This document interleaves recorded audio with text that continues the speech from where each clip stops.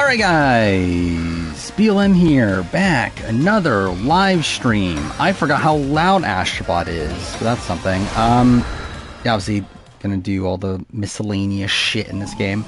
I'm trying to remember, is there even that much to talk about? I was an Australian Survivor, but like, is there even much to talk about? Yeah, I mean, I don't know what there is to really talk about. Not much going on in the 50 world. We kind of know the people we know, and outside that, no fucking idea. Not spawn AU, it doesn't matter. That is the question. Again, I'm spawn AU. I guess theoretically, I mean, yeah, I am. I mean, like, everything's been right up to this point. So, like, I feel like, why would it be wrong now? The historical 45th month. Well, there we go. I don't remember. I know there was, like, I never finished the holiday level that was there. And then there's whatever DLC levels there are. I'm just going to do those. And then if I have more, like, if it's, like, only takes a couple hours, then I'll play the update to No Return is the plan. I think next stream I'm going to play Infinity Nikki, because I forgot I wanted to play that game. But yeah. Yeah, a bit of a rough stretch for AU. I think it'll probably... Well, yeah, I mean, I don't know. How can I talk about it? Again, I'm spoiled. But, whatever. Yeah, I mean, that is what I probably would have in the title. Thank you, Arlie, for a sub for 3 months. I saw that. I don't think that's true, is it? The AU versus the World. So there was like an article from South Africa. It said AU versus the World's premiering June 22nd. I don't think that's true, or if it's true, it's not confirmed yet. Because I don't believe Network 10 has confirmed that. And that's just like a random fucking, like, news outlet. I did see this actually, yeah. So we have actual, like, more, well, again, this is still rumors, but we have seemingly more info about the Ben departure and the Morgan situation, which the Morgan situation seems very real at this point, right? Considering, like, again, Morgan, she still doesn't have a Jory Villo video, right? Also coming off very bitter post-show. Also, obviously had, like, a very quiet edit. So yeah, I am very much feeling like that obviously, like, one of the two situations with Morgan happened, likely this newer one. But because I think that would, actually, I don't know, I guess either one could still work. But either way, this one does make sense though, that we essentially got and again, obviously, like, again, I'm not gonna, like, completely, like, bash on Ben yet, before we get, like, more confirmation, but, like, essentially Ben is Joe Anglim is what we're getting. That he was, like, singing songs with the N-word like, around camp and everything, and then Morgan got pissed, and essentially they ejected him from the game because of that, but then, like, Morgan was still pissed after that and, like, just wanted to leave the entire time and whatever. Yeah, either way, like, Ben definitely did not quit. There's no fucking way Ben quit. And I talked about it in the video, like, it makes no fucking sense that Ben quit this way. Like, something had to happen. Like, it's either him saying the N-word, or it's him, what was it? Him, well, being, I don't know. Like, to be fair, like, this is, like, better, right? Like, obviously both bad, but, like, at least he's not assaulting a person. But either way. I get spoiled because I was looking up the AU, or not, the traders. So the person that spoils AU, or has spoiled AU on Twitter, is also the person that posted the traders rumors about Survivor players, which I believe have been debunked. But either way, the Aubrey, Russell, Yule, I think were the three, and David Jeanette. So I was, like, looking at their account, and they just have the fucking spoilers on there, so. 50 news, there's no 50 news. I mean, like, it's the same thing as last time. Like, we know those people. Actually, it's more secure this time. Like, it's even more locked in that we know these people, but outside that, it's the same. Redmond hasn't learned anything new. So, I think you have the biggest part for gifting us up to Brandon. But yeah, I don't think we're gonna get no exit confessional for Morgan either. But yeah, I don't think we're gonna get much 50 news from this point forward. Like at least not from Redmond. Like I feel like Redmond has probably gotten what he's gonna get from his sources, if I were to guess. So like I don't know if there's gonna be someone else that is able to leak stuff. But yeah, I think we're pretty much tapped out when it comes to the Redmond 50 stuff.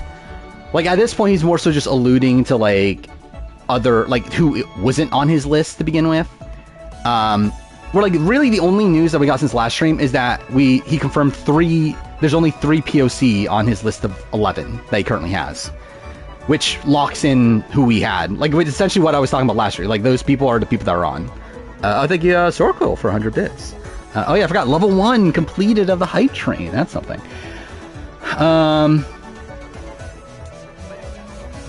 Yeah, Sean cut.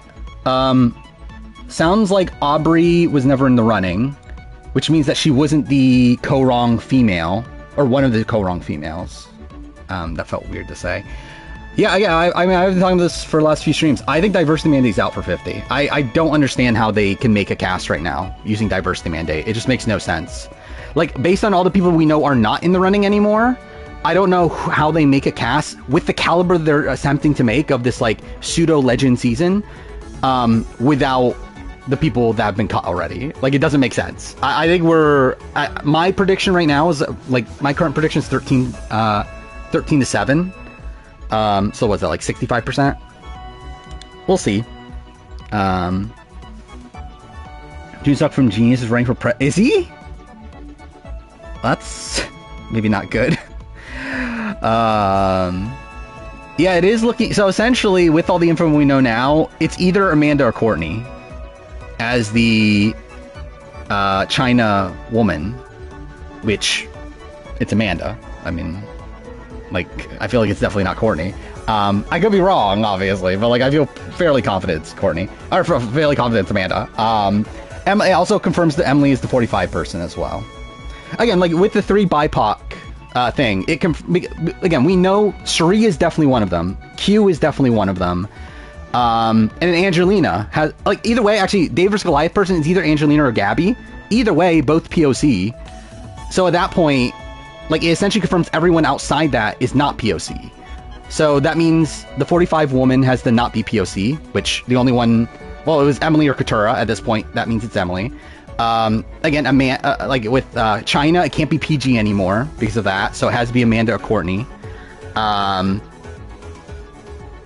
So yeah, again, like at this point, like we essentially know who the people are. Like it's essentially locked in at this point.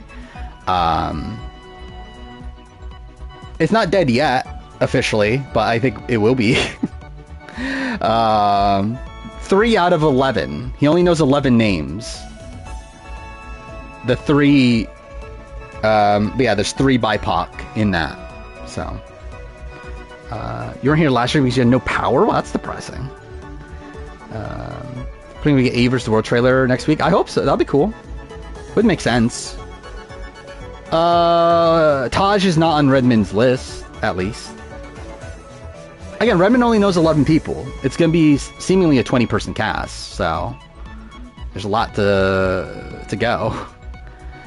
What's interesting is that, like, I'm very interested in who these 9 people are, because they're people that Redmond doesn't have info on. Or, like, there's theoretically where, like, Malcolm isn't completely out yet. He just hasn't heard anything about Malcolm. Same thing with... Actually, it turns out Tai Trang is someone that he just never heard about.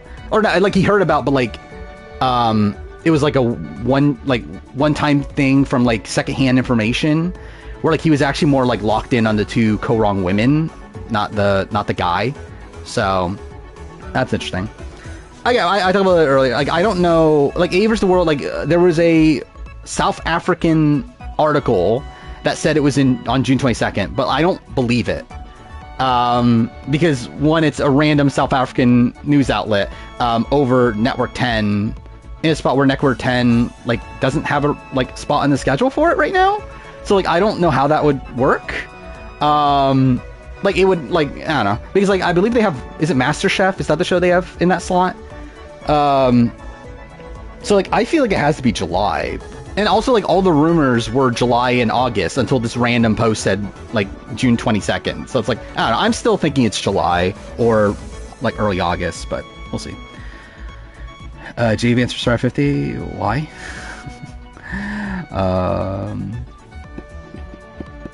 Yeah, I don't think it's changed for Taj, but Taj does, like, conspicuously, like, have missing tour dates around the 50 filming. Diversity, again, like, Jeff will keep diversity mandate. Like, Jeff wants diversity mandate. So when he has more power, which would be on any newbie season, there will be diversity mandate. But with 50, it's CBS putting this together. It's not Jeff. So I just don't think they're beholden to stick with it, especially now that Paramount isn't. What is this hype chest? I don't know what any of this is. Where's more in the player ranking? I have her number 1 of the boots so far. I don't think she's good, but she was still in the majority for most of it. Very rarely in danger. I think Karin's worse. Like, Karin is, like, genuinely, I don't think Karin's that good. Like, genuinely, I don't think, like, any player that's been booted so far is that good. How nervous was I when Remin? I mean, I didn't think like, is there a chance he's talking about me? But also, it's like the info that leaked, I didn't, like, that was, what was it? That wasn't, like, he posted that before I, like, even streamed the next time, I believe. So it's like, and also it's like, I'm not leaking it this sucks or anything, which is what the conversation was about anyway. Yeah, I haven't been kicked out yet.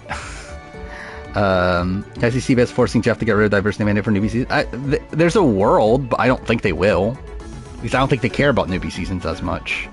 Is the cast locked in for 50? Yes. Like, the players that are on it, no. Which is why, like, so again, there's a co-wrong female in limbo still. Same thing goes to Abby Maria. And yeah, because they're still in limbo, it means likely they're cut. Limbo as in, like, they weren't told that they were on the cast yet, haven't been told that they're off. But that likely means they're cut. I would say maybe it opens it up for them being alternates, is what my, like my guess would be of why they haven't been told yet. But we'll see. 20 people means 39. No, it's not 39 days. It's already confirmed 26 days.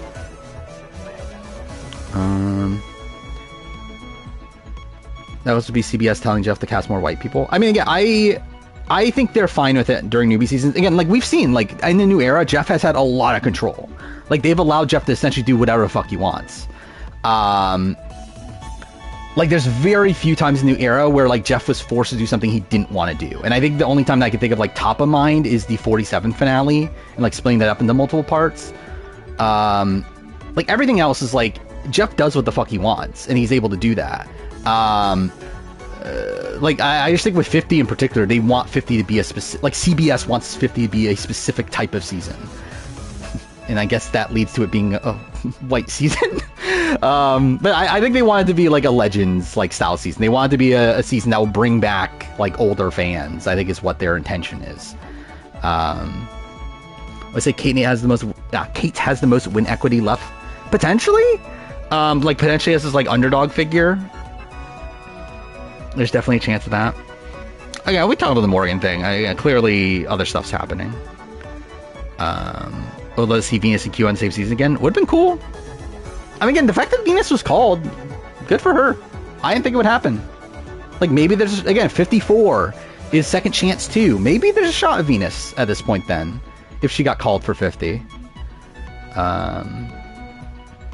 Let's the challenge duel is really good. Yeah, actually, that's a funny aspect of it. The moment happens right after Tina gets DQ'd. If Miles wins, Manager Brawn 2, is he worse than Rachel Lamont? I would lean no. I would lean, like, right above Rachel. I think Miles has had more points where he's had influence. Like, there are, like, individual votes where he does get his way.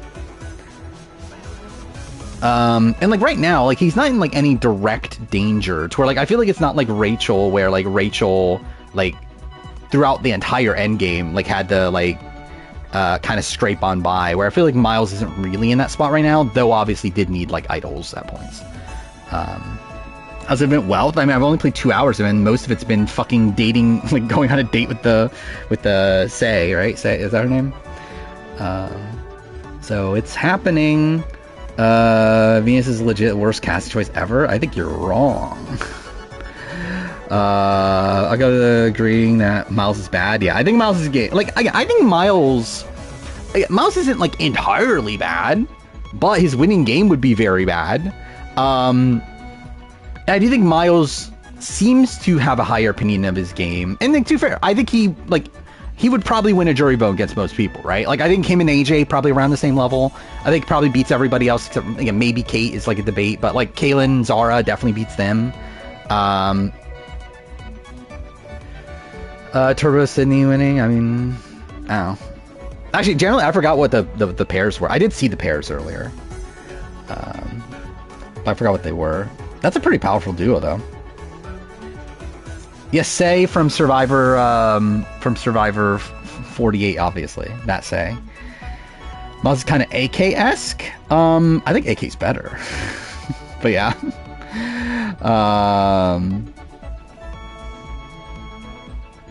Yeah, I guess we can talk about child spoilers. I didn't even talk about AU spoilers. I forgot to at the end of the last stream. Doing Miles getting I can't say about predictions. My last prediction before I got spoiled was that I did think the final three was going to be AJ, Miles, Kaylin, and that Kaylin was going to win Final Immunity and take Miles, cutting AJ, thinking that AJ's this massive threat, and then only to then lose to Miles. Like, I thought it would be a very BB Can 3 situation. I guess not exactly the same, because like obviously like AJ is someone that I would expect would be Kaylin also.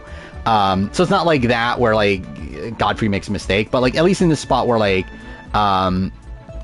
he makes this more. I guess it's actually what is the best. I guess like Josh is a better comparison, right? Josh BB Can 10. That's probably a better comparison. Either way, like that sort of move. Yeah, I've seen the split tribes. Did we not? I guess we didn't talk about that last time, did we? Yeah, I mean, I'm trying to remember what I even thought of like who. Like, I think Cedric's probably in danger. I think Cedric, Chrissy, Say, and Kyle are the people I'm looking at as potential boots for this upcoming episode. After Final 5, will it be unspoiled in you? What do you mean? No, I'm spoiling everything now. I was only spoiled. I got spoiled in the Final 3 before last stream. It was like sometime after the daytime stream, but before last stream. I forgot if it was like Monday or something. I got spoiled in the Final 3. I've since gotten spoiled on the winner as well. Which I can't say anything.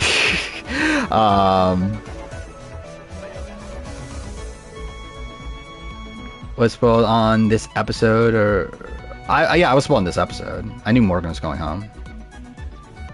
And I knew Kristen. Wait, no, I didn't know Kristen was going home at the time, did I? No, I did, right? Yeah, I think I knew Kristen was going home before. Yeah, so I must have been spoiled on Sunday, right? Yeah, because it had to be on Sunday, I think. Because I think it was. I don't think I was spoiled when Logan went home, but I was spoiled when Kristen went home. Kyle's more likely to get voted out over Cedric.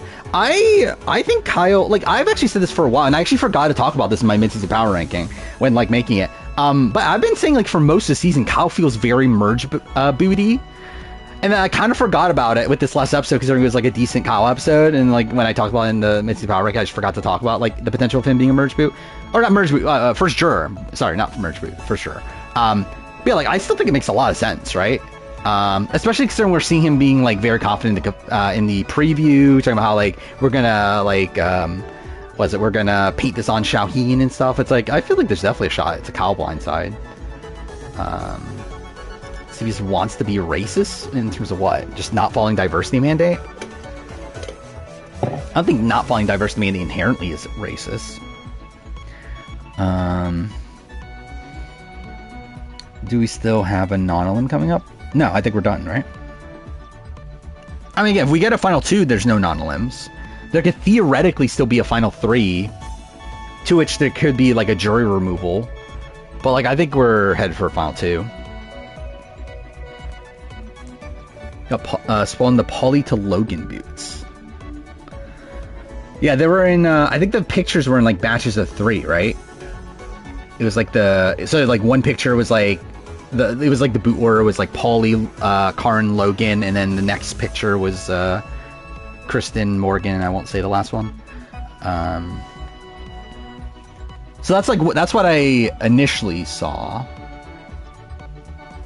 Wait, no, because I knew 4th place, didn't I? Was 4th place also in that picture? Yeah, it doesn't fucking matter. And we're about 2 people, black people going on split tribal. It's very possible, right? Like Say and Cedric, I think, are 2. Oh, and Kyle. Oh no, I didn't even think about that. Let's just hope that Chrissy gets taken out, and maybe Camilla gets the Natalie Anderson. Obviously, you got spawned the 80 winner in week 2. There were spoilers that far back. Challenge also rivals. This last episode was just kind of whatever, right? Actually, it was better than what it could have. Like, I think the Shane Devon stuff really saved it, where outside that, it was probably like a pretty dull episode. But like, at least the Shane Devon stuff happened, where like, you know, there's like some fun content there. That's the second immunity challenge at Tribal. I thought it was bad. But like, obviously, like, this is funny because like we talked about it earlier. I was like, oh yeah, fuck, they never did that this season. I guess they're not doing it. But no, they just decided to do it at the end of the season this time. But yeah, it's like, it didn't really do anything. Chrissy feels like Final Preacher. I would agree. I think Cedric also could fit in that spot though. Like, I think if Cedric, like, I think Christy, Cedric definitely feel like last Preacher. Say and Kyle definitely feel like first jurors. Which I don't remember if they're in the same groups or not. That's on Nani Turbo. I mean, again, I thought, like, really, I think Nani was pretty good this season, like, entertainment-wise. Like, obviously she got, like, into a fight with Turbo, and that was fun. Like, I think her being, like, kind of bitter towards the end game here was kind of fun. So it's like, I don't know, I thought she was fine here, and Turbo's Turbo. Say really get 50 confessions to be the... I think that's what I would expect would happen. Like, I think when I saw Say got a lot of confessions, I'm like, oh, she's not making it deep. I don't know, I think it's like, to me, it was like a situation of like, oh, they're like gonna use her when they can. More so than like, they're gonna like allow her to get to like the finale with like 100 confessionals. Oh yeah, sport. I forgot about that. That sport betting came back. So I can assume who's at the top of that at this point. Where's it ranked so far? Definitely below the last 2 seasons. I don't even know what my current ranking is, but like, I feel like just running through it, I think it's better than 2016, worse than 2017, kind of on par with Champs Contenders 1. I think it's around the same. I would say maybe, like, in my opinion, Champs Contenders 1 probably has gone down a little bit over time, like slightly. Yeah, I think I would say it's like slightly above Champs Contenders 1. I would say it's better than 2019, better than All Stars. I think Brains for Brawn 1's better. I like Brains for Brawn 1 now. I really like that on my rewatch. Mind you, it's a very different season, though. I think is the big takeaway from it, though. But I did like that season more on the rewatch. Obviously better than Blood vs. Water. And then, yeah, I think Heroes of Villains, Titans, Rebels are better. So, like, I think that means, like, around the middle. Gumball's ranking, Joe, Eva. Actually, I'll say this also. I think over time, I've been kind of convinced, like, I think maybe Eva should be one. Well, we'll see. But I've been reading more, like, Edgic posts and stuff, and I was like, actually, Eva does kind of make sense. And I even noticed this when recording. When I was recording Eva 2, I didn't really know what to say about why Eva's number 2. Like, I kind of forgot a lot of my points of why Eva was number 2. Now I'm like, wait, should Eva be 1? I don't know. But yeah, I mean that ranking's not that similar from mine, right? Also, I probably should have had Mary above Star, I think, in retrospect, also. Because I think Mary's still in the spot where, like, her edit can turn around, I think. Even though I do think her merge episode was, like, bad, she still at least, like, talked about wanting Charity out and, like, got her way, so it's like, I probably should have had her higher. These second chances, too, do I think Say wouldn't get enough votes to be... I mean, like, are we saying they're doing a fan vote? If they're doing a fan vote, no, she's not making it on. Actually, you never know, though. Cass got voted on, and Abby Maria got voted on, so you never know. It seems like there's, like, this big... Like, with the... When it came to 31, when the fan vote, it felt like there was a lot of, like, anti... like, male villains, where, like, most of the men that got voted on were not villainous, while female villains got voted on. So I wonder why exactly, but... Yeah, actually, what do I actually need to do here? So I knew this, right? That I haven't done anything. And then, is the holiday thing still around? Or was that literally just available during the holidays and that's it? Oh no, it is still there. I think I'll finish this up, just because I started it. I think I'll do this, and then I'll do all the time trial ones. Look at why everyone's so high on Mitch. I just think Mitch is, like, I think the thing with Mitch is that... Okay, that's super loud. But yeah, the thing with Mitch is that I think his story can still turn around. Like, his edit is just fine so far. Like, he's a consistent presence. Had a setup, like, duo with Charity. Now has, like, a setup relationship with Cedric. But, like, more so for me, it's like... His edit, I mean, like, he was not number 4 because of where he... Or what his edit already is. It's more so of what it can be. Because we've seen, like, numerous times now that once someone's, like, number 1 ally leaves the game, that's when their edit could potentially start. That feels like the editors, like, nowadays, like, pick this, like, start point for some of their winners to, like, really start going in on their edit, and I feel like this would be that point for Mitch if Mitch were to win. Do I actually think Mitch is going to win? No. But I do think he has, more of a chance than other people at this point. Again, the rumors that we're not getting one for Morgan. I don't even, like, where am I meant to find these bots that I'm supposed to be getting? Oh, god damn it. Oh, do I... Wait. Oh, I'm supposed to pull on it. Cool. I just think Eva's edit is more in line with, like, a New Era winner. Like, Joe... I think the thing about Joe is that Joe's edit... Like, okay, my assessment of Joe's edit is purely based around the concept... Not purely, but a lot of it is based around the concept that production loves this season. Like, that is a lot of the reason why Joe is number 1. But also, they would also love the season of Eva 1, though, too.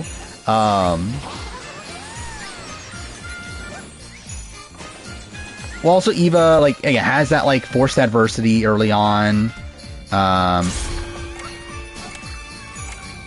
Okay, cool.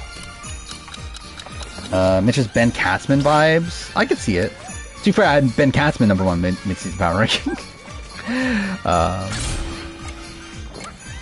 I still stand by... Like, I don't know if I necessarily stand by...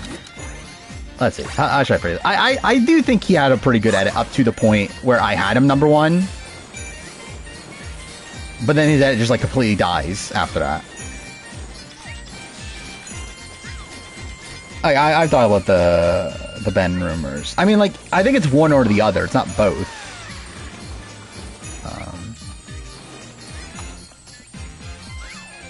And also with the in the racial one, it seemed to be that he was, like, just singing the N-word or something, which is dumb, obviously, but it doesn't seem like a thing that was, like, targeted specifically towards Morgan, but obviously still, like, worth ejecting him for. Really? Does that mean AU production's better than Survivor US production? I think in Survivor US production would definitely eject you nowadays if you did that, right? So am I supposed to, like, pull on? Okay, cool. I guess not that. Did Survivor ever have no depth and complexity in their winning edit? I feel like Bob was a lot of MOR, right?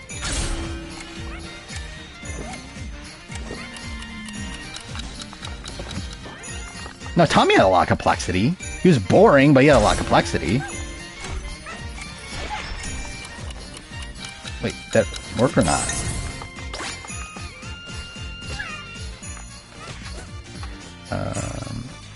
Yeah, supposedly, I mean, again, according to that article, again, it's just a fucking post that someone put on Reddit, so who the fuck knows if it's true, but according to that, Morgan still stayed on the jury.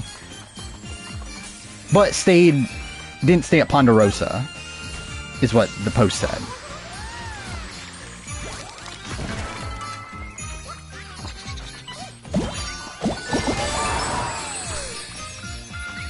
Oh, is this one I rated? Cool. How am I spoiling you? Because it's on Twitter. Liza made a Patreon to expose political opinions of Survivor players. She needed to make a patron for that. I feel like that feels, more so performative than anything, right?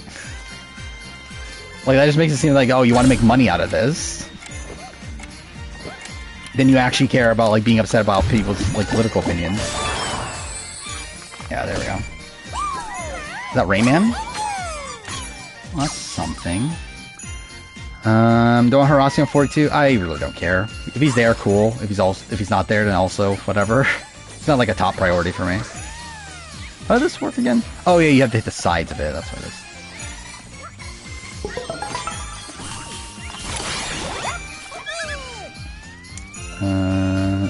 Dreaming of Eliza AOC Survivor Final 2. Imagine AOC on Survivor. That'd be funny. Oh, fuck me. Fucking motion controls. Oh, fuck. Yeah, I would want Nerys for sure. Like, Nerys is like a no-brainer. Horacio is like kind of just like whatever because he's like such a like boring personality. Where he's a very likable guy, but he's also just like boring. So it's like, I don't know. If he's there, cool. If he's not, then also whatever.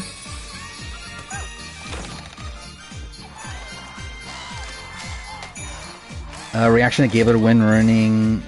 Wait. Reactions to Gabler's win, ruining chances of getting another what the... I think 100%. Like, Jeff himself has said that. Like, Jeff has said that, yeah, we're not going to edit a winner like this ever again. Because he, like, after Gabler won and saw the reaction to Gabler winning, he was like, yeah, we made a mistake.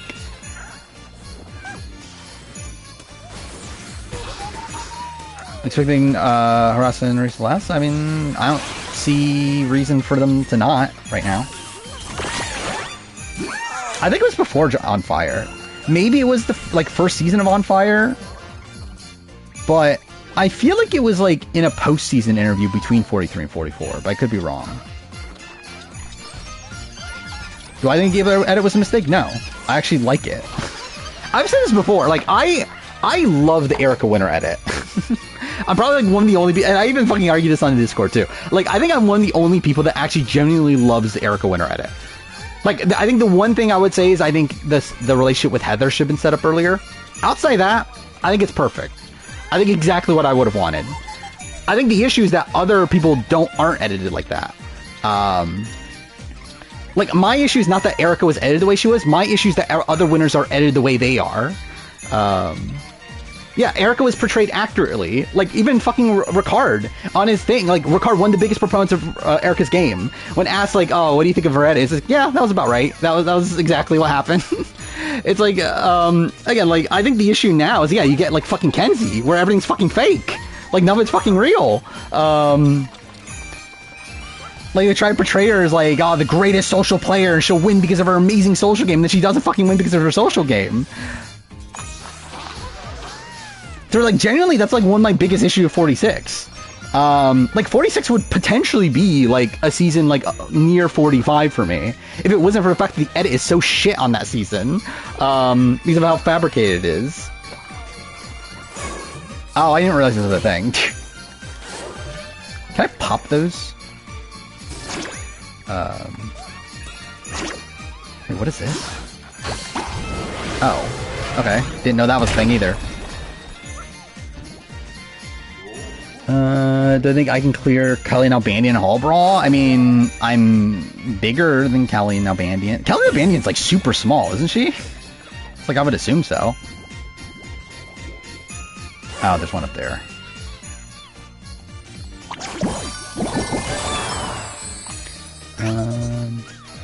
Range Round 2 started going downhill after Noonan Boot Week. I don't agree with that necessarily. I think for me, it's like, I think the Noonan Week was bad. Like, that was bad. And I think the merge, like, I think the Jesse boot was bad. And I think the, like, the PD boot was, like, disappointing, but it wasn't bad. I thought that was still a good episode. And then the Laura boot episode was really good. Then, yeah, I think, like, the next, like, couple weeks has been good. But I think now we're at a point where, like, yeah, it's pretty dead. Oh, I didn't even look at fucking Miles Morales. There we go. What a random, like, why these characters? Like, I assumed that they would have had, like, all connective tissue to each other. So I'm 5'11". Technically 6 foot, but I decided to not lie on my driver's license. Like, well, I guess not technically 6 foot. I'm technically like 5'11", and like I'm like, I don't know, like I forgot what the fucking measurement is. The unit of measurement. Anyway, I'm like barely below 6 foot. But I decided to not lie on my driver's license. What do you do these? Oh, okay. Yeah, like 7/8, something like that. Yeah, PS1 mascots and then Spider-Man. Was Spider-Man in the... Actually, I just realized that. Yeah, was Spider-Man even in the OG game? Like, they had to get approved from Marvel to do this? I didn't even think about how that works. I don't know if I was supposed to jump off there. Where Love and Redmond knows? I mean... Yeah, I don't want to get in trouble with Redmond again. Or, I don't know if again, but like... Because... Now, was he referring to me when he was upset? I don't know. But I think it's kind of... we talked about it. Where am I supposed to get off? Like, where are the places I haven't been? I don't think I've been there, have I? Well, I'm assuming this just goes around the entire thing, right? Oh, wait, we never did that one. Oh. Cool.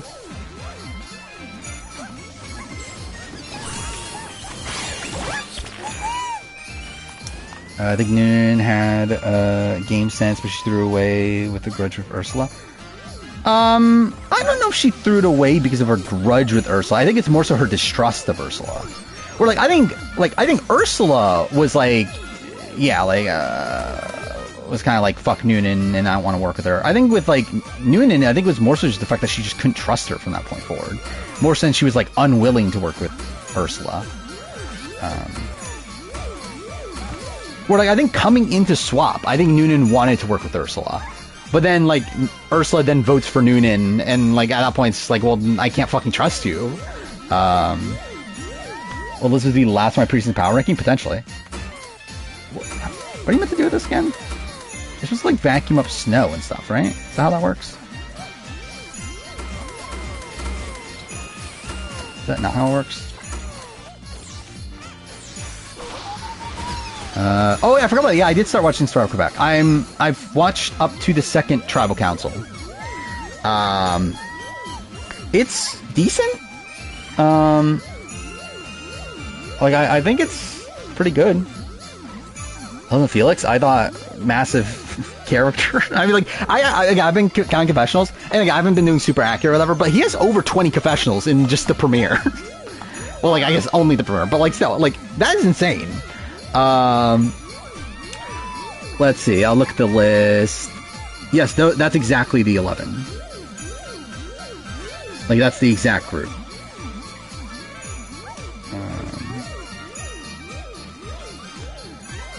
With the edit, I thought Noon would be top 10. Like in the... You mean, like, make it to top 10? Or what? Or, like, in the player ranking? Or what? Are they still doing terrible format in Quebec? Yes, they are. They're still doing the one, like, hour-long episode, and then for one round, and then 4 20-minute episodes for the next round. That is something they are still doing. Frederic, I think I was surprised. Yeah, spoiler for Star Trek. I was surprised to lose Frederic so early because I felt like she felt like kind of like a Carolyn Light sort of person, like someone that it felt like production really liked her in the premiere. Where where like she was shown like before anybody else, like just in the opening shot of the season. So like it feels very strange that she goes out by the end of week 1.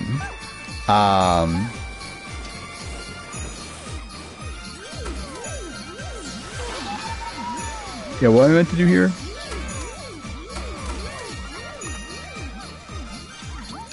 Catherine's your winner pick. She's fine. I've been slowly climbing up on her. Like, I've been keeping power rankings for her as well. I think she's currently number 4 for me. Number 1 for me right now is Florence. Where I feel like she's just been getting like consistent content, good strategic content. Obviously, I think in terms of like in-game, I would be worried. But in terms of edit, I feel like she's pretty clean so far. I think Sebastian's edit's too big. Like, Sebastian has, like, the biggest edit, like, by far of anyone left in the game. And it's like, I don't know. Like, is he gonna win with that?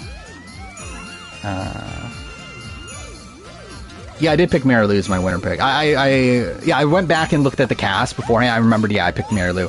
I was high on her after the premiere. Then things kind of went a little downhill. Oh, wait, was it this pad? Oh, it's a slime you pick up. Okay, I remember that now. Leanne. Yeah, that's literally my bottom 3 as well.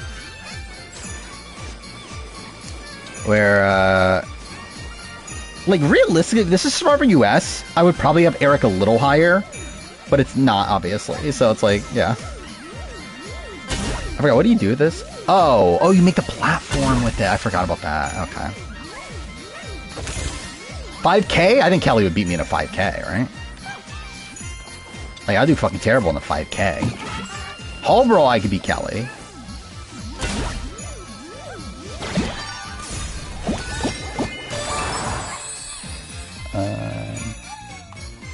Second, third. I'll reopen it. I think Sebastian's 3, if I remember right. Who's second?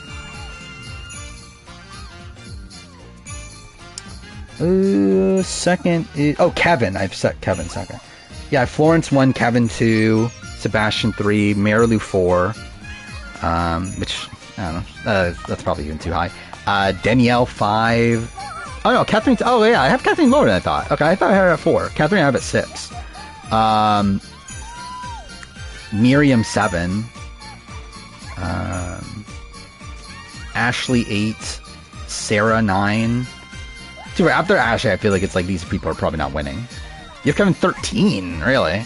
I feel like Kevin's gotten like a lot of consistent like strategic content. I feel like Kevin, like, more than likely, I would say Kevin's like more likely to be like a JJ sort of figure of like a late boot that was like a big threat or whatever. Was he not in the premiere? I could have sworn he was in the premiere. Actually, really, everyone was in the premiere. I don't think anybody got Zero Confessionals in the premiere.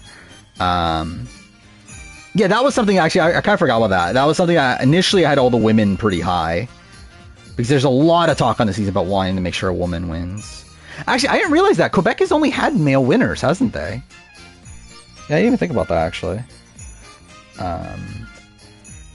Genuinely, I think I forget who won Season 1 most of the time. Like, Season 2, I remember the winner. Like, Season 1, I'm like, who the fuck won that season again?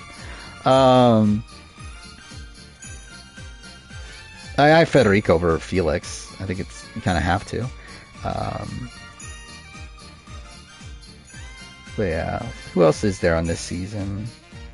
Who's even 10? Oh, Elodie. Elodie's the one that, like, she was near invisible. She had one confessional. But then, like, was also invisible episode 2, to where I'm like, yeah, I think, like, she's gotten, like, a decent edit after that, but, yeah, there's only 2 Quebec winners, but they're both men. How dare they allow men to win both seasons? Hugens. Actually, so again, when I was looking back at the cast, I thought about changing my winner pick before, like, it's Hugens, right? Is how you pronounce it. But, like, I thought about changing it to him, and thankfully I didn't, because... and his premiere was decent. It goes kind of downhill after that. Tonight's episode of what? Quebec? No, I have not. I've only watched episode 6, which I think that was, like, Friday's episode. Is that what it is? Oh, wait, why did I grab this? Wait, how many do I need again? I need 4 more. Fuck me. Wait, I've only gotten 2? I could have sworn I got more than 2. Okay. Guess not. Yeah, this would help, right? Are 2 people going home this Survivor? Yes, 2 are going home. I think we're getting the 45-46 situation. This season is not structured like 47. 47 had an extra episode. This season is back to 13 episodes. So it'll be structured more like 45-46. I went here already, didn't I? Or maybe I didn't.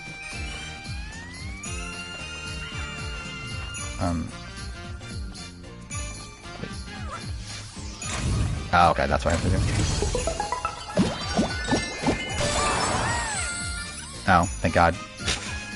My favorite. It's Demon Souls, right? I should stream Demon Souls. Doesn't that air? Oh, Thursday then, right? Thursday. Either way, the last episode of the week.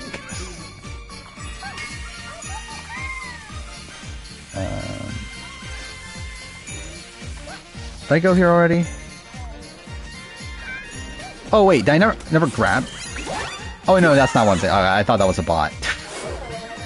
Okay, no, I did go here. Okay. Trophy for getting to the top of the tree? Yeah, I might as well do that, right? I might as well just get all the trophies. Why not? Gislaine's winner pick was Catherine. That's something. Yeah, I wonder, actually, this is something I generally don't know. Like, who's super involved in the Survivor Quebec community? Like, who's, like, the guaranteed people for All Stars? I've not paid attention to that at all. Wait, which one have I not been to? Oh, fuck. Perfect.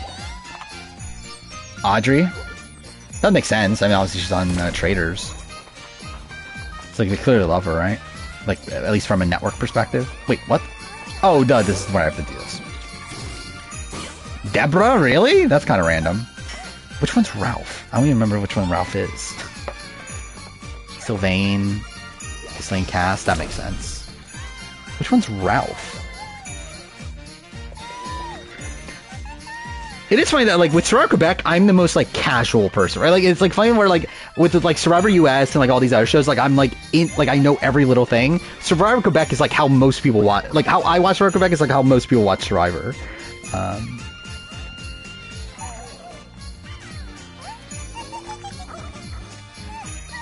Who the fuck is Ralph? Or I mean, Raph? Oh, Raph! Okay, wait, I think I remember who it is now. Yeah, okay, yeah, I remember, yeah. Okay, that makes sense. I mean, he was like a super fan, wasn't he? Like, he was the guy that got voted out pre-merge last season, right? Yeah, okay, I remember this guy, yeah. Yeah, I'm spoiling AU.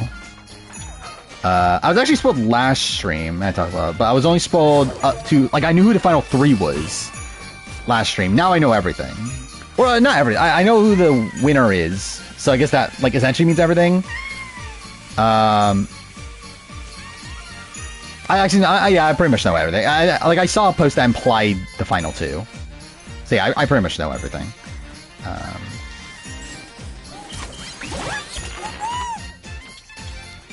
Probably talking about the pairs spoiler, but also I don't remember the pairs.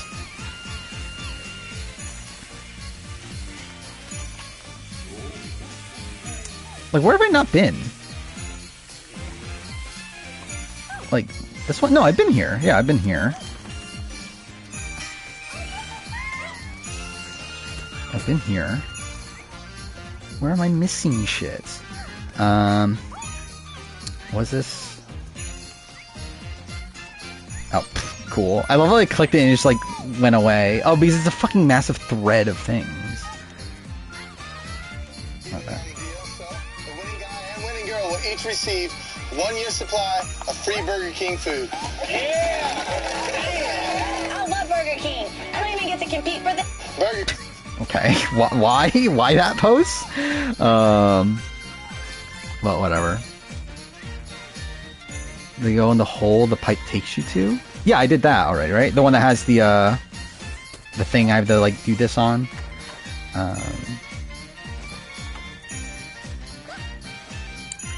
Go to one where you grab the elephant here. It's like this way, right? Last AU episodes have been a bit rough. Yeah. Yeah.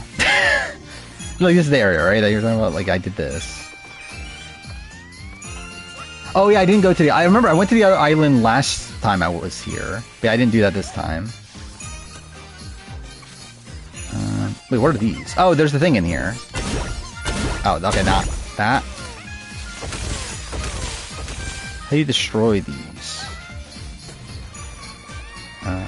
Measure Historic Quebec's challenge and summit twist. I mean, like, it's essentially just like, I don't know, like just a typical journey.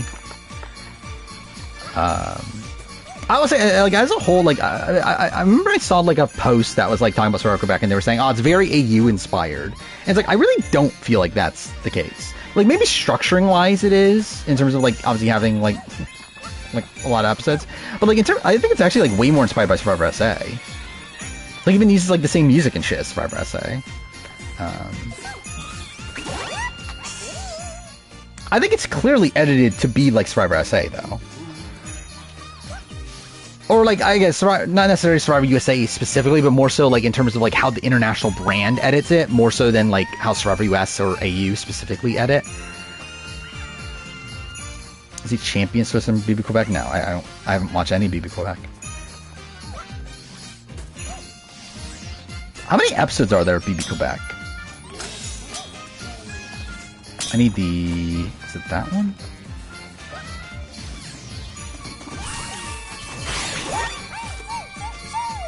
Imagine if Hein comes in as a reward. Imagine. Oh, it's this one. Imagine this isn't the right one, right? I need the thing that makes me heavy, right? Oh, it helps me with this, though, right? 73 episodes? Okay, there's no fucking way I'm ever watching Survivor Quebec. Or Big Brother Quebec. That's even more episodes than Survivor Quebec. Where am I meant to be going with this? It's, yeah, there it is. Yeah, I already talked about the Ben stuff. Do I dislike the split tribal twist? Not inherently. I don't like how it's used in the new era. But, like, if they used it, like, every now and then, I'll be, like, fine with it. But I don't like them, like, making it just a consistent part of the format. What am I meant to be doing this?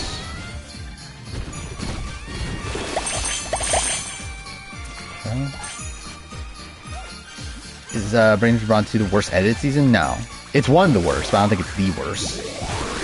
Oh, fuck. Okay, not one of it? I think Blood vs. Water's way worse, right? 2019, I think, is also worse, probably.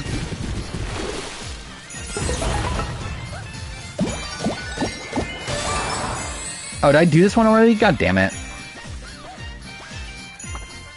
Oh, no, the golden ones are the ones that have the things in it, isn't it? Brawn 1? Yeah, it's also bad. I think it's not the worst, but it's bad. Like, realistically, it's like, it's more so like, count how many good, like, well-edited AU seasons there are. I think it's what, Titans for Rebels, 2017, like, maybe 2016. Is that it?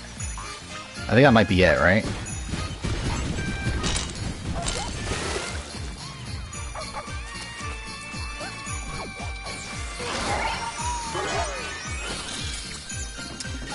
Who's better, Morgan or Raymond? I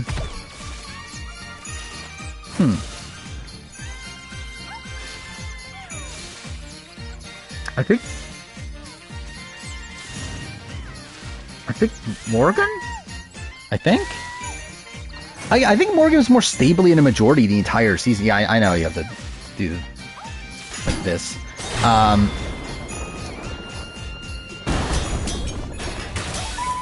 Like, Raymond, like, was, again, a lackey for Ferris, who even, like, Ferris is, like, kind of in and out of the game a lot of the time.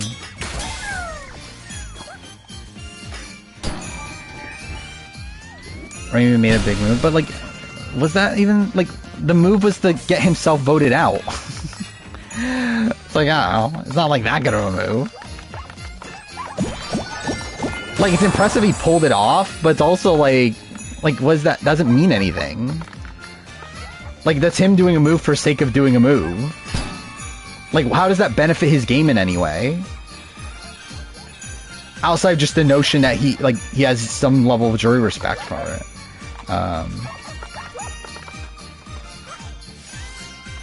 Yeah, like Ferris has benefited more from that move than oh wait, what? Oh no, I didn't mean to do this! God damn it. Alright, well, shit. I didn't mean to do that. Oh, we got... Oh, perfect. I don't know why I did that. Anyway, we still got 3 hours. Get the next Final 2. Is he a better player than Caroline? Probably not. I don't know, maybe? I don't know. I don't think Caroline's bad. To be fair, Caroline's definitely been more stably in the majority the entire time. I think the problem with well, I guess to be fair, Caroline had no jury respect either. So yeah, I guess he's better.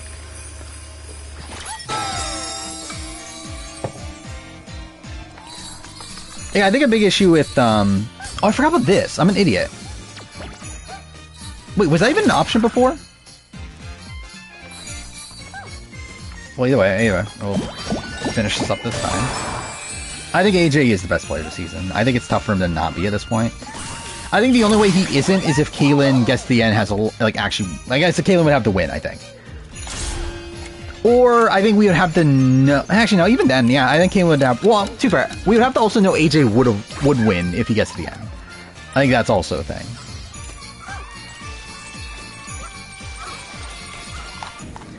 It doesn't infinite wealth. There's not much thoughts to be had at my current spot in the game. Where it's like literally all I've done is like go on a date and then and I have a couple fights. Redmond did not confirm Julia. Redmond confirmed it was not Aubrey. He did not confirm Julia. Obviously, like, again, you can piece things together. It probably was Julia. Like, it looks like it was probably Julia and Sydney that were called. By the way, that also means that Julia's cut. Like, it means that, like, because, like, the co-wrong people are likely cut at this point. One of them, like, yeah, Redmond's in spot where one of them is in limbo, the other person he just has not heard about at all, which likely means they're both cut. I think Sydney accepted, yeah. No, Sydney, I literally just said Sydney's not on!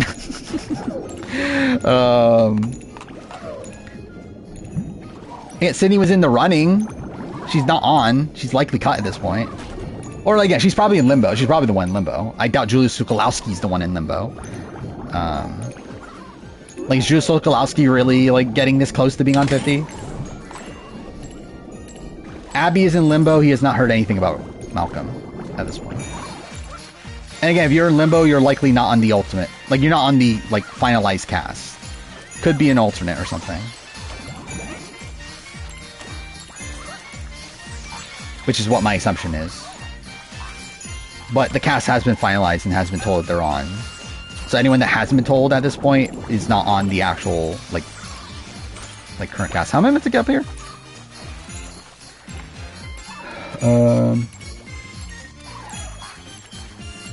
I said this with Nat 10. I think my assumption with Nat 10, especially because, like, there's a lot of people that said that they got called back in, like, August and then had, like, nothing after that. I think Nat 10 was probably cut a lot earlier. They just never informed them. Because, like, we also knew this, that, like, they had called, like, Jeff at a point said that we were down to 87. Then eventually, by the time of the 50 announcement, he said we're down to 50. So, like, I'm assuming that they just didn't call them in between their cuts.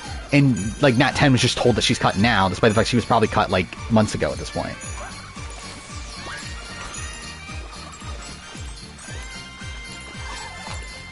Get the bomb, get the... Oh, you have to get another thing for it? Oh, wait, you mean... Oh, wait. There we go. Okay. I literally, it's been in chat already. Who are on 50. At least the people that we know of. Oh, this is Tomba, right? I've never played Tomba. Do I own it? At least I own the first one. Is Kate top 4 player of the season? Probably?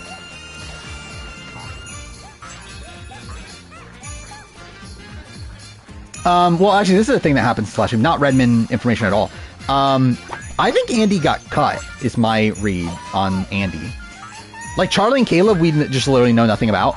Andy, I think, legitimately got cut, based on, like, things that are happening. So, like, Gabe was on a podcast talking about the 50 news with Fair Play. Well, really, it was an episode recap, but they obviously talked about 50 within it. And he was talking about how, like, how are you going to have 50 without the stars of the new era, like Carolyn, like Jesse, like Andy? Which, like, and, like, considering he's, like, friends with Andy, I'm like, I feel like that probably means Andy's cut, for one. Also, Andy just out of the blue started appearing on podcasts, like, all over the place. Like, he was on Shannon's Australian Survivor podcast. I saw that he was doing another podcast this week. It's like he was nowhere to be seen immediately after 47. Despite the fact that, again, he's, like, so big into the community and everything. He was just nowhere to be seen. Where I think at that point it was clearly because he was on, like, in the running for 50. And now that he is seemingly cut for 50, he's just appearing everywhere. So, like, I feel like 100% Andy got cut. But again, that's not through Redmond or anything. That's just purely speculative. But yeah, I think he got cut. But again, Charlie and Caleb, we know nothing about. I just think it would be surprising for Caleb in particular to make this cast at this point. When we're getting, again, these, like, legends of the game. Is Caleb really a legend of the game? Okay, what a post. Thank God I permitted the term purge the gays. But it's looking rough for LGBTQ representation. I don't think there's anybody on the cast right now, right? Like, of the 11 we know, I don't think there's a single one there. Now, especially with Ty being someone that, like, supposedly Redmond has not heard any update about, and, like, it was secondhand information. Like, that's not great either. And then, yeah, Andy being cut is also a big ding there. I'm trying to remember, was there anyone else that was, like, potentially in the running?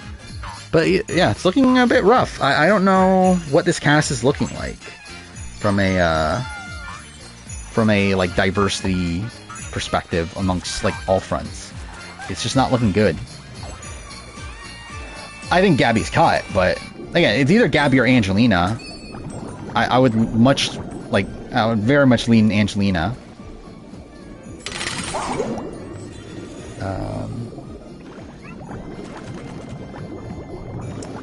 Why is Andrea purely because, again, like, Andrea is someone that production loves. And also somebody from the 20s in a spot where, like, we haven't heard anybody from the 20s, which feels weird. That's literally the only reason. Because it's down here.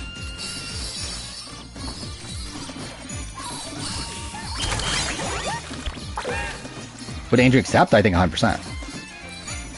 I think Andrea isn't, like, I think Andrea's one of these players that, like, would have a tough time saying no. Like, Game Changer is a spot where she even recognized herself, I definitely should not have said yes to this, but said yes anyway. Like, despite people telling her to say no. So it's like, I feel like that's just who Andrea is. That she's just not like, able to actually say no. Devins is nowhere to be seen. Wait, what? How am I meant to do this? Oh, fuck me. Like, Redmond doesn't know about Devins, which feels weird, considering Devins feels like he should be one of the biggest locks. Ow. Okay, that didn't do anything. Again, Damabate we have not heard a single thing about. Like, Damabate was never on Redmond's list. So it's like, again, if you're not on Redmond's list at this point, that's good. Because most of the people on Redmond's list are, like, officially cut at this point. That aren't on the cast. So, like, if we never heard about you, that's a good thing, but also, like, why haven't we heard about you? Especially Rick Devins. Rick Devins is a big one. I'm like, how have we not heard about Rick Devins? Like, that's so bizarre. Rick Devins is on. Dominic, I think Dominic can keep a secret a bit more. I don't know if Rick Devins can keep a secret.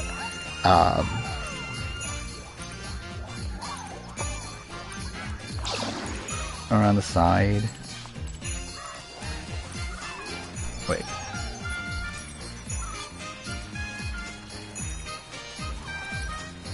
What am I meant to be doing, exactly? Hannah's on, obviously. They're just so excited to bring Hannah back. Oh, okay, there. No, okay, fuck. He almost fucked it up. There we go. Oh, I did see the top 4, actually. Okay, I thought that was Yoshi for a second. I was like, what? But no, it's Croc, right? That's cool. Yeah, what a fucking weird grouping this is. Like, it literally is all, like, PS1 games and then fucking Miles Morales. No, Sean got cut. Sadly. But yeah, Sean got cut. I think Rick learned his lesson. Maybe. Again, I think that's the world. Like, if he's on, that would be the world we're in. Is that he learned, fuck, I got caught pre-gaming. Let's not do that again.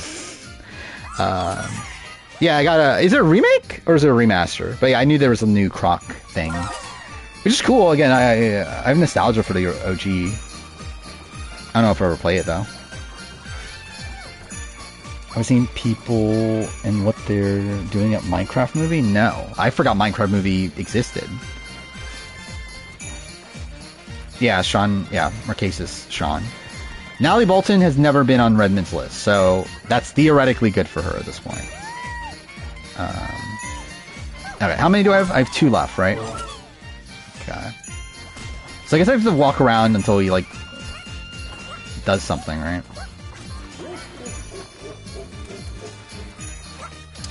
Back to the... Oh, yeah, I forgot. There's the one in the gel thing, right? What do I do with that? Yeah, like this one, right? Like, what do I do here? Who are going to the Minecraft movie and reciting random words in the movie and throwing food all over? That sounds really stupid. Is this to watch Survivor? Not that I know of. But also, it's not like I'm, like, following Elizabeth super closely.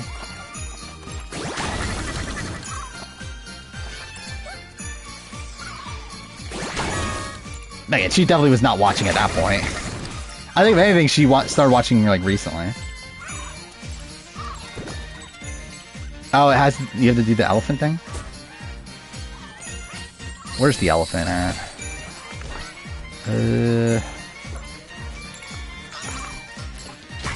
I don't remember where it was at originally. Like, I remember the area, but, like, where was it on the map here? Okay, that's not it. Yeah, Emily saying yes is very surprising. So she's been vehemently no. I was saying something that is interesting though is that Emily did show up on a public Blood and Clock Tower game, like Dwight's Blood and Clock Tower game on Saturday. She was there, which I believe is the first time she's played in public. Which I actually feel like that would, like, if I didn't know this Emily information, that would actually make me think she's not on. Considering we haven't seen like Christian on since then, who's also been like very prominent in the Blood and Clock Tower community.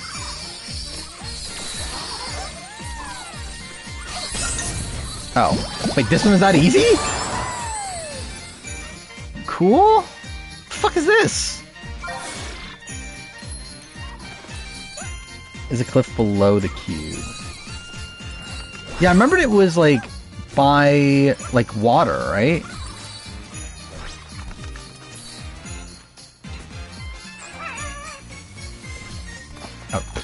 Oh, cool.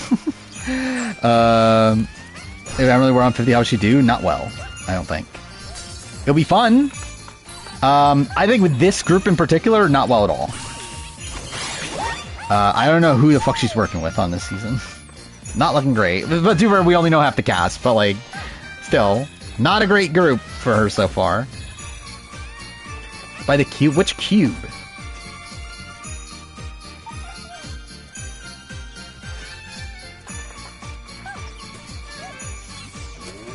Wait, did I ever go there? I'm clear there's not anything there at this point, right? Oh no, there's 2 I still have to get. Wait, that didn't count? That controller thing wasn't... Okay, cool. I guess that makes sense. It wasn't a fucking bot, but still.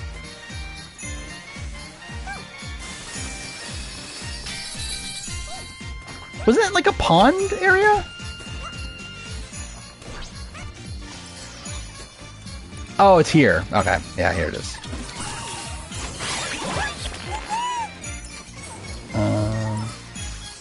Emily's a game bot in a season with honorable players. Yeah. Not looking good. Like, imagine like Emily, like, and again, I can't imagine Emily working with Elizabeth Hasselbeck.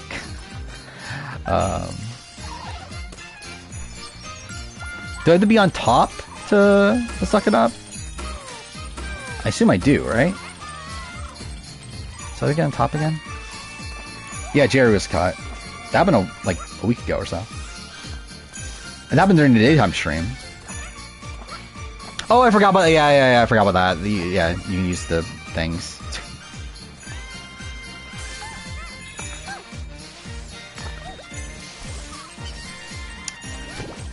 Wait. That we're getting one old-time player? I'm not. Or at least if we were, I wouldn't have... Like, I'm happy... Like, the concept is good. The fact that it's Elizabeth is very disappointing.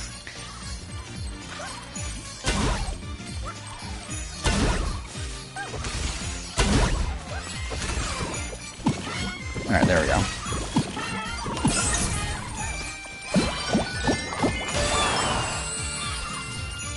Yeah, Colby's on, not Jerry. Is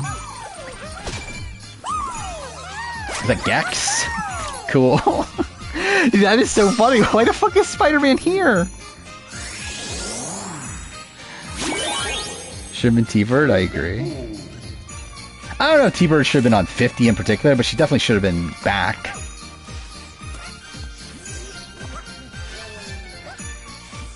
Why I think Emily would be like who she was in episode 1? Because that's just who she is. Especially in a spot where like the people around her don't know her yet.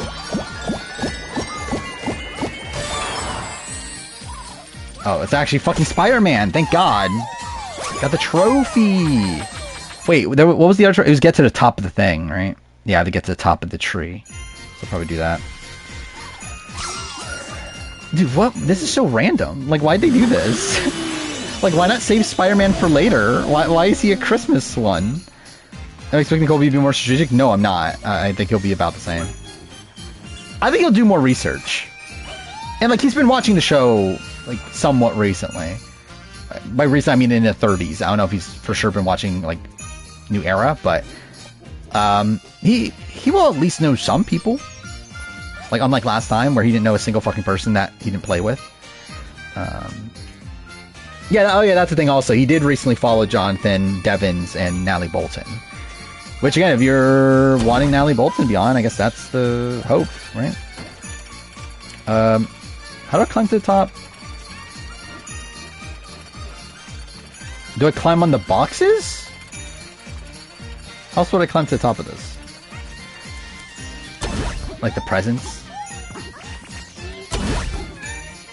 Oh, perfect. Well, cool. Natalie Bolton do on return? Probably not great.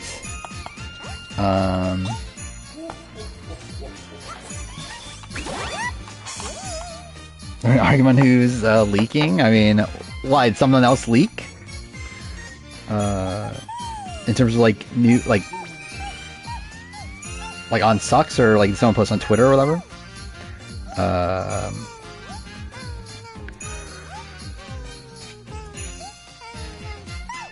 When we get Frocast, again, not until it's flown out. Again, I don't think Redmond will get new information at this point. I think it'll literally just be, yeah. I don't think we'll get like all the names until the cast flies out. I know there's another there's a person on Sucks that's like claiming to have information, which I believe is the person that like, it's like Anthony D40 something. That like I know he's like a prominent person in the spoiled like community, but like he's been wrong at points, I remember. So it's like I don't know if it's reliable information, but I know he's saying like Lex is in the running and stuff like that, but like that's not really like from any credible source, I don't think. Yeah, I know Brian Heidick's whatever that is. Wiener. Thank God. Brian Heidick's Wiener. Yeah, I know he's been spoiling things on Sucks.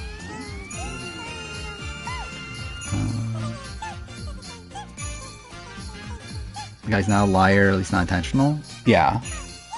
I just think he probably has, like, not the, like, most reliable sources. I'm trying to see if anything new on the Discord. Seems like a lot of just, yeah, people just talking, not Redmond, obviously. Brian Hike's wiener, obviously that needs to be clipped.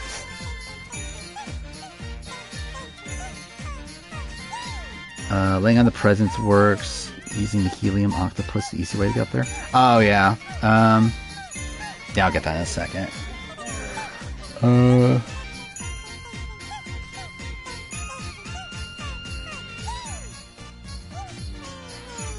I guess someone on Sucks is saying that the Co-Wrong people are out of the running. And he's upset that, like Redmond's upset that, misinformation's spreading.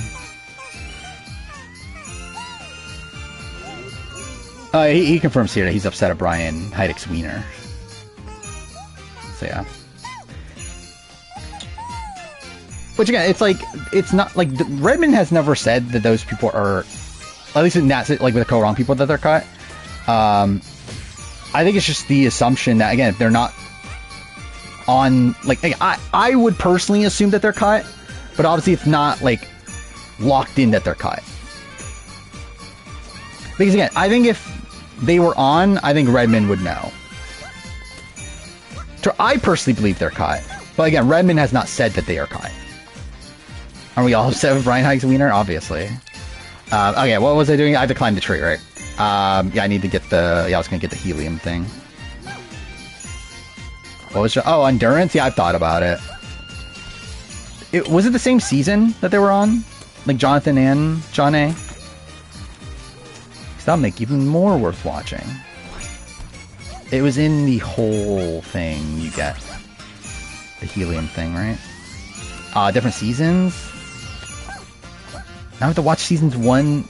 Well, I have to watch season 2 also, because I would bother me to watch season 3 without watching season 2.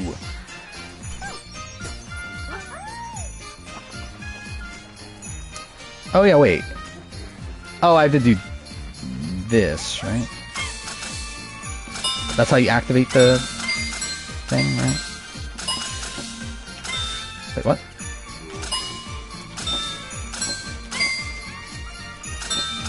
Wait, how did I do it last time? Oh, okay, cool. Slow time of Redmond's Discord's 2 minutes now. That's funny. It seems like every day, like, there's a political debate on Redmond's Discord. A lot of it spark, like, there's, like, a lot of people fucking arguing about Elizabeth Hasselbeck. I'll talk about challenge sports probably later. Like, I don't have much to say. I don't really care. I just generally don't care anymore about Challenge 41. Like, I've seen what's happened, but I don't really have many opinions on it. I'm just like, okay, yeah, sure. I think AU production liked the season, or... I mean, they claimed that they loved the season, but obviously you would expect them to say that. But also, they never went out of their way to say that with, like, Titans vs. Rebels. Well, actually, I believe it was, like, Titans vs. Rebels, like, it was very tight-lipped. Or, like, I know George said that, oh, he had heard that they liked it. But, like, we never got reports from them themselves. Like, literally, a producer went out and said, these are 2 fantastic seasons. Okay.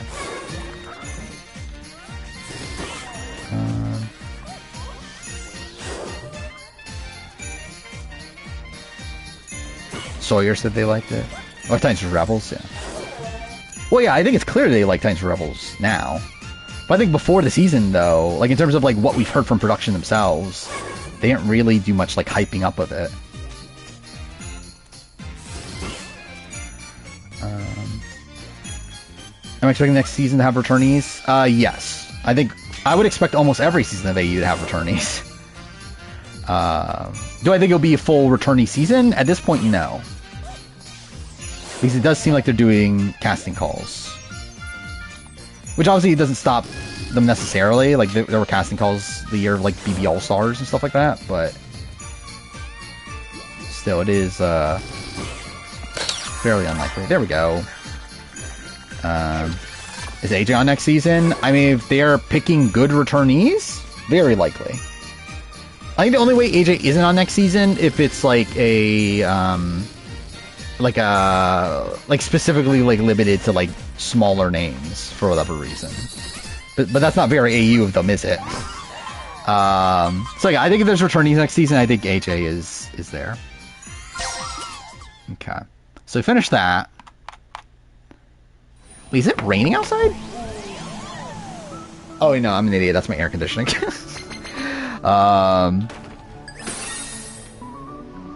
Next season's not confirmed to be anything right now. I just think, for me, it's like just always assume AU's gonna bring back people because they just seem to, for like no reason at points. I guess it's this one, right? Best part is Zara Miles. Player Miles. Game on this season, probably Zara as of right now. Okay. Oh, there's 2 bots per level. I was talking about it earlier. I think it's probably like right in the middle. I think it's on the... Yeah, my opinion, at the point I said Champions Center's once my favorite AU season. It's not anymore. It's probably around the middle. I would say this is like probably like a sliver above it. I think like 2017's better. I think... what was it? Here's the Villains. Titans Rebels are better. Brains for Brawn 1 I liked better. Am I rooting to make the 50 cast? I mean, a lot of people. Like, of the people that are still eligible?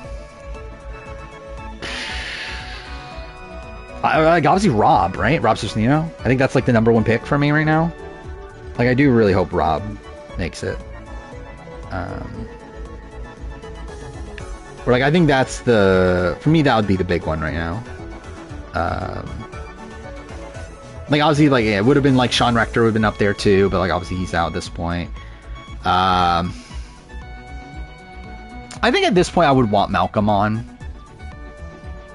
Like, knowing what the cast is now, again, like, if it was like what I wanted 50 to be originally, Malcolm would not be on, but now knowing what 50 is, I would want Malcolm on this cast. And who else? Like, Abby Maria would be fun.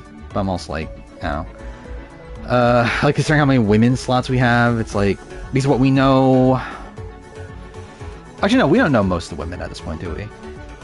Wait, do we? We know 4 white, wait, yeah, we know 4 women, wait, we know 6, right, I think, women?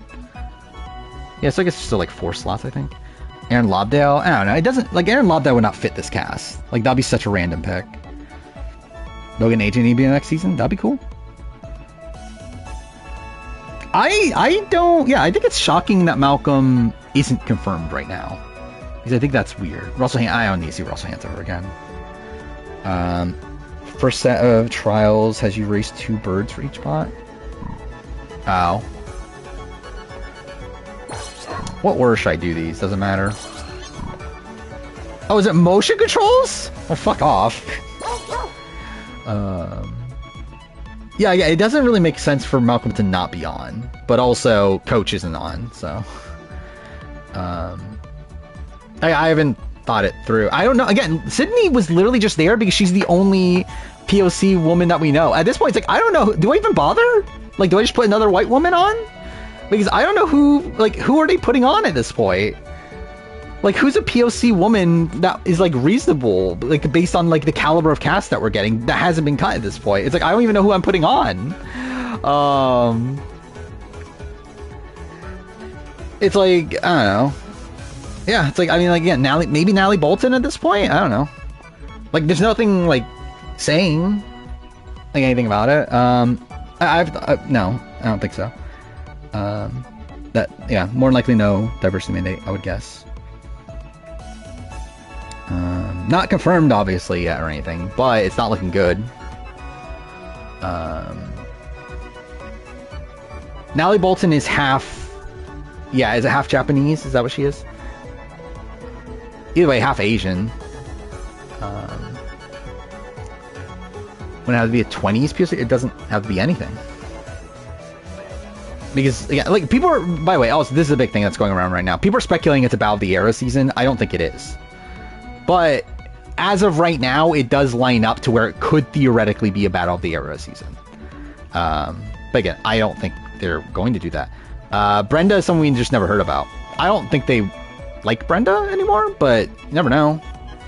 Again, there's no PSC women to cast at this point, so it's like, I don't know, maybe. But yeah, again, we know no 20s people. So it's like, if it's Battle of the Eras, like, that would be very strange. That, like, so, like all of the 20s people somehow, like, didn't get leaked to be on. Like, that is kind of weird. Because I think the way it lines up right now, we have 3... and Battle of the Eras would be, like, every 10 seasons, right? So, like, 4 people from every 10 seasons. So yeah, we have 2 women, 1 guy from 1 through 10. We have 2 women from 11 through 20. Is there any men? I don't think there's any men, right? Yeah. We have nobody from 20s at all. 30s, we have 2 women, 1 guy. And then New Era, we have 2 guys, 1 woman, I think is the current breakdown.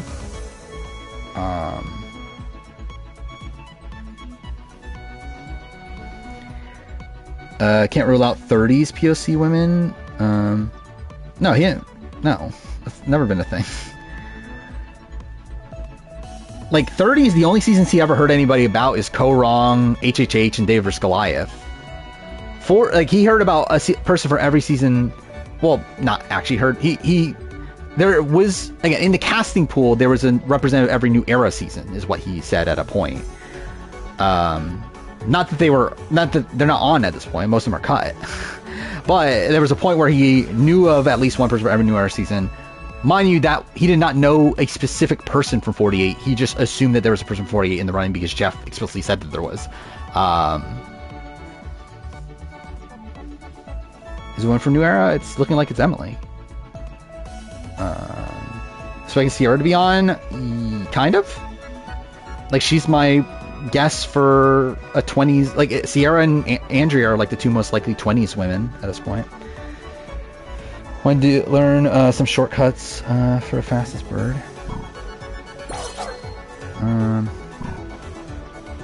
Okay, I'll just start, right? We'll see how this goes. Yeah, Genevieve was caught a while ago at this point.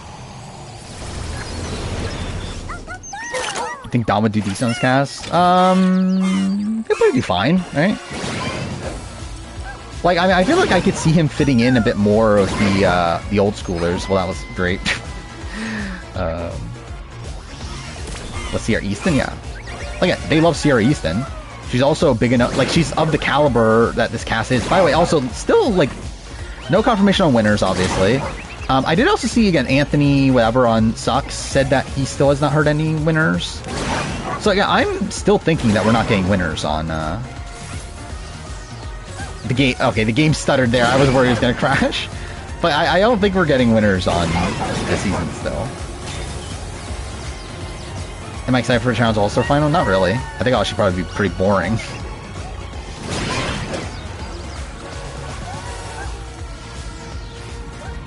Oh, cool.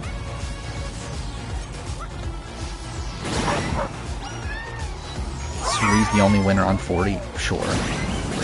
Obviously, for a speedrun, this was fantastic, obviously. Who is that?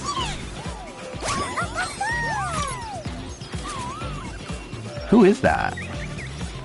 A masterless samurai. Yeah, obviously I'll do it again, obviously. Oh, is it Rise of the Ronin? Okay. Should I stream Rise of the Ronin? I literally have it. I haven't played it, and I didn't really actually plan on it. I literally just bought it because why not? I guess this is the thing I do. Should I play Rise of the Ronin? Yeah, is it confirmed it's 2 episodes for the finale? Either way, like, I haven't, like, it's still kind of fucked I haven't started the video yet, but...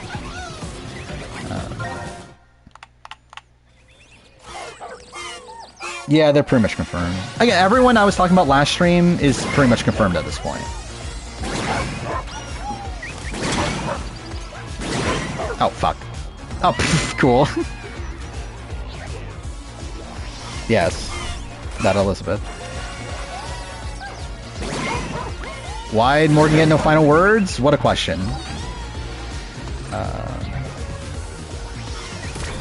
Who think is the most likely to be on that isn't confirmed yet? Probably Rick Devens and Rob Cesternino. Are probably like my top two. Rob has been very cagey, but also I wonder if he's trolling. But I also feel like it's not enough to be trolling. So like I feel like he, I don't know, my guess would be that he's on, but there's obviously nothing credible leading to that. I'm expecting Charlie, he's still on my cast right now.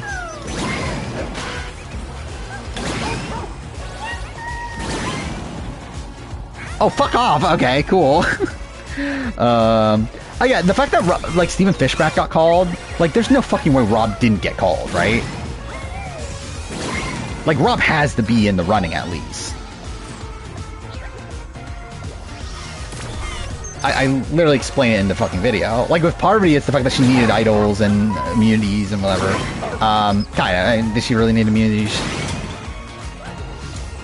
But again, Parvati is essentially in a spot where she's on the bottom for a lot of the season. Amanda is literally the one idol play. And also she's on the bottom of the Black Widow Brigade for... in the sense that she has like no connections with the Black Widow Brigade outside of Parvati, fuck me. So like even like Suri is willing to let go of Amanda.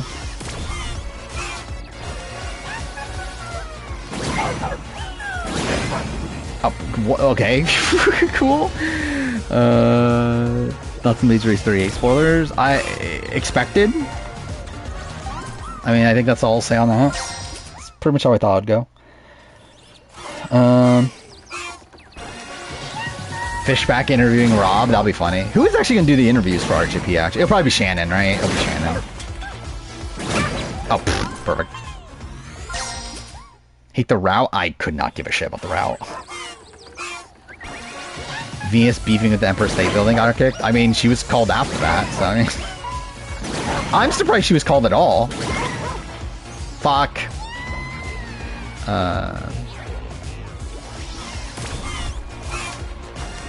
Did Sri know about Amanda's idol? I thought it was the opposite. Oh, maybe. Dude, there's a lot of stuff on that season that seemingly didn't make air. Like, we know that, like, Amanda was in on the Aussie blind side.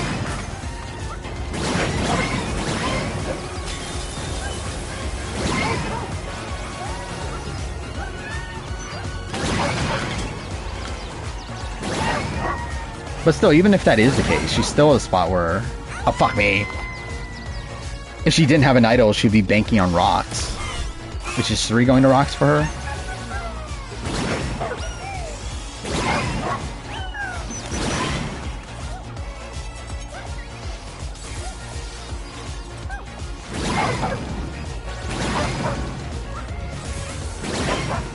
God damn it.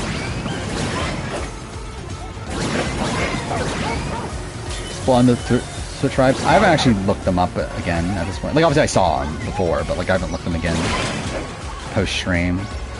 Like, I remembered that the people I thought were in danger were... Oh, fuck me. Were what? Chrissy, Cedric, Say, Kyle. Oh, perfect. Man, it was likely first blue on Micronesia she didn't quit. That's not really the case. I think more than likely first boo on Micronesia is... Actually, wait, who are they voting for? Who was the other side voting for? Like the Parvati side voting for? Were they voting Eliza? Because if they were, then actually I don't fucking even know. Or were they voting Yao? They probably vote... Did they vote Yao? Fair Play's Alliance votes Parvati. I think it would have been a tie. Like, essentially, it would have been Fair Play. Like, it would have been Fair Play, Penner, Yao-Man, Amy, Eliza would have voted Parvati. The other five, again, it would have been James, Ozzy, Amanda, Parvati, and Suri vote together. I don't remember who they were necessarily voting for. Oh, Yao had immunity. But I think the thing with Eliza is that, like my situation was that Eliza flips no matter what. Eliza's never going to rocks. So, like, if it ties, I think Eliza flips and the Parvati side wins. But if they're voting for Eliza, then like, do the others flip? I'm not sure. Either way, it's probably a fucked vote.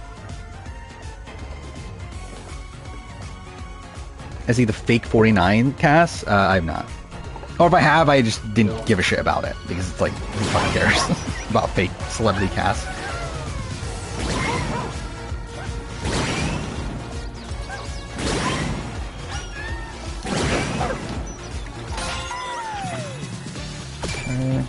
Oh, we got it. Helldivers, right? That's what that one's from. So I assume these are all like from recent games. Is that what it is?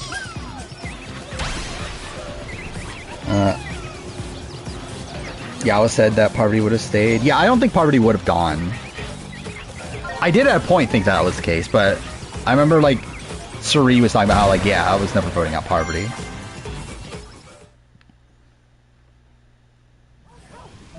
Oh yeah, actually I did see it. I didn't give a shit. Yeah, I did see the one with fucking Ron Swanson on it. Why can't Fairplay be on 50? Because he explicitly has said that he's not on, and he's openly talking about 50, so he's not on. He was so I did listen. I listened to the podcast with him and Gabe because they were talking about 50 for a bit. Fairplay was talking about how like, yeah, I was like the first person called for Survivor 40, but they didn't call him for 50 supposedly. Who knows? But I did see also that like that Anthony whatever was also claiming that Bryce got called but didn't make it.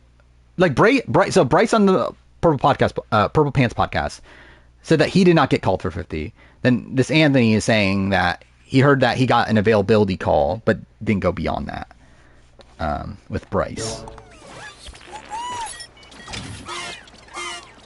Charity last in the play ranking? I'm debating Charity or Stephanie. I think Charity's really bad. Oh, I forgot it makes it a ramp. Oh, cool. Yeah, I think I am gonna have Charity. I think it's funnier to have Charity last. And also, it's like I do think Charity did more wrong than Stephanie.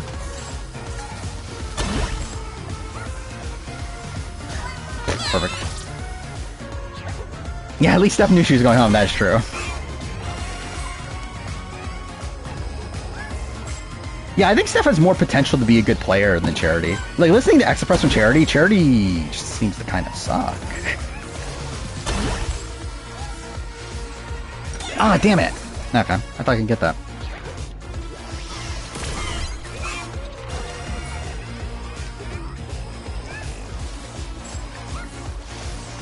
Oh, also Penner is someone that I wouldn't be opposed to seeing back. We're talking about like people I'm hoping to be on 50. Penner hasn't been technically ruled out. We just know that he's not on Redmond's list.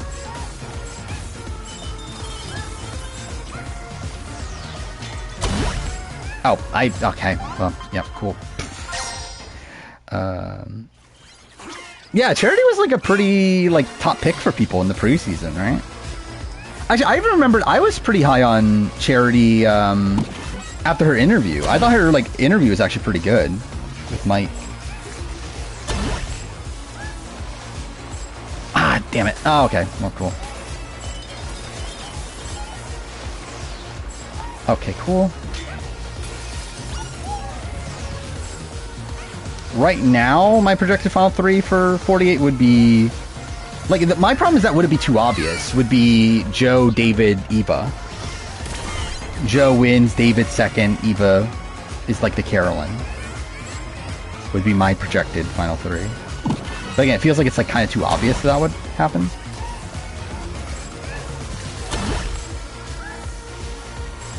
So like, why would production love it if that happened? But also, I think production would love that, right?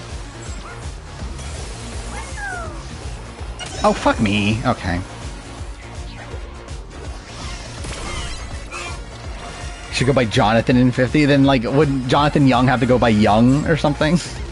That'd be kind of funny. Oh, fuck me. I would not bank on, say, getting there.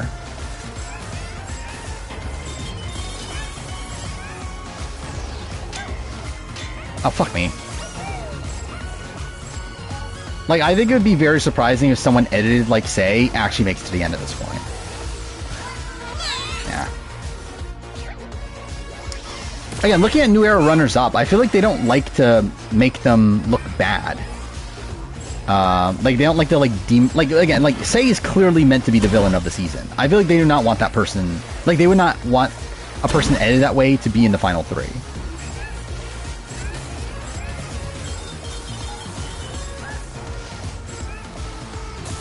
Like, with the New Era, like, I feel like they've been very much trying to make the final 3 come off as very, like, rootable.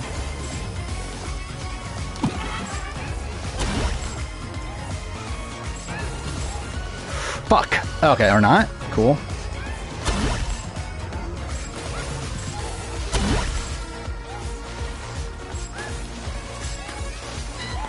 Okay, that was kind of fucked. Who's that? Oh, from Stellar Blade? Oh, did I get both? Oh. Wait, is that also from Helldivers? Cool, I guess. Say's like the Venus of the season? Yeah, I think either Venus or... Well, I guess it's kind of like Rome or Venus. I think 1 to 2. And obviously Rome would have been Mergatory, but like I guess theoretically, come early on. Joe is a spotless at it? I would not say Joe is a spotless at it. I think there's a lot of trends that Joe would be breaking if he does go on to win. Oh, the extra ones are Helldivers? Well, that's fucking dumb, but I guess obviously they're promoting their own shit. Oh, Joe Ingram's on 50? I mean, I guess you can't rule it out at this point. Because all we know. CBS did a Paramount crossover season with tribes from different shows. Would they do that? Like, will they get actors from like all their other shows? Like, would they allow their actors to do that?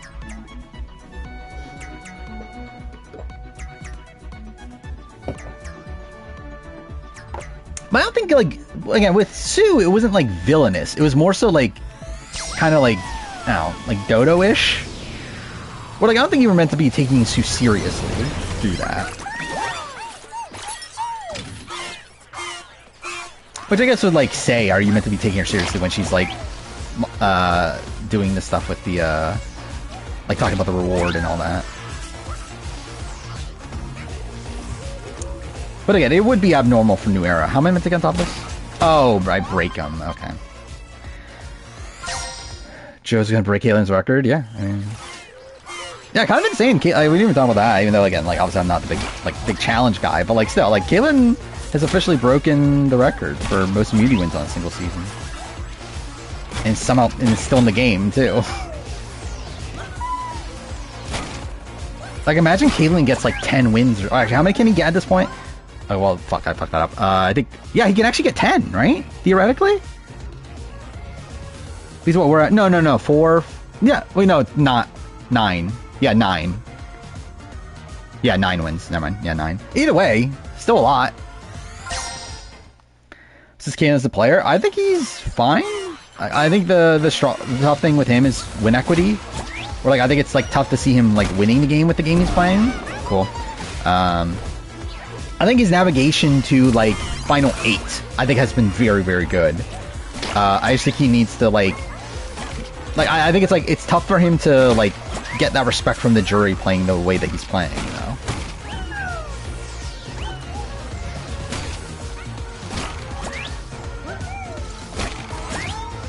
Oh, okay, that's not how I expected that to work. Oh, fuck off. Okay, well, that's fine.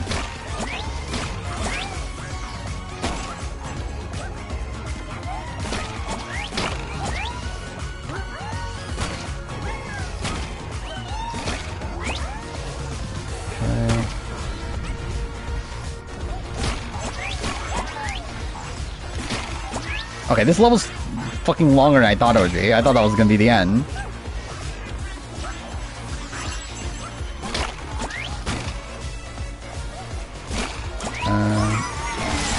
Yeah, I think, like...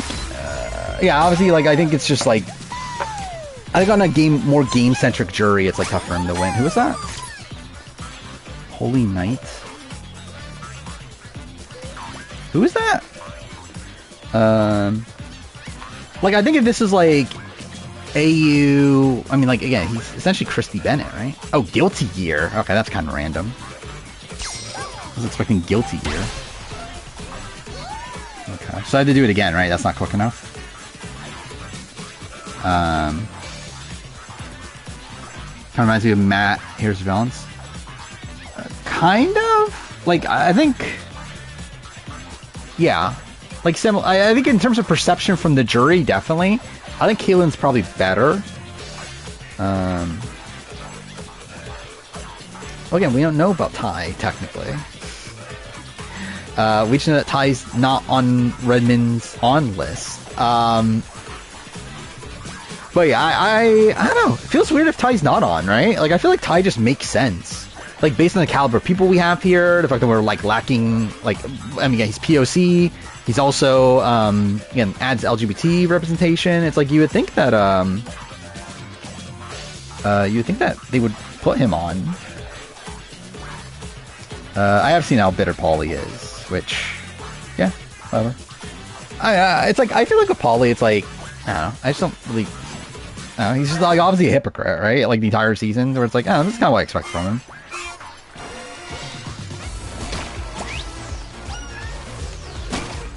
Oh, I didn't really think you could even do that. You can do it mid-air. Like I said, I have to beat the bird, right? Oh, fuck. Wait, how come this one's way harder than the other one? Like, the other one I, like, beat without even trying.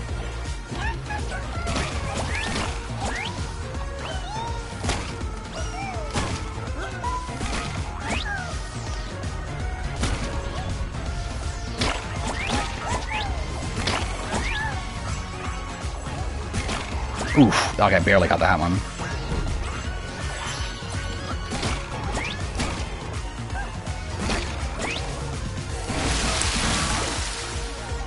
Okay, got it. Our current woman cut. Again, one's in limbo, the other one he has not heard about. Was the last official word. But also, again, he has said in the past that if they are, like, if they have not been told by now, they're probably cut. So again, essentially, but again, Redmond doesn't want people spreading around that this person's cut when he never says they're cut. But it is implied that they are cut.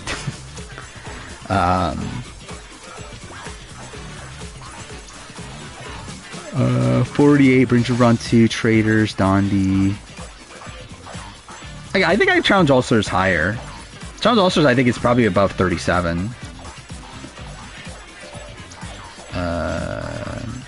Outside that, I think it's about right. Actually, no, I'll put Extracted above Challenge 40. Deliver at all costs? Which one's delivered at all costs?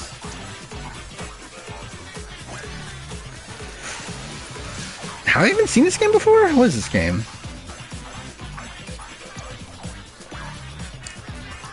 Yeah, I didn't know this game existed.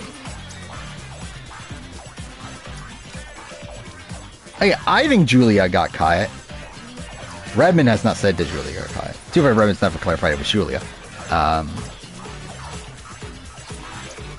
again, my prediction would be that Julia got cut. It's like an overhead driving game?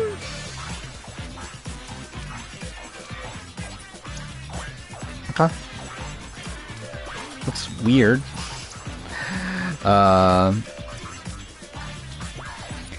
Like there is anything when Jeff was talking about disasters going well. I don't even remember what that is.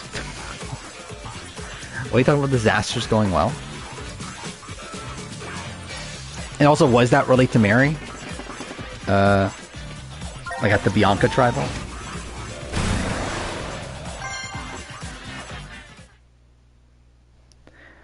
I have what, 2 more levels, right?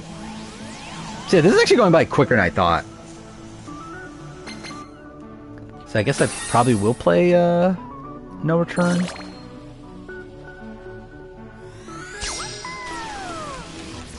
Oh, Disaster Tribes. I don't think that really means anything.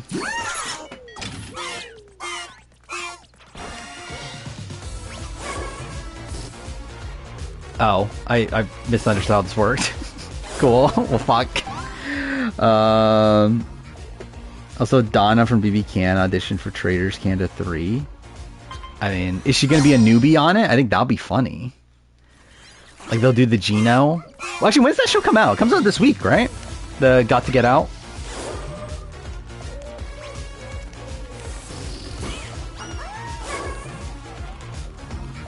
Okay. This is a weird level. He's essentially, like, floating over everything. Oh, fuck off. Okay, well, I fucked that up.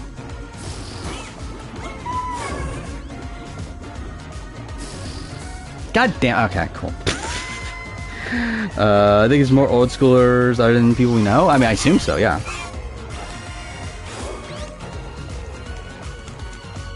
Yeah, especially considering, like, the caliber of cast we're seeming to get. I assume most of the people we don't know are at least, like, pre-30.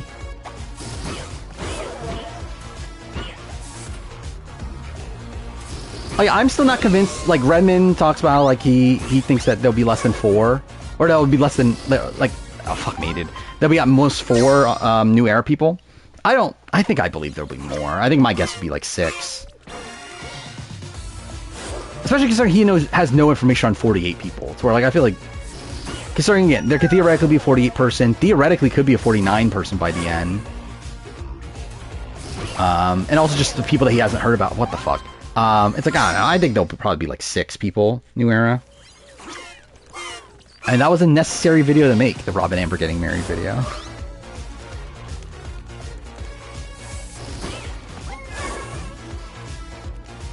Oh, fuck off. Okay. Be Ron Swanson. No, it'll be Dirks Bentley.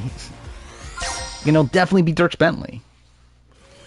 Was Ozzy the only person they forced on? I know it's one that we know for sure was forced on. I don't know. You know, we just don't hear about it typically. About like what CBS decides. But that's one that obviously, like, Jeff explicitly talked about. Like, yeah, I didn't want Ozzy on.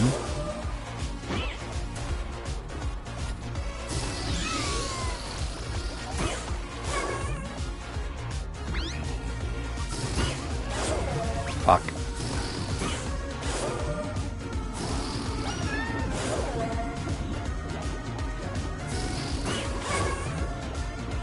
Yeah, like, I assume Caleb was also favored by CBS. I don't know. Again, Jeff at that point maybe wanted him too, but oh, fuck me, I fucked that up.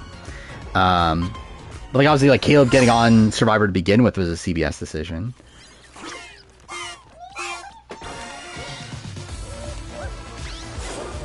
Ozzy Amanda reunion? I mean, imagine. That'll be funny. Never gonna happen, I don't think, but you never know. Can you go on Survivor if you have, like, I don't know how that works, actually. Because, like, Big Brother you can't, right? Like, go on Big Brother for, like, contagious, like STDs. Like, can you do that if you're on Survivor? I'm not sure. Well, I'm playing this like shit.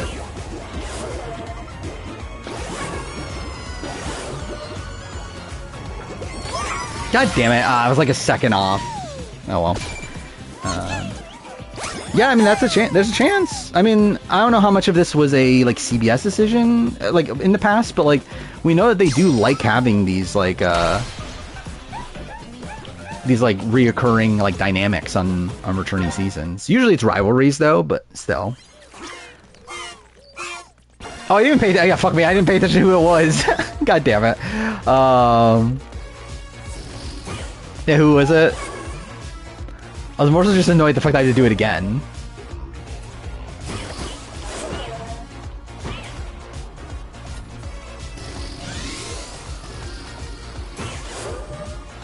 Okay. God damn it. Okay, I fucked that up. Oh, Heavenly Sword. I thought that was in OG. I'm surprised that was in the original game. Rank the after shows? Are any of them notable at all? I don't know if any of them, like, I don't know if I can rank any of them.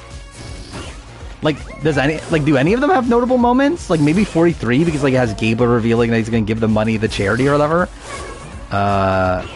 But like, I think that's like the only like moment I'm like, oh yeah, that was a thing that happened.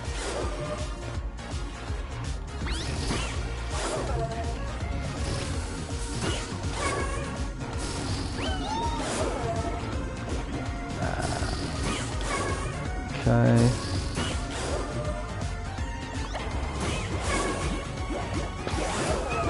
Okay, I think I beat it this time? There we go.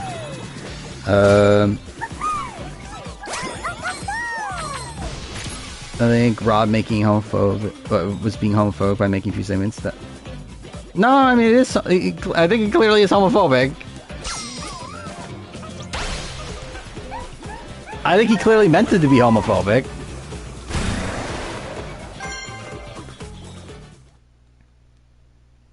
Like, he meant to be like, oh, look at this guy, he's queer. Like, that's essentially the way that Rob operates back in the day. I think he clearly meant for it to be homophobic.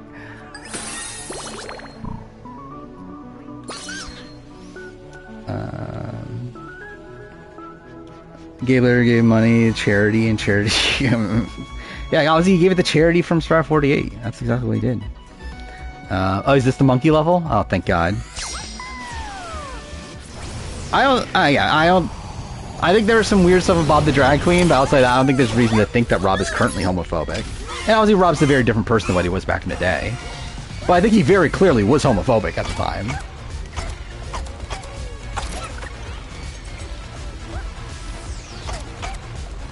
And his friends also. I forgot what exactly was... Like, I cut it out of the video. Initially, I was going to make a reference to, like, his friends. Like, because they joked around about the wedding planner guy calling him. And they made, like, a homophobic joke when doing that, too. But I cut that out of the video. Oh, fuck me. Okay. God damn it. Okay. Might as well just finish the level first, right? Oh, fuck off. Ah, dude, fuck off.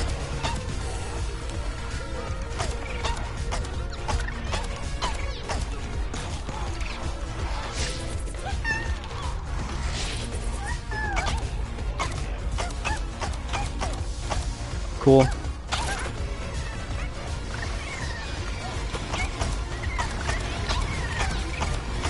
Oh, I forgot. Can you turn off motion controls? Like, that'll actually make this, like, super easy. Oh, fuck. I didn't realize there'd be one more after that. Okay. Who is this last one?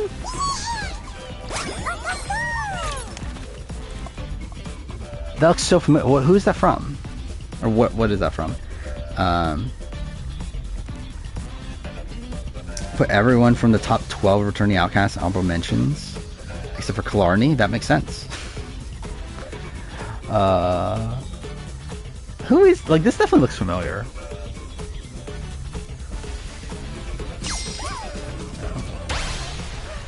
All right. Oh, Destiny. Yeah. I forgot they own fucking Destiny now too, don't they? I forget that they bought Bungie. That is insane that they bought Bungie.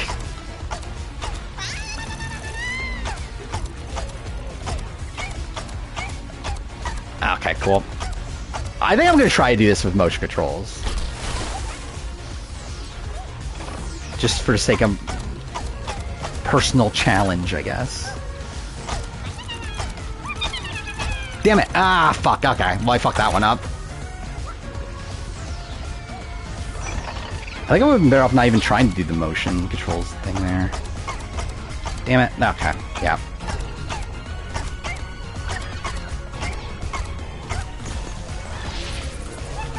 Oh, fuck off! I thought I had that. Okay. Yeah, actually, now I'm looking at it, I think there's almost no way I finished this with the motion controls. Like, that's super quick. Oh, fuck off. Okay. Oh, wait. Oh, okay. Never mind. Well, never. Wait. That's Wesker, right? Is it?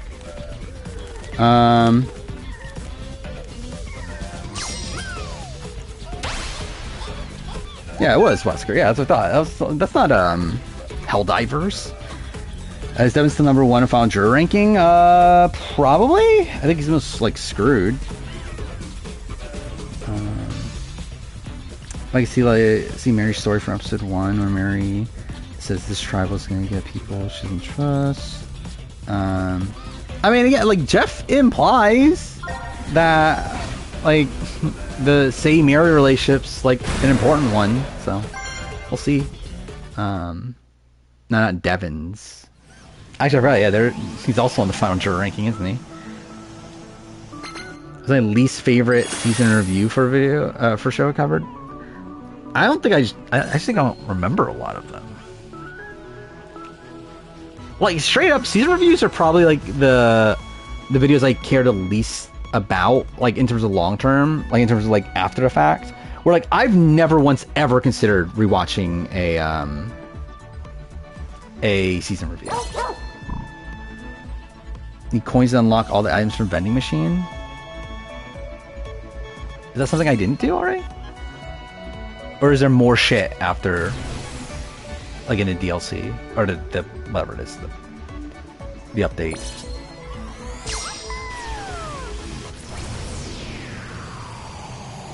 Which Big Brother players would I expect to be good at Survivor?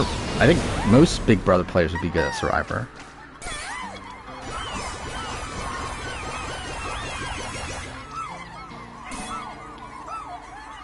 What's a review I remember hated making?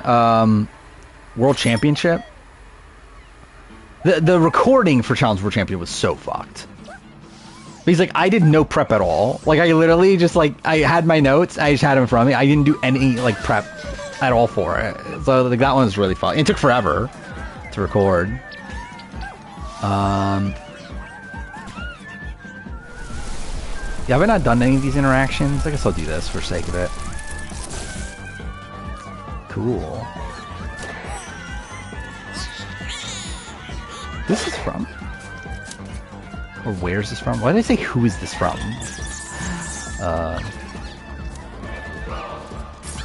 I got seasons 6 and 7 are great of Circle, but no, I'm never doing a video on them.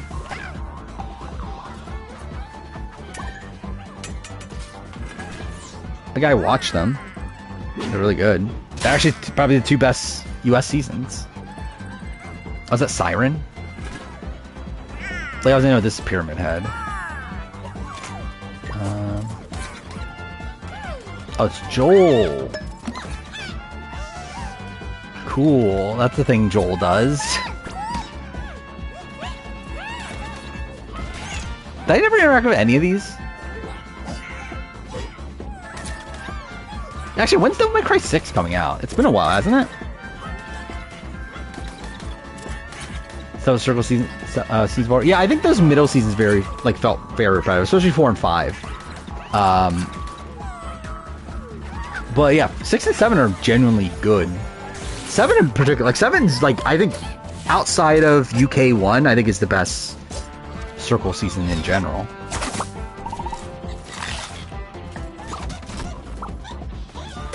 Could see Say winning immunity, Mitch using his block vote on Joe and Star going home. Like could Star go home edit wise? Yeah, for sure. Actually, I forgot about Star, which also not good. That's literally all the block people. But yeah, I could definitely see Star going home too. I think like, yeah, I guess it would need like the block vote, right, for Star to go home. But also like, why are you targeting Star and not Eva or Joe at that point though? Like, I think that's the dumb thing. It's like, why would Star go home?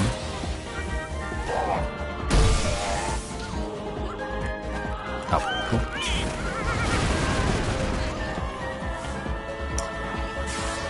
Why decided to not make videos reviewing the last 2 Circle seasons? Because I don't have time.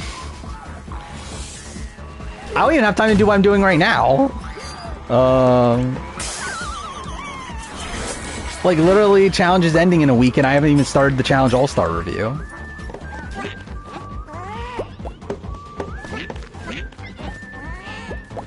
And views take a long time to make. Like, there are literally videos that take the longest amount of time to make.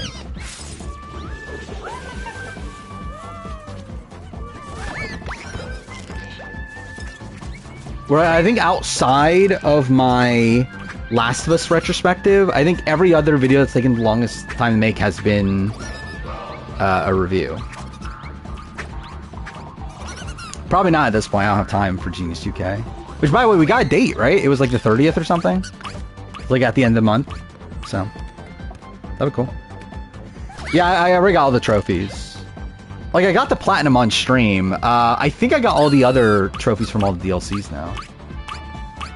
Oh, wait, did I not? Wait, there's one more set of things. What is this? Vicious Void? Is there another universe thing? I thought it was done. Okay, maybe I, maybe I do have something else to do. But I have everything outside of that. Which one's Vicious Void? Oh, what's this? Oh, this is also new?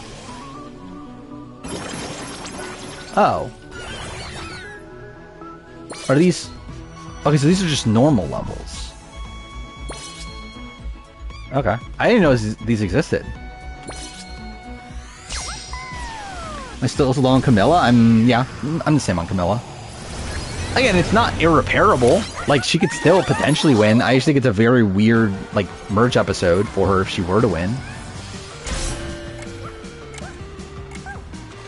Oh, wait, these were... Okay, so these are the levels, actually, I think I saw this level, I think. Okay, cool.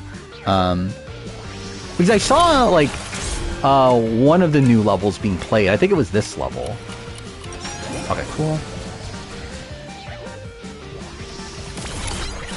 Second set of time trials.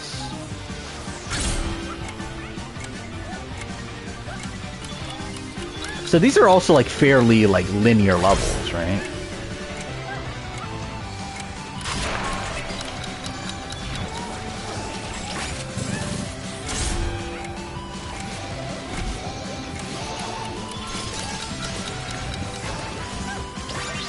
Oh fuck, okay, well I'm dumb. Cool.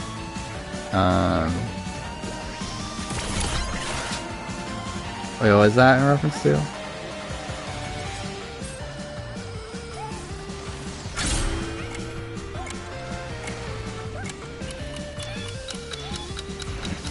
Oh, fuck me. Time is just to complete... Oh, compete against others. Okay, yeah. I don't really care about beating others. Imagine if I speedran Astrobot. I feel like that would be a disaster. Chrissy makes a lot of sense. It would make a lot of sense why Chrissy's added the way she is. If she is split tribal boot.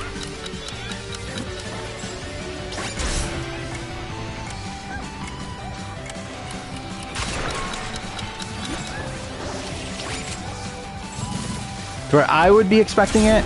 Oh, fuck me. Okay, cool. I'm trying to remember logistically what does that try, or what does that group look like? Is that the one that Cedric is on? Wait, no, it's not, because Cedric, I believe, is alone, right? If I remember, I think Cedric's alone from, like, anybody who's been on a tribe before with, right? Or maybe he has Mary? Does he have Mary with him?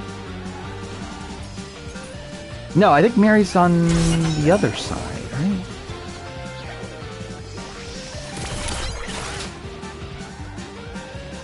Because I remember it was Cedric, and then I assume that's the Joe, Eva, Star side.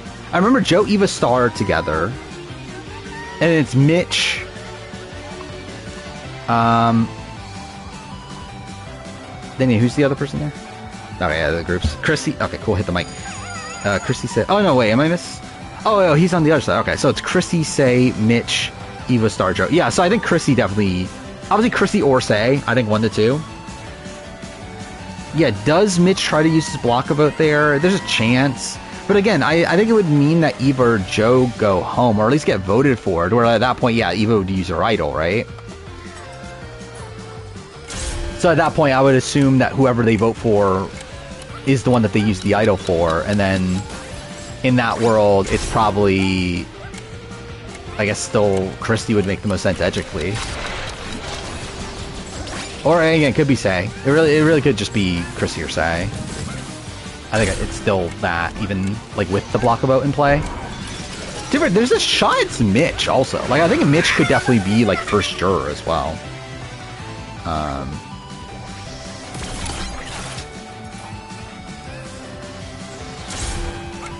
Yeah, or they vote for Star, I guess. But I don't know. It feels like a waste of a move, though. Like, because, like, Star is just a nobody on that side. It's like, yeah, it's like taking out a number, but it's like, I don't know. It feels like a waste of a play. Oh, fuck me. Yeah, Mary, David, Cedric, Xiaoheen, Kyle, Camilla. So it's David, Kyle, Camilla from OG Siva. Mary, Cedric, and Xiaoheen. Yeah, that's just a weird group. I feel like, yeah, Cedric would make a lot of sense. It's just like the consensus. Oh, like, how would it flip on Kyle? I think, like edit-wise, I could see it being Kyle. I don't know if, like, logistically, how does it flip on Kyle? Because, like, that would mean David would have to be on board, right? Or, like, maybe it's a 3-2-1, maybe? Actually, I guess, could that be the world? Could they split? They could split, right? Like, maybe they split between Mary and Cedric. And then, like Xiaoheen learns about Kyle coming after him or whatever and, like, messes up the split vote. Like, that would probably be the way Kyle goes. But, like, that seems like a lot that would need to happen, though.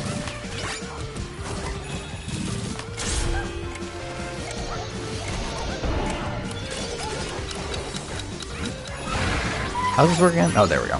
Oh, fuck me! I thought I would get to it. He's second bottom confessional count. But again, that would mean that, again, like, the entire basis around Mitch potentially winning is he's, like, an Erica. Of, like, they intentionally hid him until a certain point. But obviously this is a post-Gabler world where, like, that's not super likely anymore. But to be fair, Erica wasn't the edit that they were like, oh, we fucked up on.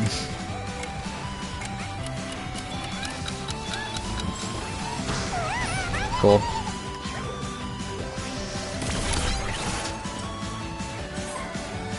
Why would they split Mary and Cedric? Why would you not split? Like, if those are two people you're willing to go, then, like, why would you not split on them?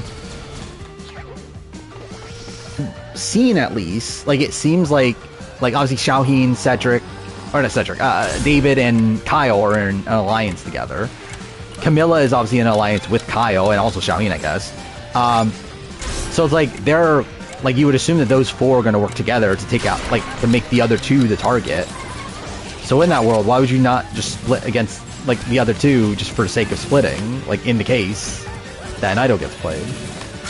Like, whether or not they're gonna vote together or not, you still might as well split in the case that they do work together. Again, they are from the same original, original starting tribe.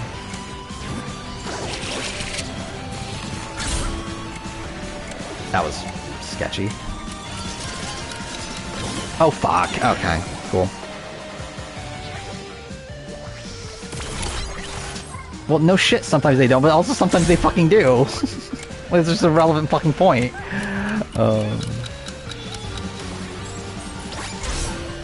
Like, we're literally just talking about the possibility that Kyle goes home. Like, how would Kyle go home? That is the possibility.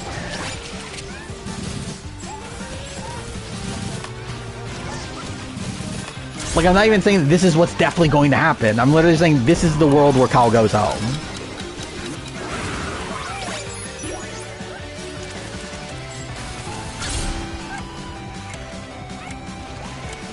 This is actually a pretty seemingly difficult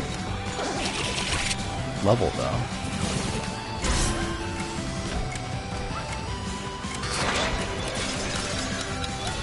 Okay, I misunderstood what those were. I thought those were like, I thought they were standing on like jump pads or something. Okay, barely? Who is that? Oh, fucking Tekken.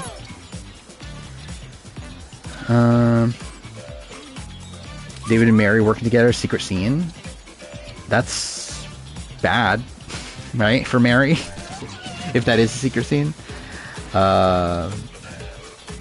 I mean, yeah, I would assume, like, even talk, like, and they did the press mid-season stuff, and they were talking about how, like, they still talk, like, multiple times a week or whatever. Then again, Eva could be like Boss Robin Amber, not by anybody from Survivor outside Peter Harkey. I didn't mention, that's actually a bit of regret in that video. I forgot to mention the fact that Peter Harkey's the only Survivor player that was at their wedding. Which, like, I put up the picture of Peter Harkey, but I forgot to, like, mention specifically the fact that, yeah, Peter Harkey's the only Survivor player that was here. For some reason. Like, obviously I know the reason because, like, Rob was close to Peter Harkey. But, like, really funny, though, that the only Survivor player to be at the Romber wedding is Peter Harkey.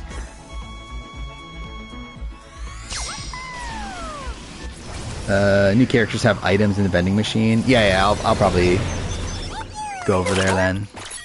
Yeah, because that's what unlocks their animations, right?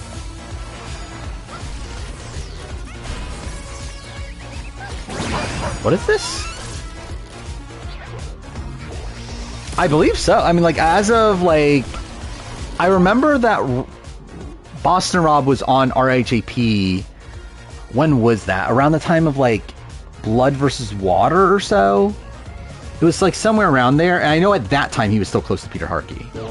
It's like, that was what, like maybe 10 years after the wedding? So, like, at least then he was. Like, I don't know about right now, but it wouldn't be, like, shocking. Damn it. We need Rob's mixologist on 50, obviously. I mean, he would get beat up in Boston, so I mean... That's the perfect type of person to put on Survivor nowadays.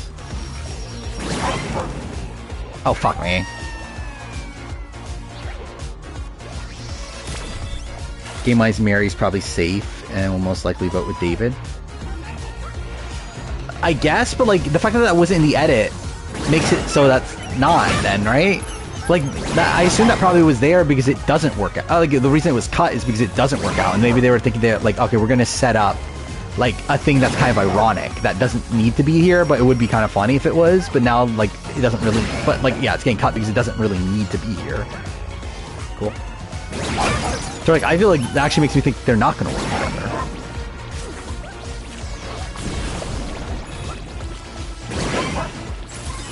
Because if they were going to work together and that was relevant to the story, then obviously it would make the edit.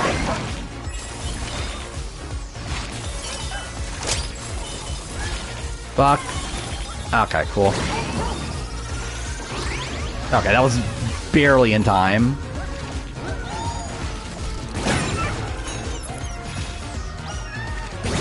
Oh, fuck off. Okay. But yeah, obviously if it's not relevant to the story, that means that it's not likely to happen, and like, that's the point. That if it's not relevant to the story, that means that it doesn't happen, that Mary and David end up working together.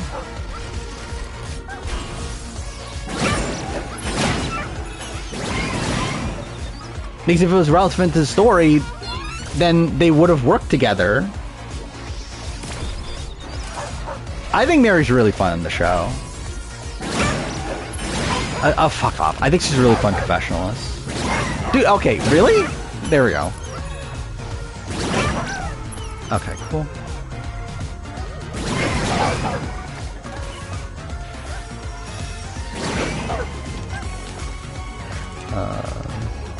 Mary say the iconic duo that was only hype because Cedric had to say or go home by default. Yeah.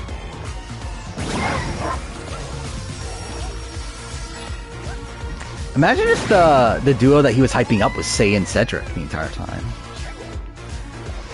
Quick pick one Survivor seems to be re-edited, modern editing. I don't even know. Like, it's like, obviously Samoa is like a commonly talked about answer. But like, I don't know if Samoa's cast was like good enough to be like the one I would pick for like a modern style of edit. Or like, I think if I were to re-edit Samoa, I would still make Russell Hantz like by far the biggest like character. But it's just that obviously I would just give more people screen time. But it wouldn't be like to modern standards, which like has had like a fairly balanced edit. Like, I would still make it unbalanced, just not as unbalanced as it was. So like, I think to like want to re-edit in this style would have to be like a genuinely great cast. Oh, cool. Mary did say she would want to be David's sister. Well, that's fucking weird. Okay. Gabon edit. Yeah. But also, like, I think some of those people are fucking boring, though. I did see this, actually. Yeah, this is insane. Especially that Amber is in it, too. I think that's even more insane. But he's like, Rob's been doing, like, commercials and stuff. But, like, the fact that Amber is also in the commercial... Yeah, Edge of Extinction came to my mind, but I'm also like... I don't know, maybe? Like, the thing about Edge of Extinction, actually, is that the edit's not even that unbalanced until the end. Like, because, like, Rick Devens doesn't really, like, completely take over the screen time until, like... What, like, the Kelly Boot episode?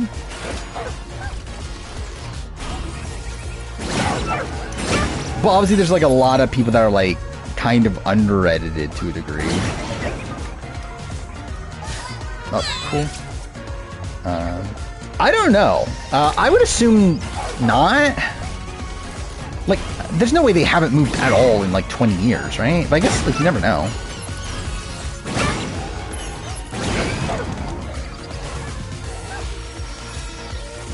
Would be funny though if it was. This is the most famous Rob has been since 2005. Maybe? I mean, again, like, Rob, I think Traders obviously was very good for Rob. Oh, fuck me.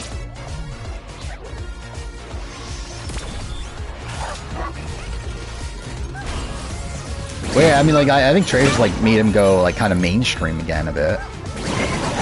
It is kind of insane how, like, mainstream Traders is. All of them just fucking up the same thing over and over again.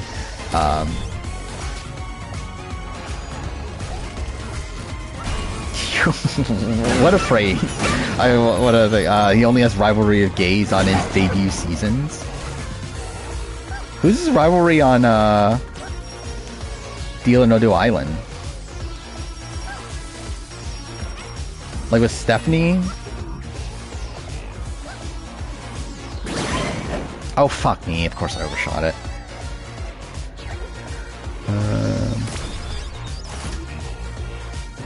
Is UK in UK and US but irrelevant AU and NC? Yeah, sadly. Oh, fuck me. Okay. Dawson? Was Dawson? I genuinely don't remember. Genuinely, I don't remember like half the cast of that season at this point.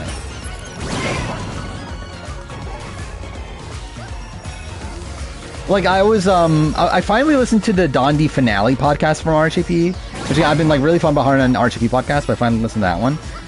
They were talking about, like, comparisons between Season 1 Season 2. It's like, I genuinely have almost no memory of Season 1 at this point.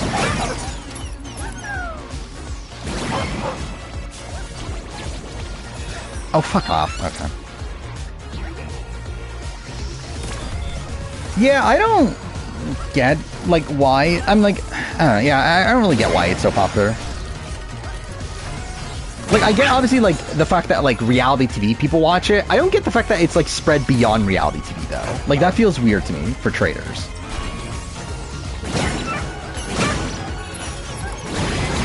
Because, like, traders is at the point where, like, they're, like, all appearing on all the talk shows and everything. It's like, you don't see that with Survivor anymore.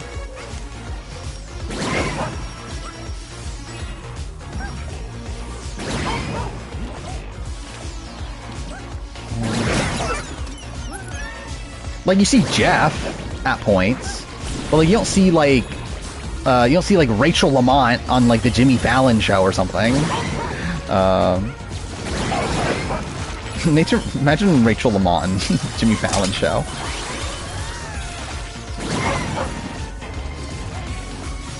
Imagine Andy on like, goes on, like, one of these shows. I guess it would be, actually, what is CBS's, oh, fuck me, dude, okay. What is CBS's talk show right now? I generally don't even know. Because obviously Jimmy Fallon's NBC. Or like late night show, not talk show. Oh, Stephen Colbert? Is that CBS? Is it? Wait, Stephen Colbert CBS? Why was I thinking like it wasn't? I didn't realize Stephen Colbert was CBS. Okay.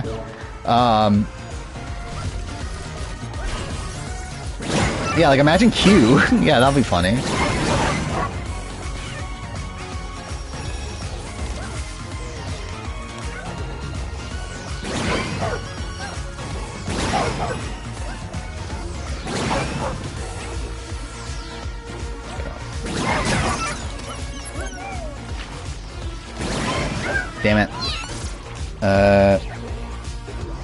Charity worse than Josh Wilder? I would say so. Josh Wilder at least survived one vote, right? Like, legitimately.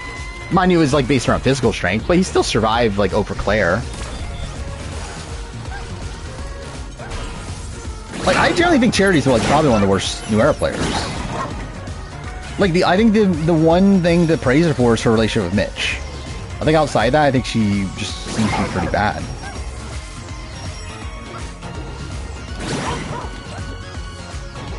Okay.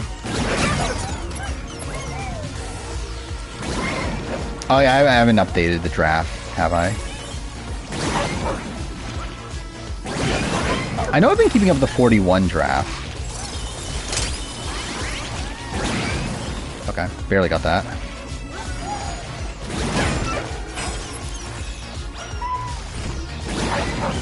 Barely got that.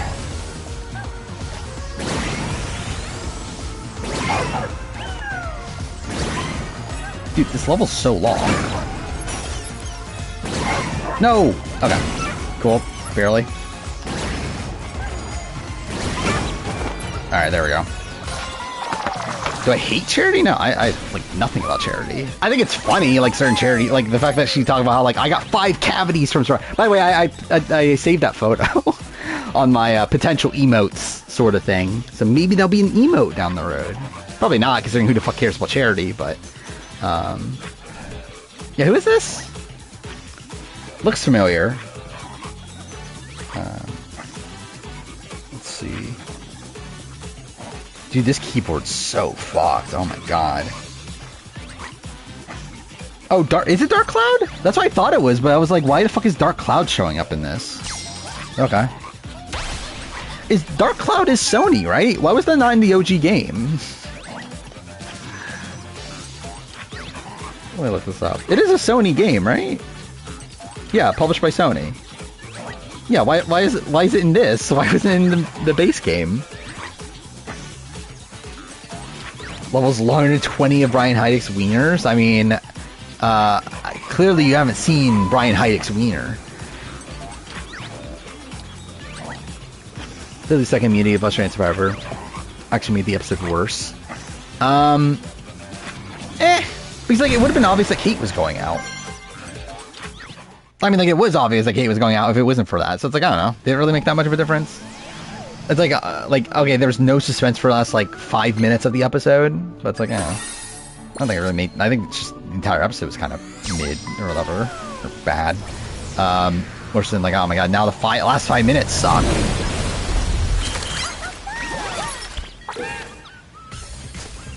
But yeah, clearly something was going on though. We're like, we literally got to the immunity challenge. Like the episode, like taking out commercials and everything, was like an hour and like 4 minutes.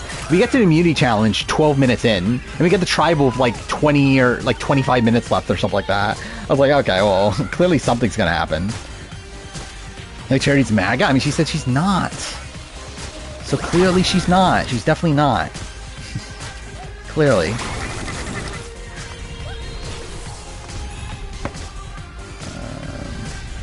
I don't think, didn't really think about how this screws over Morgan. Yeah. I mean, like, I think the thing, like, I would, I'm not gonna, like, praise Morgan too much for this. Like, it does screw her over going out here, but it's not like she was winning anyway. Like, it seems like she's the biggest goat on the board. Like, she probably loses against everybody, so it's like, I don't know. It's like, yeah, she got screwed over from going out here, but, like, really, at the end of the day, best case scenario for her was her being dragged as a goat, so it's like...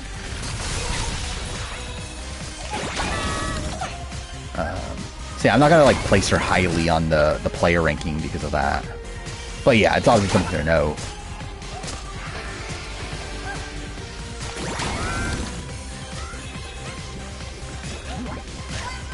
Oh fuck me.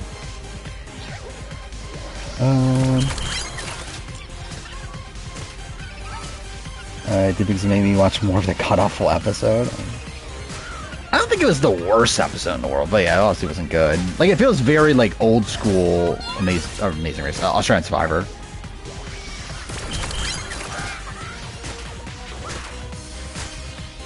I mean, I think Charity's, like, one of these people that claims to be independent, but then probably, like, actually isn't.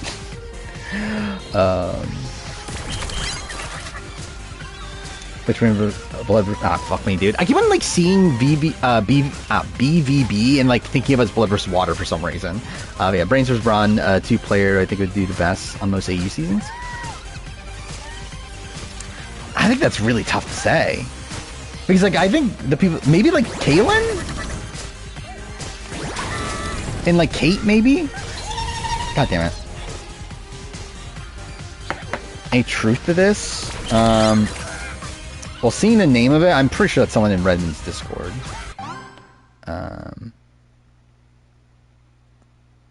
I saw people were posting Ben's picture in the Discord. Let's see. I doubt this is, like, I don't think they're, I think this is clearly fake, right? Because I think this is one of the people that's, like, complaining about, like, people leaking things. So, yeah, I think it's just, like, like kind of like a meme or whatever. Yeah, there's no update. Yeah, no. I mean, again, I like CBS likes Ben, right? Like, if there are winners on this season, I don't think it's out of the realm of possibility to think that Ben would be called. Question at that point is, does Ben say yes? Which I don't know. He said he would never play again after Winners at War, but again, you never know. But yeah, I don't think this is nothing credible anyway. Excuse me? Cool.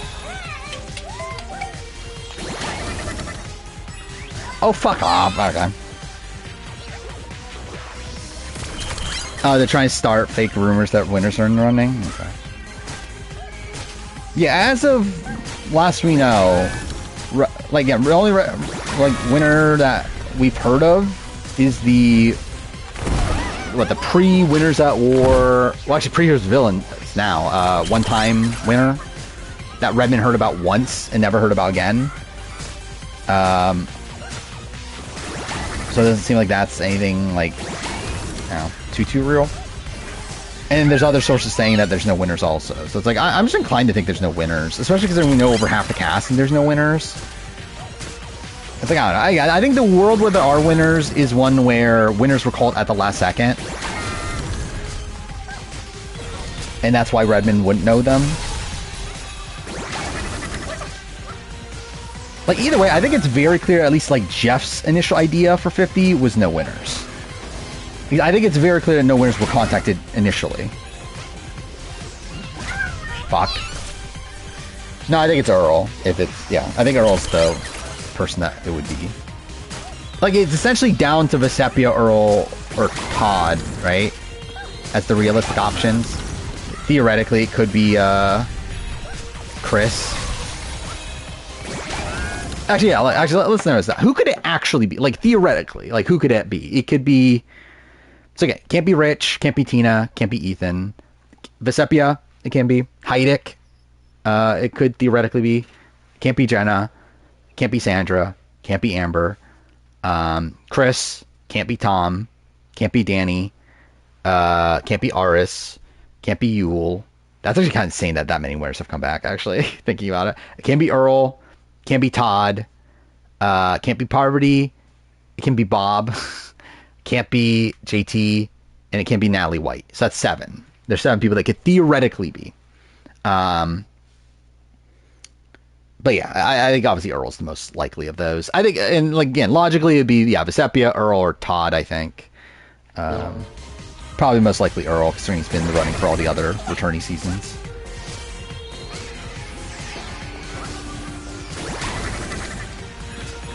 I've talked about this a lot, and I got in a big debate about this on the Discord. So, like, I don't think this is a good sign for more returning seasons. I think, if anything, this is going to piss off Jeff even more, to where, like, he's just not going to want to do another returning season again.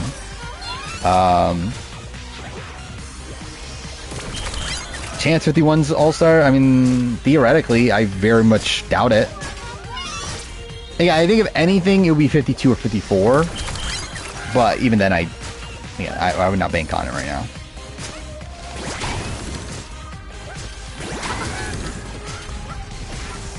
Like, yeah, it would take a change in Jeff's current philosophy on the show for there to be another returning season soon.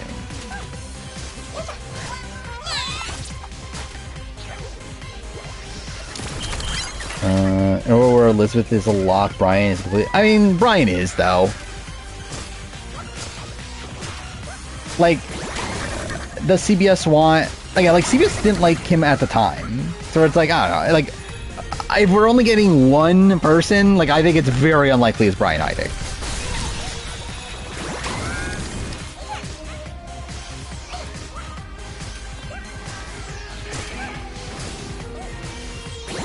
Where Elizabeth is always someone that we knew that they wanted back, we just thought that they couldn't get her. Like, this is a world where they never wanted Brian Heidig back.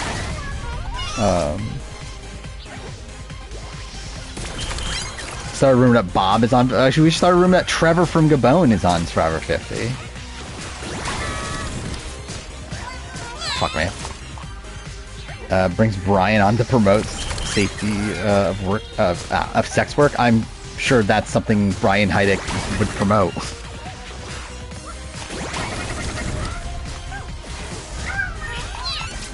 I think if it's up to CBS, I think they just ignore that sex work exists, right?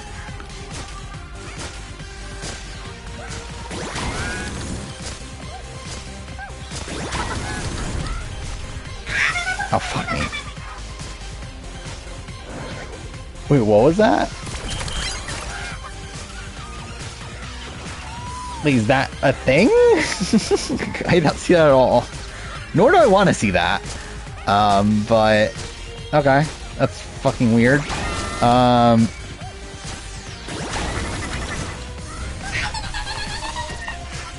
Brain versus Brawn? I doubt it. Well, again, we know that the theme is in the hands of the fans, so. Imagine CBS forces them to, like, get rid of the theme. Like, that would be funny, right? If they're even, like, if they just, like, outrightly tell Jeff, yeah, even this idea is fucking shit.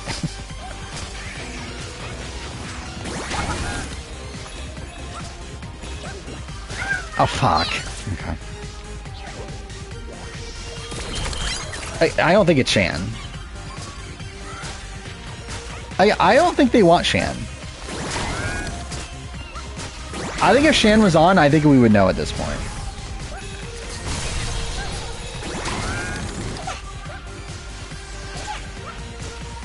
Like, theoretically, like, she could still be on because, like, Redmond never knew about Shan. Fuck. But I don't think Shan's on.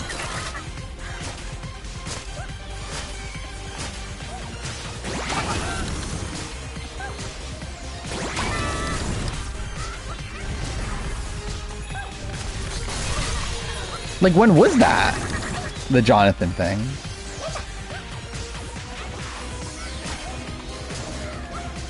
Like, I've been paying close attention over the last few days. I've essentially just, like, stopped to see if, like, Redmond has posted anything. Oh, fuck off. Okay. 2 days ago? When was it? Actually, yesterday, like, right before I went to work, I was on the Discord. I was, like, posting some stuff. But yeah, I did not see that at all. If Kate wins the next 2 immunity challenges, vote out of 3. Is she better or worse than Flick? Better, I think. Flick was... Yeah, he's like... Kate was in the majority for most of the season, right?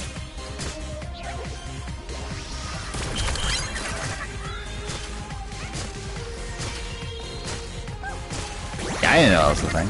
With Jonathan. Oh, fuck off. I don't think Jeff is quitting the show. I do wonder what his reaction is to the 50 thing. I don't even know if he's, like, pissed. I think he's more so just like, well, I guess they're, like, I don't know. I think it's, like, more a spot where, like, obviously he's not getting his way, but I don't know if he's pissed, though.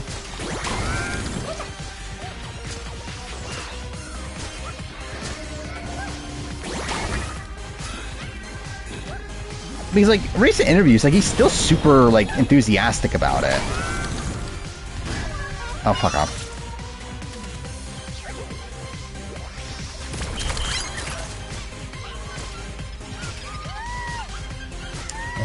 Rose said something about don't talk about... Oh, actually, is that the post that got deleted?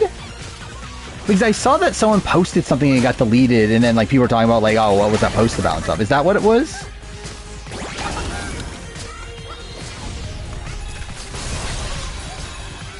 Oh, fuck.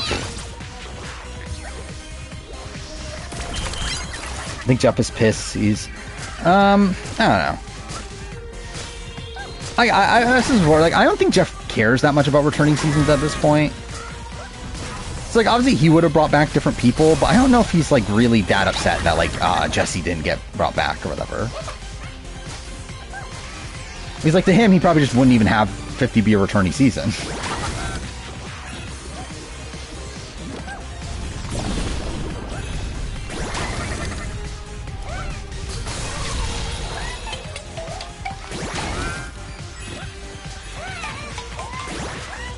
Fuck. Okay. God damn it. I fucked that up.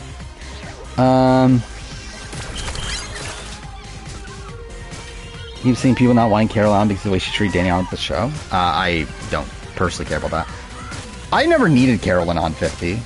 I was saying that for a while. That's like, I don't know what new we get from Carolyn. Like, obviously she's a great character and everything, but it's like, again, we're like trying to make like an interesting like gameplay season. I don't know if Carolyn is a pick for 50. But I do think the fact that she was like cut over to people that she was cut for is kind of insane.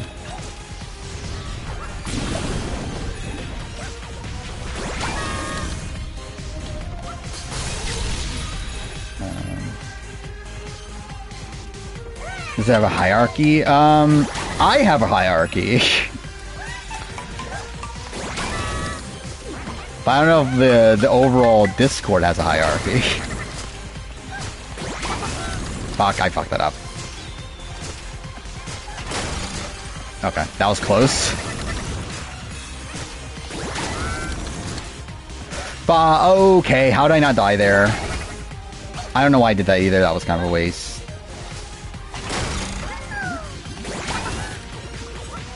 Dude, this level's so long. How's this still going on? I assume this is the end, but like...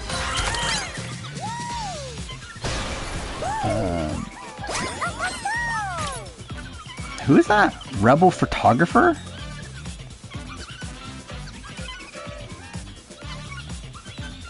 Who is this?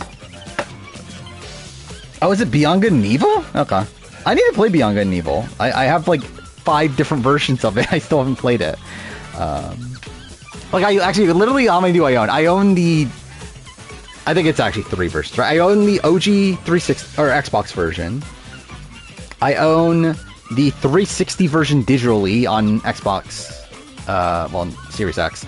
And then also, I have a physical PS4, or PS5 copy of the remaster. Yeah, the 20th anniversary edition. Yeah. I need to play it. It's always been a game I always wanted to play. Just never got around to it. Stream it? Again, that's what I don't want to do. That's why I haven't played it yet. Because I need to actually take it seriously. Watch 50 be a worst New Era season? I mean, it wouldn't be that shocking. Actually, I guess I would, considering we have, like, you know, 44 and whatever, but, like, you know, I wouldn't be that shocked if it's, like, not that good. Play after Yakuza? What is my plan for after Yakuza, actually? Well, it's Neva. I'm gonna play Grease and Neva, but... Actually, I might play it midway through. So my copies of Grease and Neva come in, like, 2 weeks. So I might play them mid-Yakuza, just because they're short games and just, like, get them out of the way, but... I don't know, we'll see. After that, I need to play Enslaved for a video. And then... I was gonna play Citizen Sleeper. That was what I was gonna play. We'll see. Lost his 25 votes, one away from Raymond. That's kind of insane Raymond got that many votes, actually. Like, obviously he had, like, what, 9 of them, like, intentionally on it, or 8 of them intentionally on him, but still. It's like, how do you get that many, like, in total, though? Have I risen up the ranks in the Discord? At points. I've also, like, shown, like, there's points where, like, I post something and I'm just, like, shown to immediately be wrong, which I find funny. But, yeah. Well, to be fair, though, I think, like, with the 15 female thing, like, that, I think that was, like, the clues were fucking weird on that one. I still stand by I had every right to believe what I believe. Oh, I forgot about that. Yeah, we're including the revote and everything at the Eden Tribal. Yeah.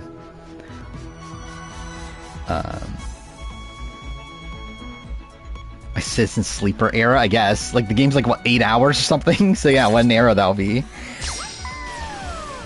Again, like, so essentially, like, again, Redmond, again, he said that, okay, there's 5 pre-Heroes vs. Villains players.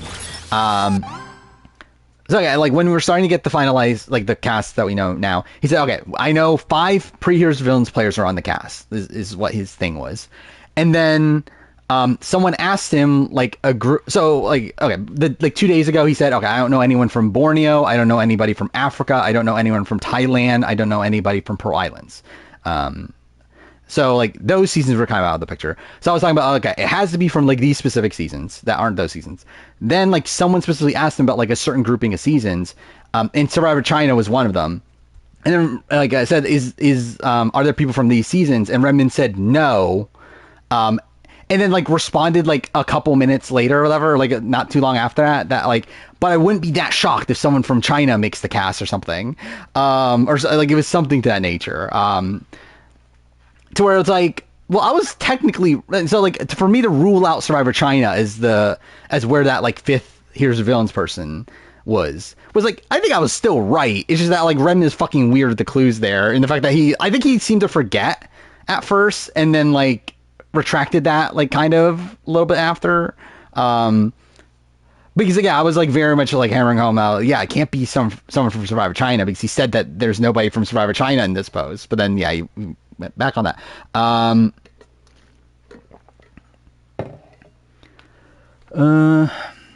Was this second most trusted? I mean, like, obviously, I'm, like, a person that has, like, I don't know, like, most people in there know who I am, right? I think is the thing.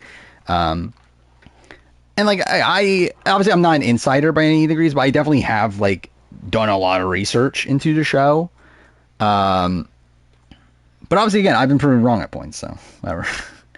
Like, I think it was so funny, like, the Genevieve thing. So again, there was a thing about, like, we heard that Genevieve was in limbo, was like, or like the 47 woman was in limbo. And then, like, someone asked me, like, do you think that means that Genevieve is, like, and that was before she got caught, obviously. So, like, it was like, do you think that Genevieve got caught or whatever? And I was like, I think, and I, like, responded, like, oh, this probably makes me think that she's the alternate. And then, like, a second later, Redmond posts, think the 47 woman just got cut or whatever. So that was funny. But again, there was also, what was the other one? Oh, it was the Abby Maria thing, right?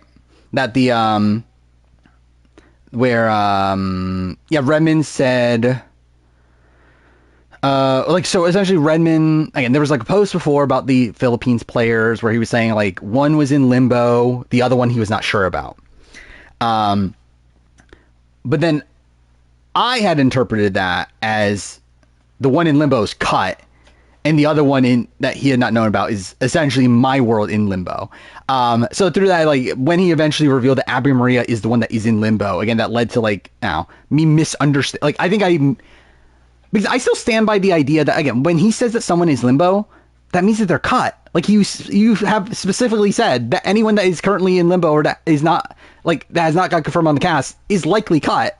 So it's like, you have essentially said that she's, and that's the thing, same thing as what's going on right now when it comes to, like, the people are saying that Sydney, or was it Julia, is whoever people are saying, it's like, you have essentially said that she's cut, but then he's getting upset, like, oh, I didn't never say that they were cut, but you did essentially say that the people that are in limbo are cut. So you have essentially said it, but either way, but again, like, he got, like, upset that I was like, oh, that Abby Maria was cut, and he said, oh, I never said that they were cut, I was in limbo or whatever. It's like, okay, sure. But Brandon not owning up to his game, exactly. Again, it is, like, this weird thing, because, like, he's clearly, like, again, you have said that people that are in limbo are likely cut. So again, that is why people are thinking that these people are cut, is because you're saying that they're fucking limbo, which you previously said that they're cut. By the way, worse than Mike Turner, obviously. Well, Mike Turner's cut. Yeah, this confirms no Mike Turner. The POC news. Mike Turner and Omer cut officially. Thank God. Thank God it's definitely Jonathan on the cast. Redmond and me final 2, obviously. What is this? Oh, it changes the direction? Wait, what? I never betrayed or received anyone but Roxroy, obviously. Imagine I am on a season of Roxroy. Imagine it's me, Redmond, and Roxroy. What a season that would be. Oh, fuck me.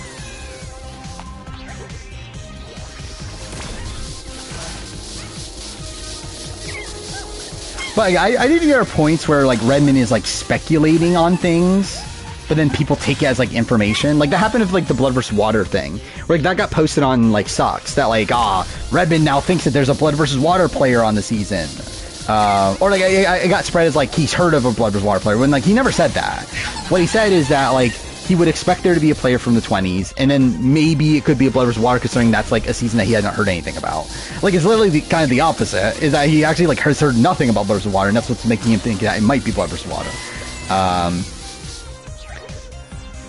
But again, that is where like a lot of the misinformation from Redmond stuff is coming from. It's like him speculating on, like same with the Tina thing. People were thinking that Tina was on because like Redmond posted that like, oh, Colby just followed Tina or whatever on Instagram. But like, again, what he was talking about is that like, oh, this is like Colby trying to get back into the Survivor sort of world, not that Tina herself was on. How long are the RPGs? With a raw save file, I think Origins is probably like 30 hours. Odyssey is probably like, I don't know, 50, 60 maybe. Valhalla is fucking bullshit, I'll tell you that. Like 70 maybe? Too long. Actually, I did rewatch, well, I've been watching a lot of AC videos recently, like Assassin's Creed videos recently, because I watched Laser's AC2 retrospective, which just came out. Which is funny that like I've had this like point of view on AC2 for a while. Yeah, I feel like finally Laser's caught up, and realizing that AC2's not that great. But yeah, like I watched that, and then that got me into wanting to rewatch AC1. I also recently rewatched his Odyssey Broke Me video. It actually made me remind me just how shit Odyssey is. Like Odyssey is so bad. Like like not even just from Assassin's Creed perspective, but just genuinely as a game, it is it is genuinely awful. Like it is funny that people genuinely like Assassin's Creed Odyssey.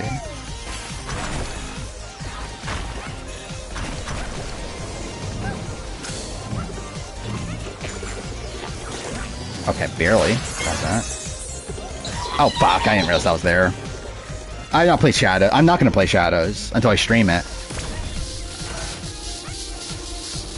I legitimately don't care anymore. Like, it doesn't fucking matter to me. Like, I generally, like, have no interest in Shadows.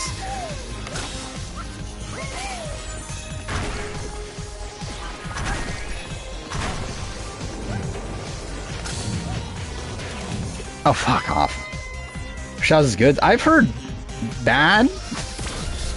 Like I've heard that like I heard like bad things about the narrative. I've heard like gameplay wise they do some things to go back to old school Assassin's Creed, but also it's a fucking RPG game, so how the fuck are we actually like, I don't know. It's gonna be shit either way. I'm not gonna like it.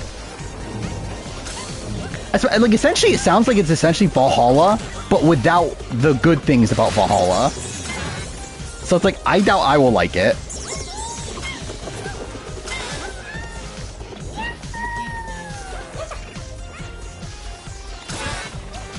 Oh, fuck off. Cool. I hate RPG games. I hate Assassin's Creed RPGs. Like, the fact that there is an RPG Assassin's Creed game is already bad. Like, the concept of an RPG Assassin's Creed game is already terrible. Like, it already makes no sense based on, like, what Assassin's Creed is meant to be. Recently played Detroit Become Human for the first time, where I thought, I like Detroit Become Human. I think, yeah, the themes are ridiculous. Like, the way that they were, like, the writing is, like, so blatant, that's funny. But in general, I do like the game. Like, I think it is the best Quantic Dream game. Which, to be fair, is probably more of an indictment against the other games. Like, when, like, Heavy Rain and Beyond Two Souls are the other two games you've made, I mean, it's not like... It's not like it's the greatest, I don't know, like the hardest games to compare to, but... But yeah, I think Detroit's fine. I think as like a game, it's like, I don't know, game's really the right term, but like, I don't know, as a, like, I think it's cool as a game in the sense that there's like so many different things that can happen. There's so many like branching, like pathways in the game. But obviously, yeah, the writing is pretty bad at points. Okay, I fucked that up. They have not. They're working on a Star Wars game that won't be coming for like 10 years or something. Like they've been working on it for like, I don't know, like 5 years, and it probably won't come out for like another like 4 or 5 years or something, right? Yeah, I mean, Marcus just becomes this like Messiah style like character, right? Ah, okay, cool. Was it from Tyson? No, what was this? Oh, Sarah in. Obviously, is that Ethan? Who's that? Oh, Parvati's in though. At least Parvati's in. That's cool. Jeremy Collins and Q are also in. And also Abby Maria Gomez, even though it's Gomes. Yeah. KOTOR remake? What about it? Oh, you mean the Star Wars? No, that's not what they're making. They're making like a narrative, like they're making a game like they typically make, but with the Star Wars property. KOTOR remakes by Asper, something like that now.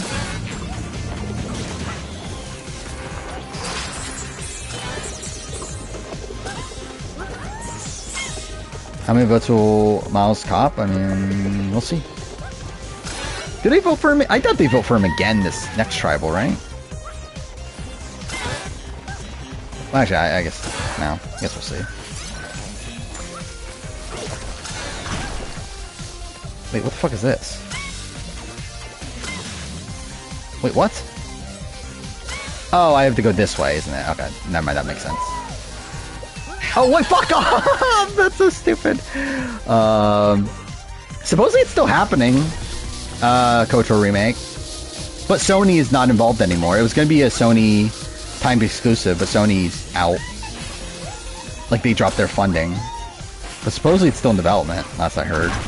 Which is like a year ago or so. Oh, fuck off. Okay. First playthrough was, wait, my first playthrough is so fucking bad. Kara and Kate both died in Escaping Jerry. Oh yeah, that's fucking terrible then. I forgot what happened in my first playthrough, but like I've played most of the scenarios at this point. I literally, like, I tried to 100% all the, like the entire flowchart. I never finished that. Oh wait, I thought I died. Okay. But I got up until like, I got towards the end. Like, I got probably like 70% of the game, 100%ed.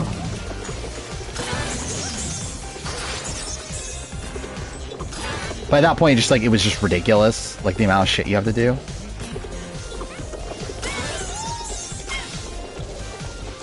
Like, I don't know what you want me to say about Challenge 41. I really don't care about anything.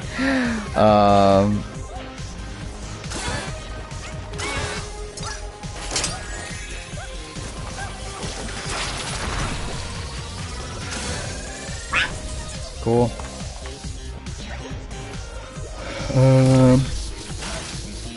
Oh yeah. Kate and Kara and Alice died in the chamber. Yeah. Again, also by the way, yeah, that's also part of the the ridiculousness of it.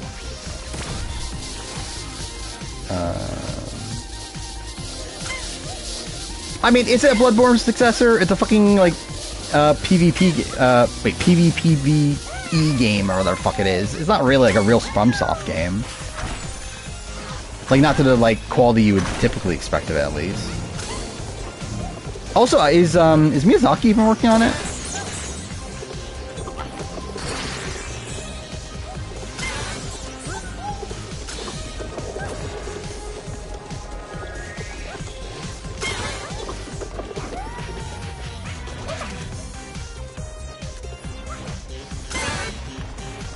$1,000,000 Secret. Oh yeah, I forgot. I did finish watching that since last. I think I don't even know what is he.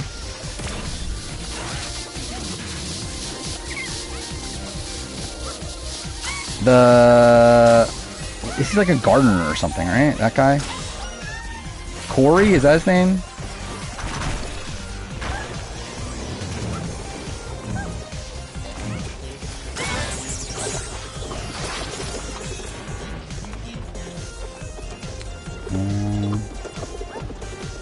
Yeah, I thought so the reason I said car at the time is because like that was a point where like last thing I saw was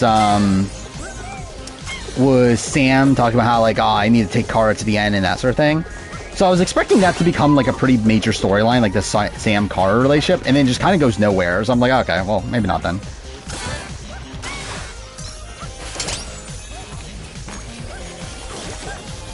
Okay, I'm surprised I survived that. Oh wait, what? Oh, okay, cool. Oh, is he the director on it? Well, that's something. Talking about Miyazaki, right? Why is he working on this? I think it's my question.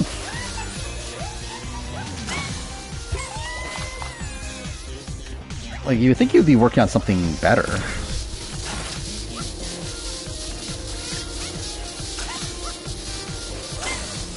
So they not have like a normal like Soulsborne sort of game in development right now? Because they have this and they have what, Night Rain, right?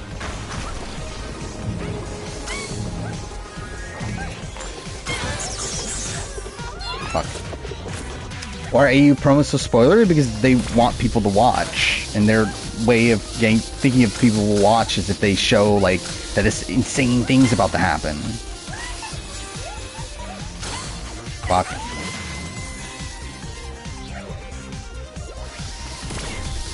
What's this? Oh, I assume this is a Shane Powers thing? Yeah, I did see this. That'd be cool. Weird they would be talking about it like so openly like this, but yeah, it'd be cool though. Imagine if it's Rob Cesternino and Shane. Like that'd be so funny. That'd be like a really funny dynamic, I feel like. Playing a lot of Tarkov. Okay.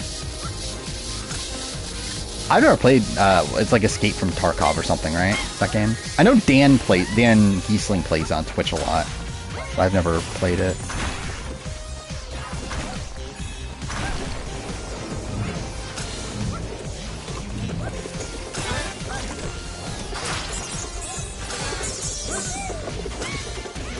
Oh, fuck me. Okay. Rob, Shane, and Amber, obviously. Oh, dude, it would be Amber, the person that blindsided him on Survivor All-Stars. And that'll make that even better. Imagine, like, the entire season is Rob Cesternino wanting revenge for Survivor All-Stars.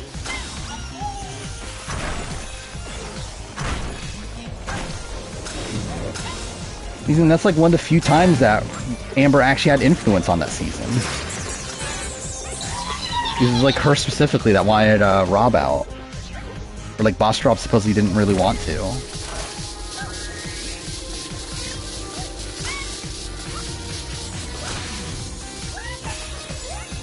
Shane and Courtney. Yeah, imagine Courtney Merritt. See, Dondi is where it's all at right now. Who cares about Survivor 50? Oh, fuck me. That was dumb. Shane and Rob are gonna do it, obviously. That's definitely what you would expect out of Shane Powers.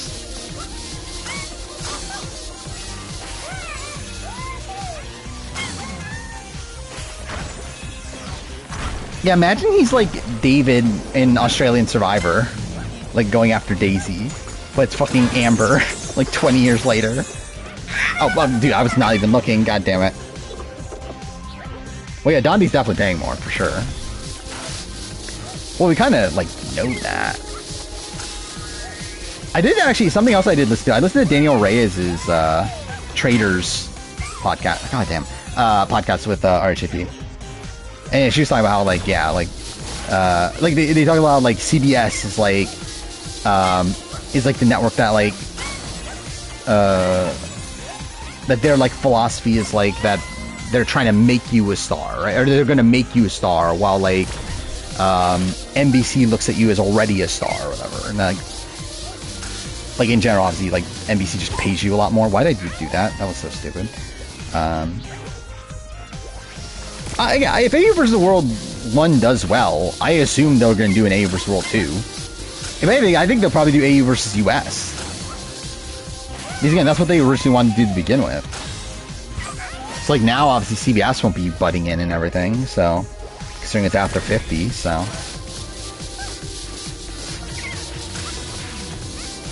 Like I think there's a world where, yeah, we get AU versus US next year. Oh, fuck me. Yeah, just New Era. Actually, wouldn't that be so funny if, like, Carolyn ends up being on Australia, like, Carolyn, and for Jesse's, like, pretty practical. But, like, still, yeah, like, all these people that they cut from Survivor 50 end up being on AU versus US. Oh, the Dynasty section? A lot. Oh my god, we're 3 hours in the stream. That's kind of funny. It's not like I was dying to, like, I don't really care. Like, as long as I finish this stuff in this stream, I'm kind of fine.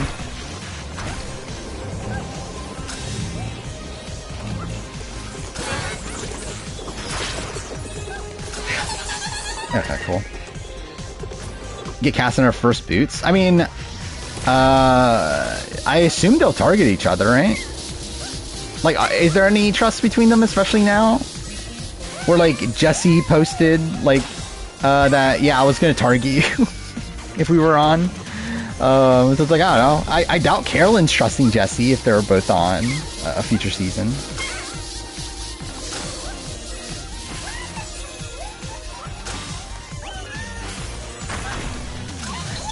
God damn it. Yeah, Jesse texted it to her and then but either way, I mean, like, it's still the same point that, like, Carolyn knows that Jesse would have targeted her. It's like, I feel like Carolyn's the type of person that definitely won't forget that.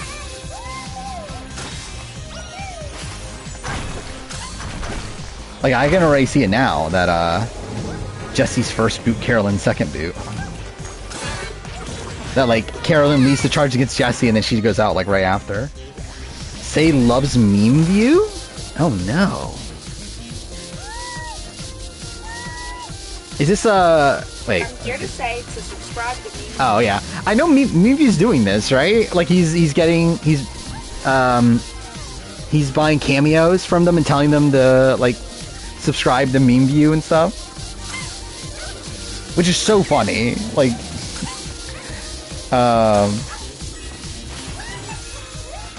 maybe it's a, I don't know, some random Survivor YouTuber that makes like meme videos.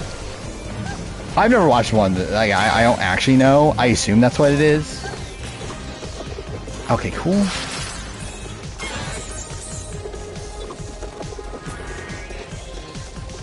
Praying Empire Survivor players shouting him out. Imagine that's the next returning season. It's the people that have shouted out Meme View. You can only be in the running if you've shouted out Meme View in the past. Imagine Meme View becomes the, oh fuck, I fucked this up. Like, Meme View ends up becoming the president of CBS. That'd be fun. Maybe. Would it? I guess it probably wouldn't. Oh, dude, I'm a fucking idiot. What the fuck was that? I think, don't a lot of 48 people have cameos? Imagine Meme View is Mark Burnett. Like, this is how he, like, oh, fuck, wait. Yeah, this is what his involvement in Survivor nowadays is running a YouTube channel about it. Get King Bruce on the cast? I mean, theoretically, Bruce could be in the running. How did I not die there exactly? Yeah, Bruce was on Redmond's list, so it's not out.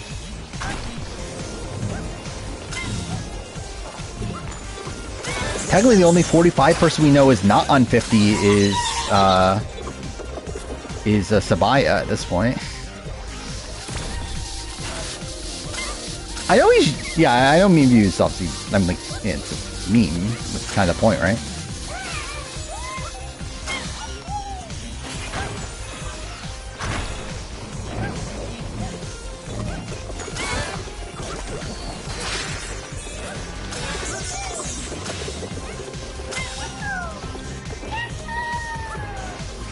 The only New Era person on 50? I mean, we know that's not true.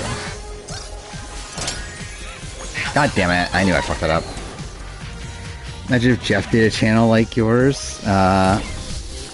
Imagine Jeff did a channel like mine, but then doesn't reveal that it's like that it's him. Like he just like makes a random like ranking. Like he makes it. Oh, dude, imagine he makes a channel just so he can bash on like players. It's like he like puts up this like facade nowadays that allows like he loves everybody that gets cast, but then in reality he makes this like channel to like talk about how shit Charity is. Talks about how much of a dud Justin was. Like that'll be really funny.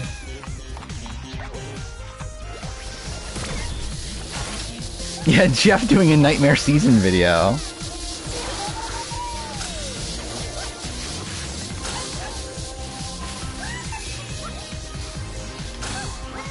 Yeah, I don't know why they don't. I assume they don't film it. They don't record in person, right? The On Fire podcast, because I doubt they're like flying out. Oh, what am I doing? I doubt they're flying out like Rachel Lamont to film a podcast with them in like LA or something. But yeah, I'm surprised there isn't like a video form of the On Fire podcast.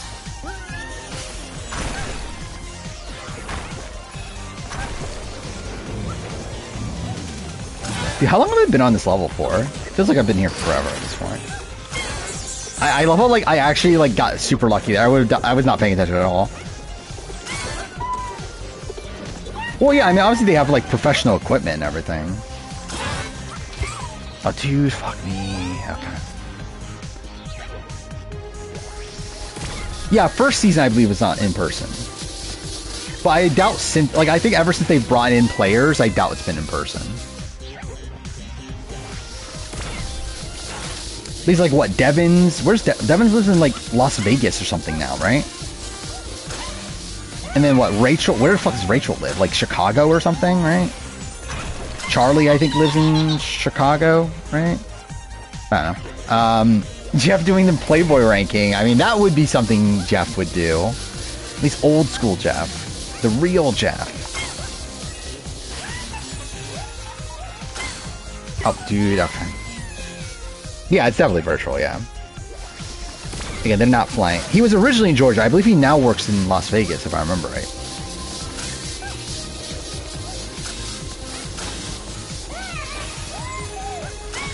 Or at least he doesn't. He definitely doesn't live in Georgia anymore. I know he moved for his job.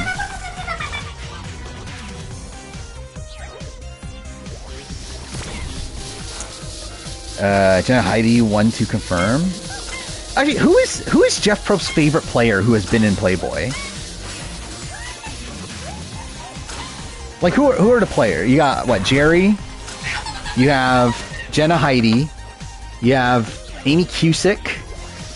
You have Sarah Jones. Who else do you have? Rachel Aiko, I guess. But she wasn't really in Playboy, right? She was in, like, a morning, like, Playboy morning show or something. Who else is there that's been in Playboy? Jeff doing a Romper retrospective? Dude, imagine Jeff doing a Romper retrospective and being so insulted that he wasn't there. Like, that'll be funny.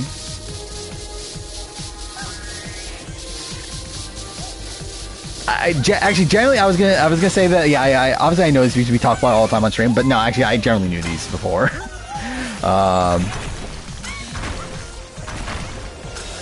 Oh wait, what the fuck? I fucked that up. Okay, cool. Is there anyone else? I guess like Ashley Mazzaro, I think, was in Playboy, but obviously not associated with Survivor. But I guess does that really matter? Because like, most of these people actually were like before Survivor, right? I think the only ones after Survivor are Jerry and then Jenna and Heidi. Actually, Krista Hasty was in Playboy, wasn't she? Wasn't that a thing? Like not even like after like 10 years later or something? Like not that long ago? Yeah, Jatia was in Playboy before Survivor too. Yeah. I've not watched episode 2 of Traitors Quebec. I didn't see it get posted on the thing. I haven't really looked. Well, yeah, Ozzy was in Foursome, which was a like Playboy TV show or whatever, where like they would like get 4 people, and like Michelle Noonan was also in it from BB11. Actually, I believe like wasn't Dunbar? They did like a reality TV version of it, and I think Dunbar was in it if I remember right. I don't remember who the other people were. But yeah, it's like it was a like a show where they would get like 4 people to like stay the night in a mansion, and then they would just like see who hooks up by the end or whatever. And who would have guessed it? Ozzy hooks up with both of the women there. I never would have guessed that from Ozzy. That's definitely not a very Ozzy thing to do.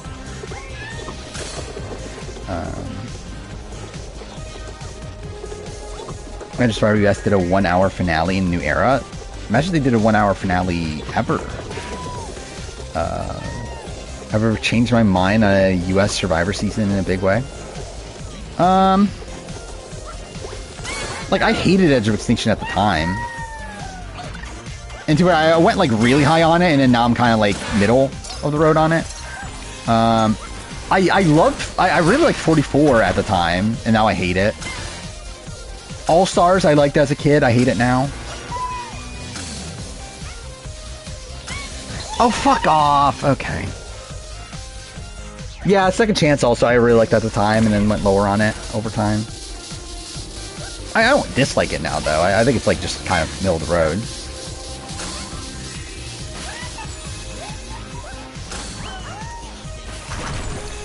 Like, I think for me, 44, I think it was, like, when I did my favorite episode of every season, I think was the video. One of the videos I did made me realize, oh, wait, 44 sucks.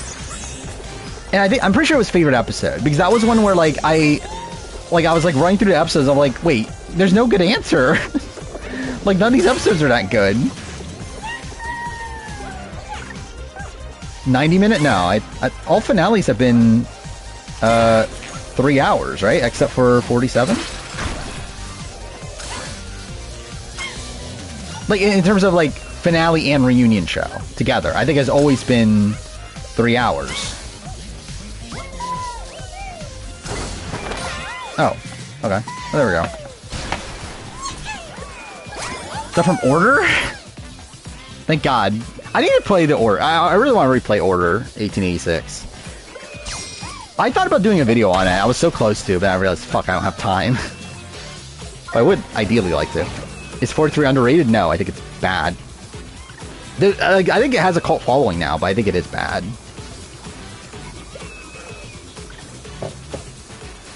Better than 44, though.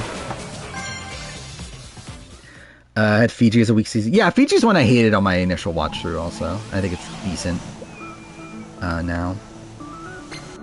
44 is a really weak season for its peak compared to others. Yeah, there's not really this like big standout like episode. Like, I think that the strengths of 44 is that I think it has like 2 like really massive characters in Jam Jam and Carolyn, and that kind of carries a lot of the season. But yeah, really like the gameplay of the season by the end is like not the most interesting in the world.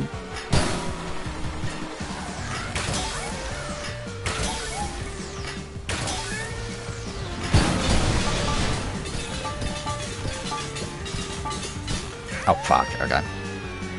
I think 43 is Brawn and Rush. I actually disagree. I actually liked it more initially. Then I rewatched it, I was like, oh, this is shit. Like, the season just makes no sense. Like, the editing of the season is just fucking atrocious. And again, I think the Gabler winner edit is like, I think that's actually the best part of the season, is the Gabler winner edit. I think the worst, I think the problem with the season is that none of the votes are fucking explained properly. Where things just fucking happen on the season and just, like, not fucking explained. Like, fucking relationships are set up and it just goes nowhere.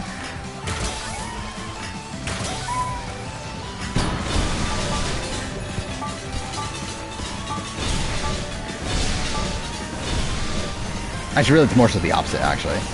That they don't set up relationships that actually do matter. Lauren, Heidi, Jamie making the endgame was brutal. I mean, Jamie I actually think is fun. I think she should, like, I kind of wish she got a bigger edit. But yeah, like, Lauren and Heidi are kind of, yeah, kind of duds. Damn it. 43 is the greatest season of all time, obviously. What part of the 46 edit do I hate? Everything, well, almost everything revolving around Kenzie.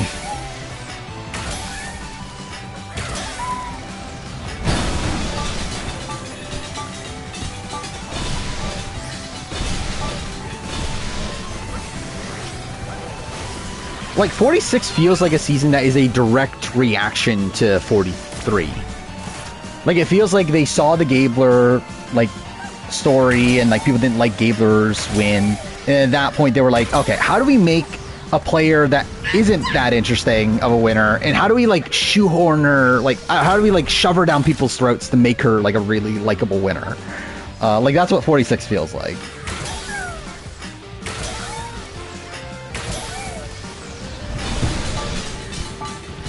And again, I like Kenzie. Like, I think Kenzie's, like, a decent character on the show.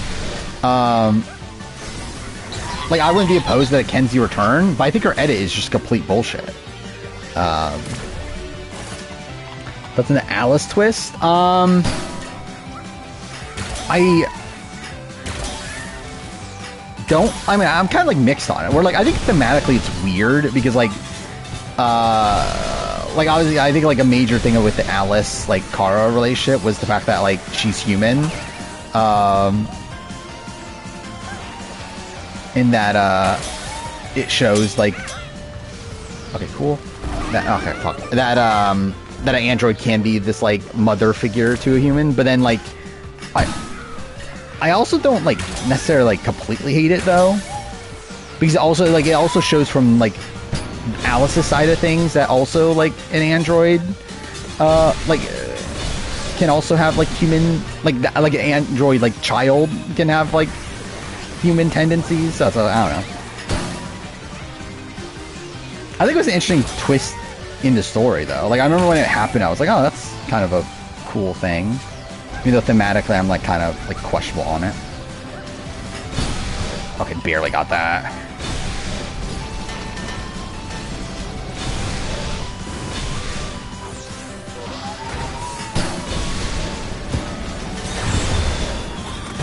I think there's definitely things that don't really make sense with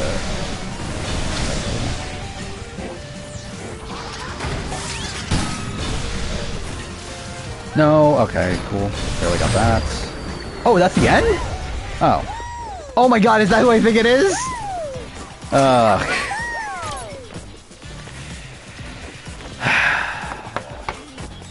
Thank god this is the last one, too. It's a bit dumb looking back, though. Why it is? Yeah. I mean, again, they explain it, but, like, yeah. Like, obviously, a lot of it just feels like it's there simply just because they, like, just because they wanted to fake you out or whatever. Yeah, my favorite fucking character, Ezio. I'm actually, like, kind of conflicted on Ezio as a character nowadays. Especially in AC2. I think beyond that, I think his character develops, like, nicely. I think in AC2, though, he's just, like, kind of nothing.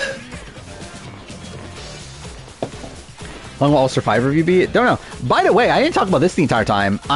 So in terms of the Australian Survivor review, I'm caught up with the writing and recording before today's episode. And I started editing. I've edited through episode 7. I've made another big mistake. This video is way too fucking long. I love it's like I'm like accidentally making a 5-hour Australian Survivor review, but that's the way it is nowadays, I guess. I hate that Ezio's an Astrobot. I hate that anything Assassin's Creed is an Astrobot. Most underrated player for every season. Again, the problem is I already did that. That's what my purple edit video ended up being, which I think is the issue with that video. That's why I don't like that video. I should have made it differently. No, I have 45. I have 45, 46, then 47, then 41, 42, 43, 44, yeah. I did not like 47 as much as most people. I think it's fine. Like, it's a very, like, kind of, like, average season, but I like 45 and 46 more.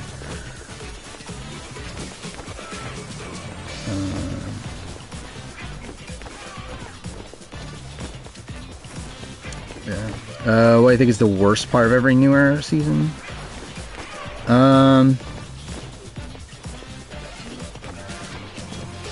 Yeah, what would I even say is the worst part of, like, 47 and, like, 45? What's wrong with 47? No, it's just fine. It's just the middle of the road. It's okay. I think it's, like, a bit game body.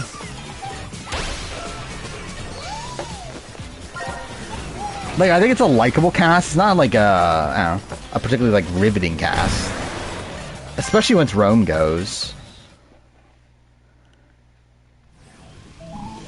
2-part finale is pretty bad, yeah. Yeah, I guess that's probably it. Like, I would say the obviousness of... Like, because I think a 2-part finale isn't inherently bad. I think the thing that made it bad is that Rachel is just so obviously going to win by the time of the part 2. We were a immunity challenge for every season. Do I even have one for most seasons? You know, way down to 42 on a rewatch. 42 is one that people were very high on 42 at the time. I always hated it. I actually went up on 42 on the rewatch because I hated it the first time. So we're like, okay, yeah, now it's kind of just like an average season. It's like middle of the road. Better than, like, I like 47 more than 42, but I like 41. Actually, no, I think I actually have 41 above 47, don't I? I don't remember, actually. I think I did, though. Why did Kenzie win 46? What a question. Why? Actually, generally, like, I guess it's like... Well, yeah, what are we saying is the why? For my worst takes? I don't know. 47 is just okay. I mean, many survivors? Not really. Not really. Like, not, like, as in, like, had a, true conversation with them or anything. Yeah, because Mariah saw the fire in her eyes. That is one of the reasons.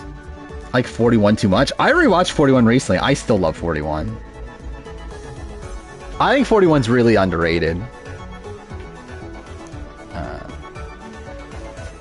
Like, I think 40... I still stand by this. I think 41 has the most interesting gameplay of the new era.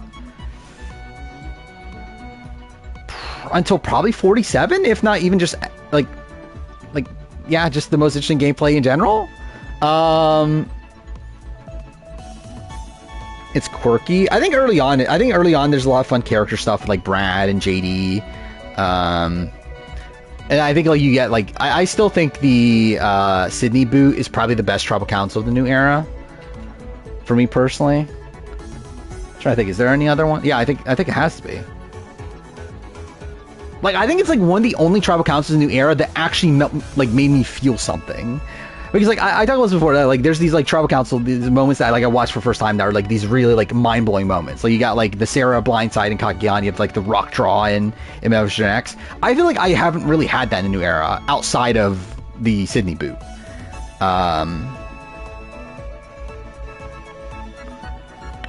You can take away the review bombing, simply super fancy that way. About what?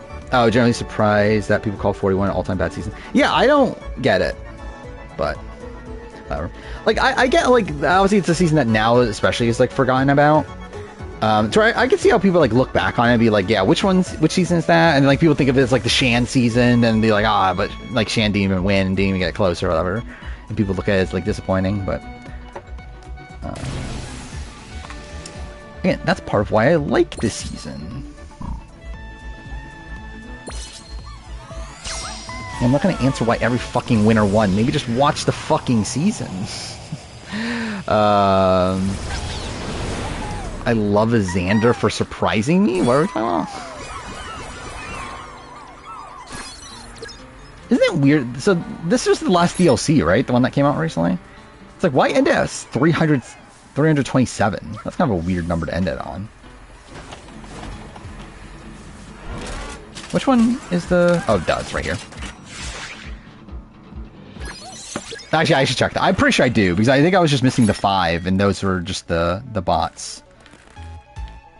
Oh, it's not even coming up, the trophy thing. I'm pretty sure I do have all of them. Okay. Will there be more? I assume they'll just be working on a new game at this point, right?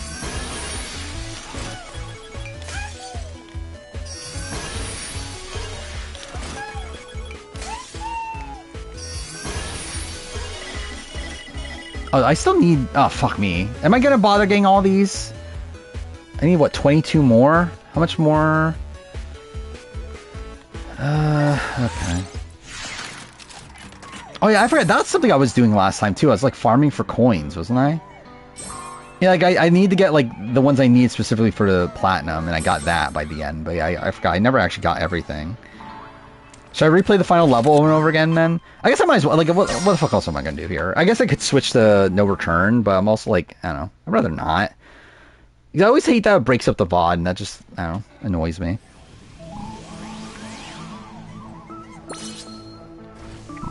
I know swearing's cool, but I think it, like, I don't know. Like, obviously I just, like, swear just naturally, and, like, that's just whatever. But, like, in terms of, I think it can be used to emphasize your points. What am I doing it? Oh, yeah, the final level's up here, isn't it?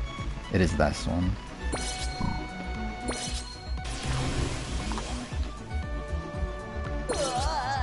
Wait, no, it's this, right?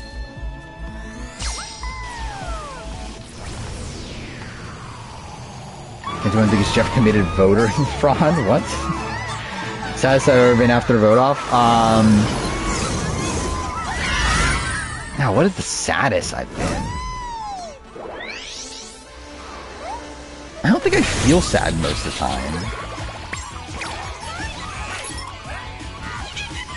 Like, especially, like, recently. It's like, I don't think I really care that much.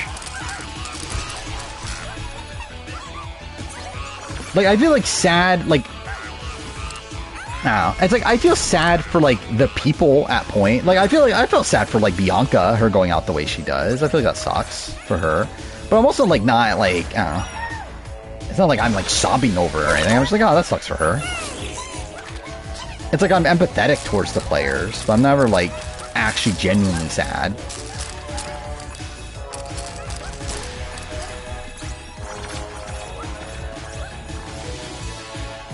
Cool. Seven Malcolm over. Oh yeah, Malcolm. Oh yeah, that was another tribal council that I would add to that group. It's Malcolm and Game Changers.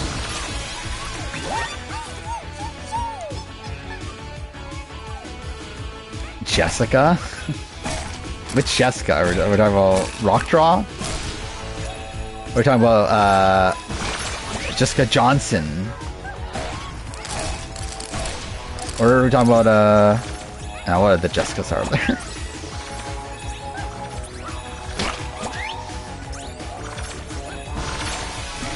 God damn it. Yeah, Rock Draw, yeah. Yeah, again, that's another one. Oh, fuck me. That's another one where, yeah, I very much felt for her.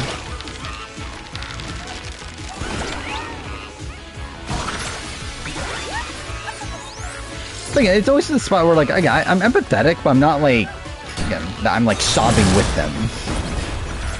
So there's, like, Alexis Maxwell. But that might be for other reasons, though.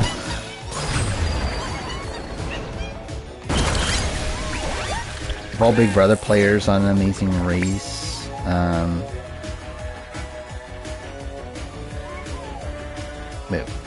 Wait, are you saying if they were on a All-Star season, those players? I'd probably pick like Hannah Chada, I think. I think Hannah Chada would be in a pretty good spot in that cast.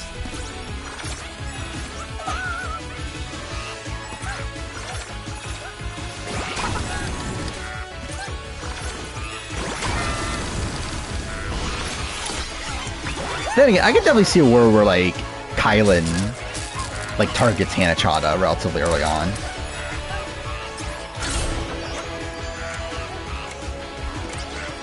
Dude, how many times are we going to play this level?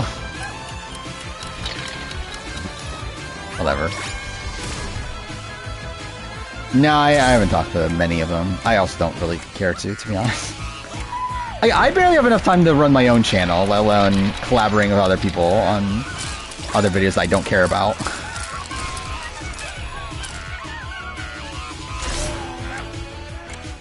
I made this channel as an outlet for me to talk about what I want to talk about. I really don't give a shit at all about talking to all these other people about and like making videos with them.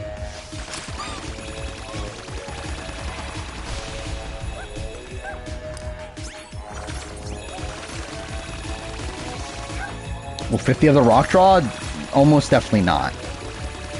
I think the only way 50 has a rock draw is if they bring back the rule that if you tie, you go to rocks. Like they did in Game Changers. And even then, like, obviously, Like, I think players would be a lot more cautious in that spot.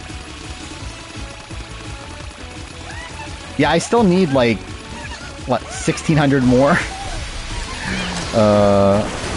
I got, what, like 500 through this? Oh, fuck, okay, didn't progress. Oh, am I still at the end? Okay. I forgot how long this level was.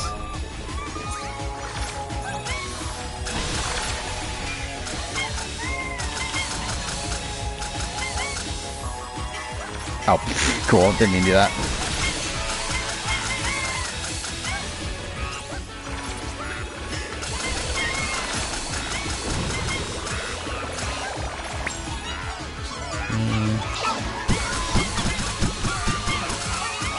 Okay, I got about 800 through this. That's not that bad, I guess.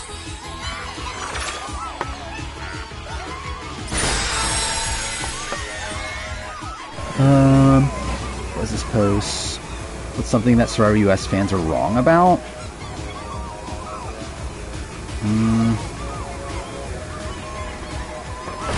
Ow. I don't know what's like top of mind. Oh, I saw this about Val Kilmer and Will Forte on Do Amazing Race. Yeah, how dare their agents look down on Amazing Race? Thank you for playing, as if I'm not going to be playing this 2 more times after this. Yeah, I don't know. What would be something that people are wrong about? Like, obviously there's, like, things that, like, I have opinions on that isn't, like, the common thing. But, like, in terms of, like, what do people have wrong? It's like, I don't know. Game Changers is the 2nd season ever I watched. Miracom's still here, yeah.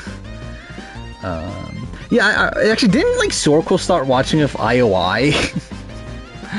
Like, I can't imagine, like, starting on, like, that bad of a season.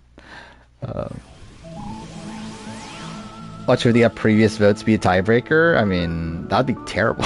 But I generally think Rox is like the perfect tiebreaker for Survivor.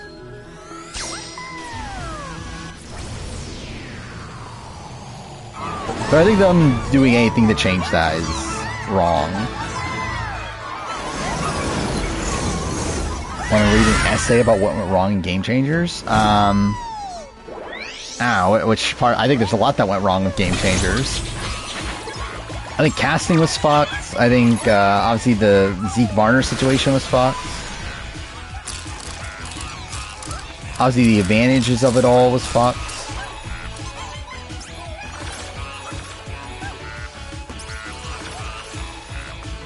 I think it is, like, fine conceptually, right? Like, I think, like, in terms of, like, in a social strategy game where, the goal is obviously to not get votes against you. I think it, like, thematically, like, means a lot, but also I think it's not particularly good for the game, though, for previous votes to be the tiebreaker. Though I do think I think there are interesting ideas to be done, like, that could be done with it. Like, we saw in, like, international, like, in Survivor, Survivor SA Santa Carolina, it's like there's a lot of, like, vote manipulation, because, like, people knew that previous votes was a tiebreaker. And I think that's a really interesting aspect of the game that could stem from it. But I do think it's, like, kind of limited in where it would ultimately go. But I do think it could go further than what we got in Survivor US, though.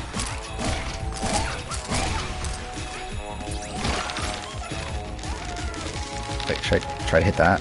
Can you hit that? Oh, wait, fuck. Okay, well, I guess not anymore. Was it? I saw that Mickey Rourke is on Celebrity Big Brother, which that's kind of insane. It's also kind of sad. Well, I know Ella, right? Ella from she was on Challenge UK is on it, and she's like from Love Island, right? Jojo Siwa is on here, thank God. First season is Edge of Extinction. Yeah, weird season, especially. Imagine Colby going home in a quiz comp. That'd be funny. Yeah, imagine they do that again.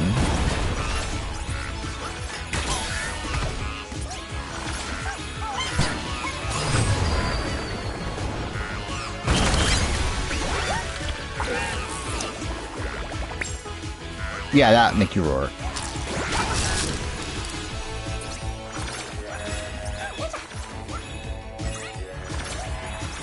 Tough as Nails coming back next year. Oh, fuck me. Yeah, maybe that's when I do it then. Maybe that's when I watch Tough as Nails. And I do a season ranking after the next season ends.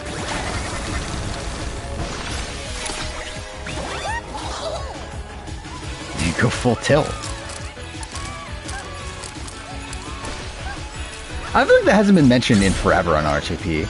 Like, they used to get mentioned all the time on RHAP as the full tilt. Because of evolution strategy, but yeah, I feel like they haven't done it in a while. And to be fair, Josh Wigler, obviously, I think was the one doing a lot of those references, and he's not talking about Survivor as often, but... By the way, I can't believe that Last of Us is only a week away. I kind of forgot about that until, like, yesterday. That, like, tonight was the finale of White Lotus, which I haven't watched yet. But I will watch it. But yeah, that also means that next week is Last of Us. I think, again, she seems gettable, right? And she seems like somebody that they would probably want, right? Jojo Siwa. Yeah, should I do a recasting Celebrity Big Brother video? Considering we're probably going to get Celebrity Big Brother next year.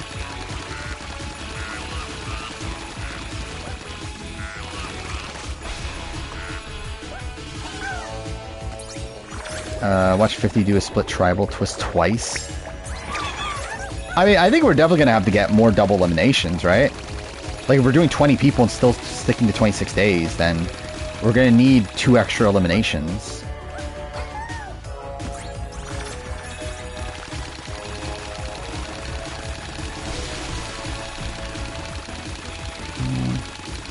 We're refusing to do Iron Man 2 unless his character has a bird on him at all times. The only thing I know about him. I didn't even know that, but that sounds about right.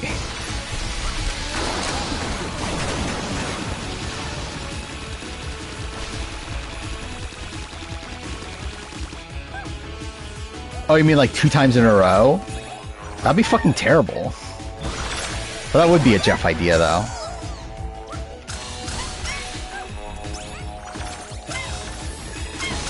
If anything, I think the best way to do it would be at 14 and 12, right? Like, I think do it, like, as the final pre-merge vote, do a double tribal, and then do a double tribal again, like, as, like, I don't know, like, the thing to lead into merge. I feel like that would be fine. Like, I think do it once as, like, 2 tribes, like, have both tribes go to tribal, and then do it again, like, immediately afterwards, but that one actually being a more genuine split tribal. I think that would be my preferred way if they were going to do something like that. What'd I end on? Okay, I think I need one more playthrough of this. On Jeff's twists, I think they're almost all bad. To be fair though, like, in terms of like what Jeff wants out of it, I think he is getting what he wants, but I just don't agree with what he wants.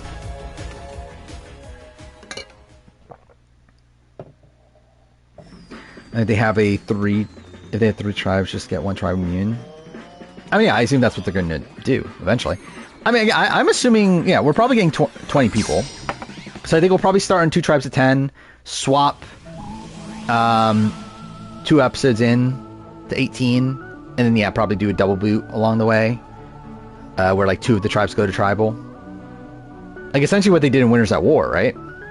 Actually, really, this is probably just going to be Winners at War format, just probably swapping earlier.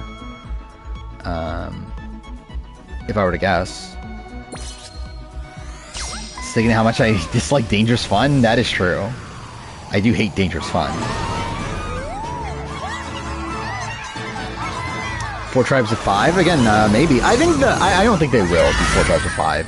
Because as much as they do like small tribes, I think they also realize how difficult that would be to follow.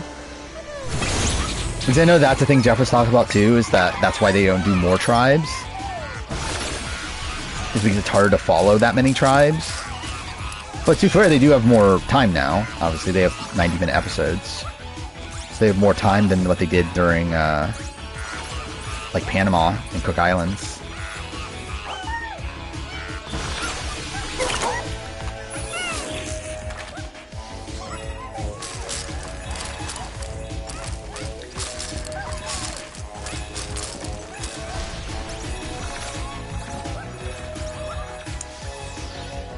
Oh, cool.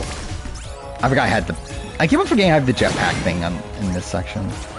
Actually, I might as well go for these, right? So I can get more coins. We have 3 tribes at 8? I mean, yeah, but that's not happening. How the fuck would they do 3 tribes at 8 on a 26-day season? Like, imagine they do a 26-day season, it's 24 people on it. Which I guess in that world you have to do, like, the Ghost Island twist, right? Actually, in that world, they probably do 4 tribes of 6, right? If they do Ghost Island. They probably do 4 tribes of 6. One of them goes to Ghost Island. Or Edge of Extinction, obviously, but...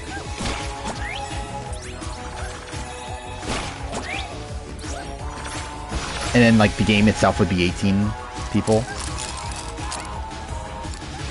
All double boots. I mean, that sounds terrible, but yeah. Could do that, I guess. They never will, but they could.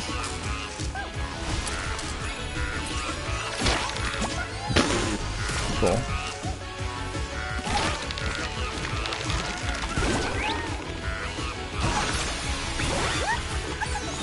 Ghost Scientist may be the worst idea Jeff has ever had. I assume he knows that, right? Like, I assume that's why they didn't do it. Is because he even realized that, yeah, this is not... Like, this wouldn't work. Like, just imagine, like, actually, it'd be so funny, actually, if, yeah, that happens and, like, fucking, like, Cherie gets sent to Ghost Island at the very beginning.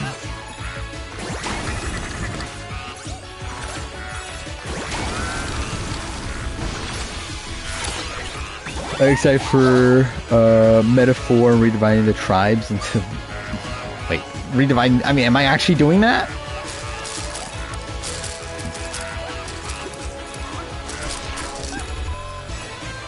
I don't know when I'm actually doing that.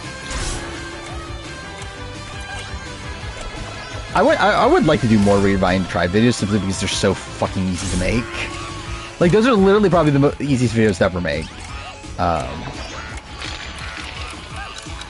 And there are certain ideas I would generally like to do anyway. The problem is I already have so many of those sort of videos in the back burner. But I'll probably make some soon.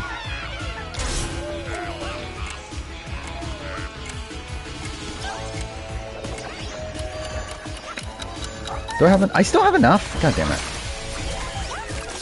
I'll look up the ranking again in a second.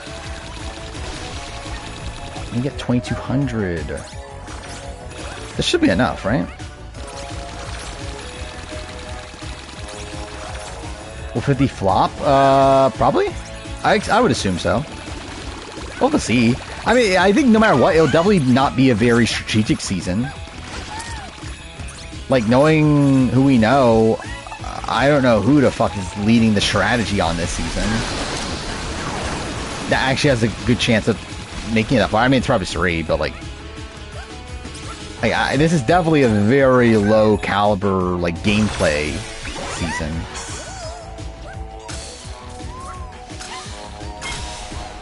Should I just stop the... Or should I just finish the level? I guess I'll just finish the level. Just in case I need more.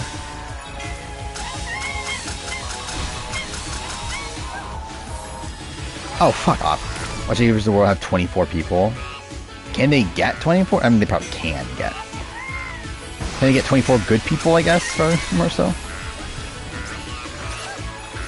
Like, I actually, like, generally when it comes to, like, Australian Survivor alumni, I don't know who the fuck they're getting at this point. Like, how...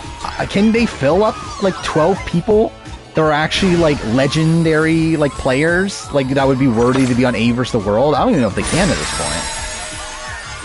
How my 50 review be? I mean, probably longest review ever. Let's see.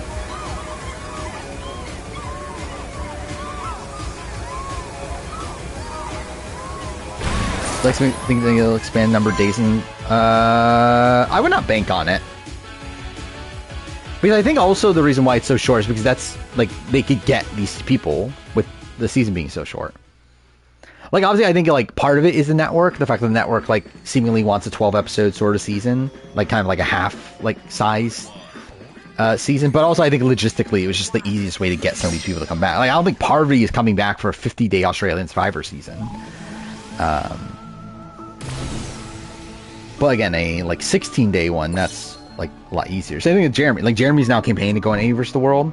Like he would not be doing that if it was a 50-day Australian Survivor season. Like the reason he's willing to come back is because it's so short.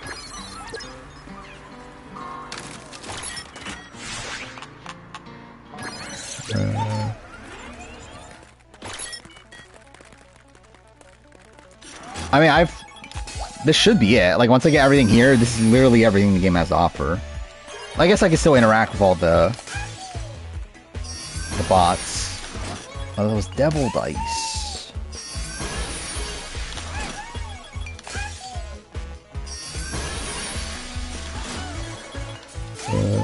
Would you want Mickey Rourke on... Like, I feel like I would have no interest in seeing Mickey Rourke on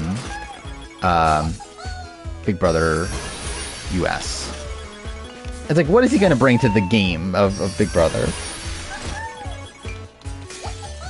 Yeah, I would expect it to be long. So what is my longest like actual video is, so like I have this, what, 7 hour, actually let's look it up. That cool, Chrissy on 50? Yeah, I think it's fine. I don't know if, I think I probably would have picked like other people, but like considering the field we're left with, I think, yeah, perfectly fine with her being there. Where is my thing? There we go. But Jeremy is an earlier boot. He is the same caliber player as Tyson. Yeah, I mean, kind of. I mean, like in terms of resume, it would be similar.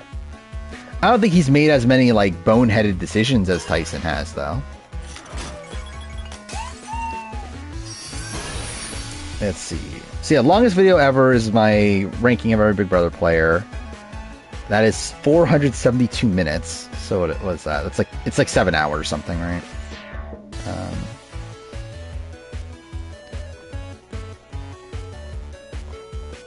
Yeah, almost 8 hours. Then after that's my last retrospective, which is almost 6.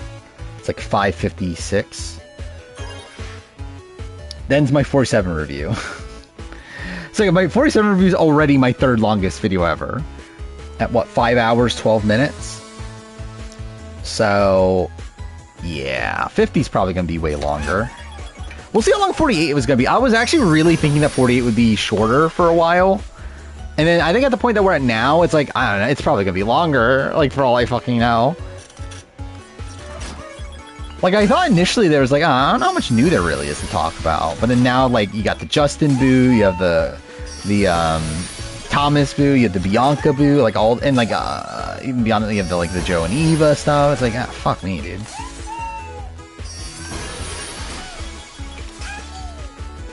Do I have enough still?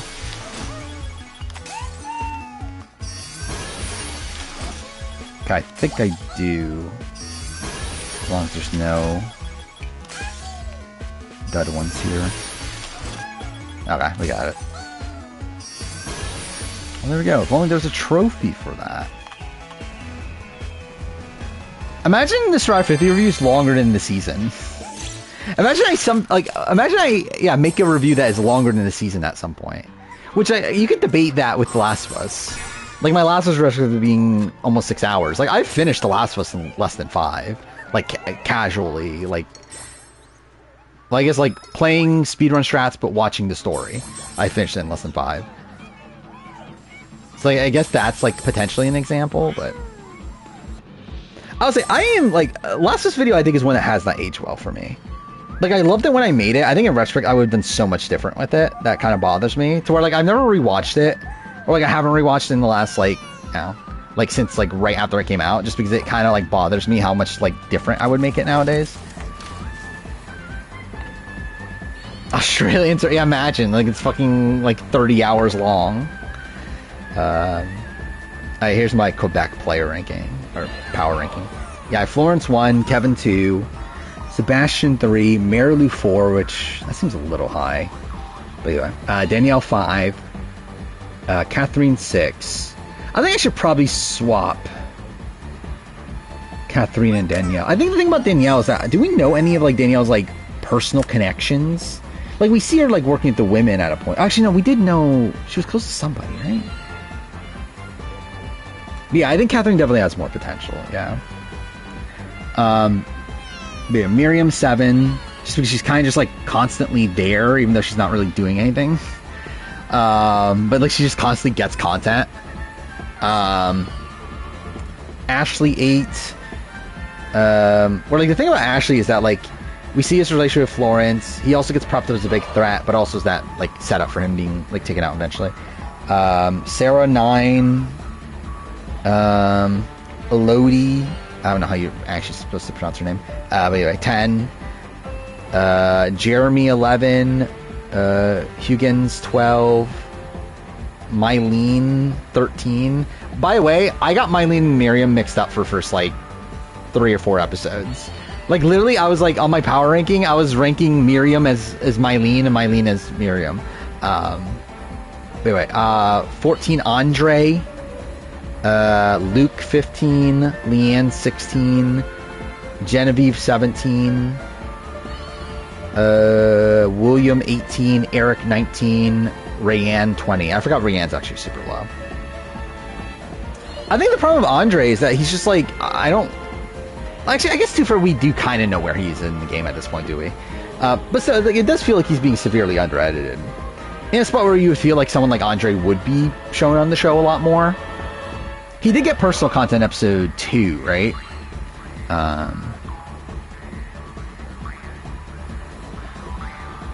Yeah, it's like in this last episode, we did see like where he is in the game.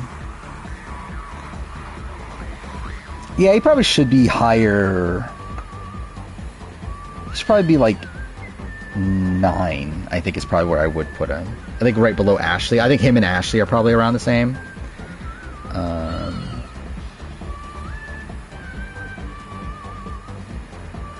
But yeah.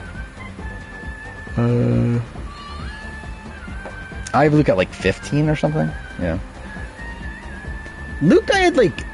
Luke's been around there the entire time. I did like move him up a little bit for like one episode where like we saw his relationship with Sarah. But then I moved him back down. So I was like, eh. Anyway, like even when I moved him up, he was like number 11. So it's not like he was like particularly high. I'm surprised Luke's still there. I think that's the bigger surprise to me. But yeah, like I really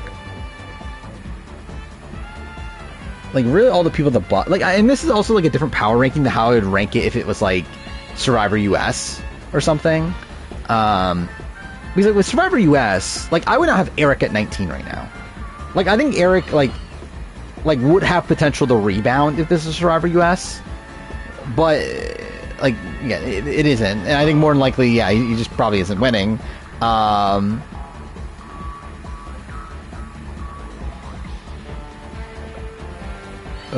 Felix, I think, is like, does Felix do that much wrong?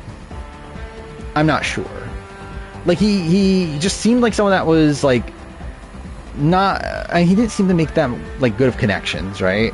And he's also someone that is a super fan, made it known that he's a super fan, and people seem to like think of him as a threat in terms of that. But like, I don't think he does anything like that wrong. To where, like, I think he's kind of like middle. Like, I think he's like Zach Ortenberger sort of level. Actually, I guess I should interact with all these still, right? I might as well just like actually just do everything in the game.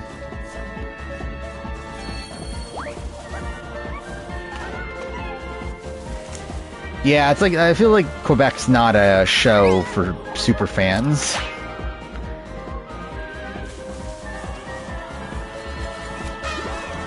Generally, I don't remember like most of the early boots of season 2 at this point, though. Yeah, I guess Raph.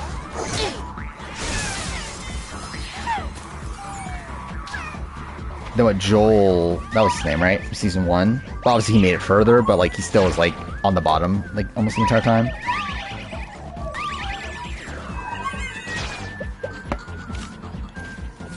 Will I ever make a 10-hour plus video? Yeah, my Survivor video, my Survivor ranking. Like, it's probably gonna be more than 12. Like, it's like, I'm actually worried. I'm so worried about how long it's gonna be because I think, like, my time estimate is like 17 hours, right? 16, 17 hours? Because I think if we do it, like, like, let's say, like, it's the same, I talk about each person the same amount as my Big Brother video. Let's see. So, my Big Brother video is 472 minutes. Divide that by 312 players. That's how many players are in it. So I talk about each player for a minute and a half, essentially.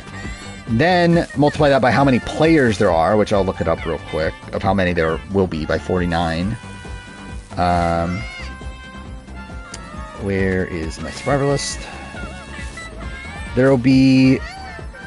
Oh, no, that's including returns. 751. So times that by 751 players. So that means 1,136 minutes, which is 18.9 hours. So that's what we're looking at. We'll see how that goes. That video is gonna be so insane. By the way, also, I still don't know what I'm doing with the AU ranking. Like, when I'm going to be doing that. Because, again, the intention was this year make a ranking of every AU player. I'm still going to do that. I just don't know when exactly to make it. Like, I'm waiting for AU versus the world. But, yeah, I don't know exactly when. 42 hours? Oh, yeah, Beverly Hills. Yeah, it won't get that long. The daytime stream of videos, I guess. Yeah. Actually, it'll be longer than any daytime stream I've done. Yeah, I knew about that. The 42-hour video. What was it though? Like, what? Didn't it get taken down also?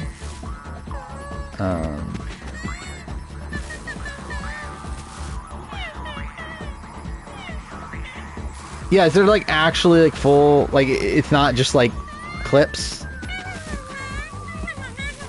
Oh, I didn't pay attention to that. Yeah, it is, yeah, it's Jody from Beyond Two Souls, right? Actually, did I do this already? Oh, cool. His videos, he goes through every episode of a show and has intermissions in between to talk about stuff related to the show. So it's isn't that kind of what, like, Jordan Fringe does? Isn't that, like, essentially what his Survivor video is? They just, like, recaps every episode, but then, like, talks about some behind-the-scenes stuff here and there. I assume it's, like, a similar sort of thing. Oh, yeah, where watch Quebec. I think I have it bookmarked, right? Yeah, I have it here. You have the... Or at least the way I do it, I download the videos with the subtitles and then watch it through like a media player. Let's actually see. Is the last... Yeah, so last episode on here is the last one I've watched, though. What video would I make a 42-hour video on? I don't think anything. I can't imagine... I think the Big Brother ranking is the biggest video I'll ever do. I can't imagine I do a video bigger than that. Like, what video would ever be bigger than that? Like, I can't imagine what video that would be. Jeremy's there. He's, like, seemingly, like, the leader of a minority alliance. But we did see his relationship with, like, Karine? I don't even know how you're supposed to pronounce her name. So, like, that felt interesting to me. Like, why is that there?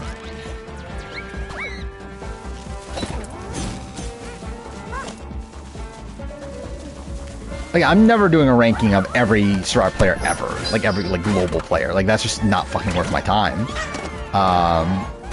Yeah, this is legitimately the... Ranking every Survivor US player is the biggest video I'll ever do. There's no way I'm gonna do a bigger video than that. Catherine? Okay. Close enough.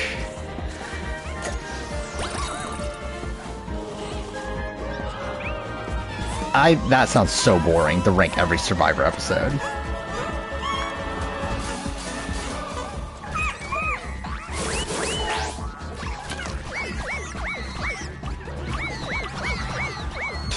How many more do I have to interact with? I guess I don't necessarily have to interact with any of these, but...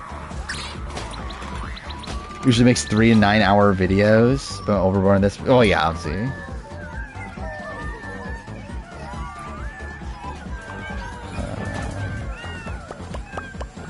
I forgot Fall Guys was in this. I did these already, didn't I? Oh, it's just Catherine?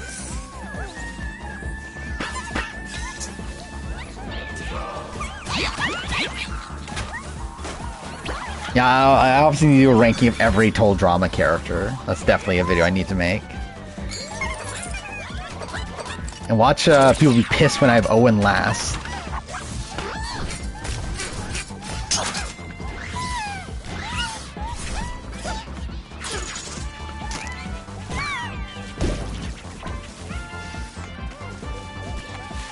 I would assume someone's already done that, right?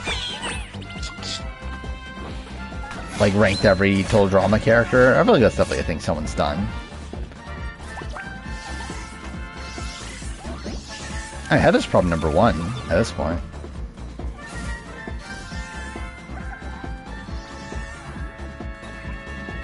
Oh, so the world, yeah, the world goes away after you've done them. I assumed that was the case, but I didn't know for sure that was the case.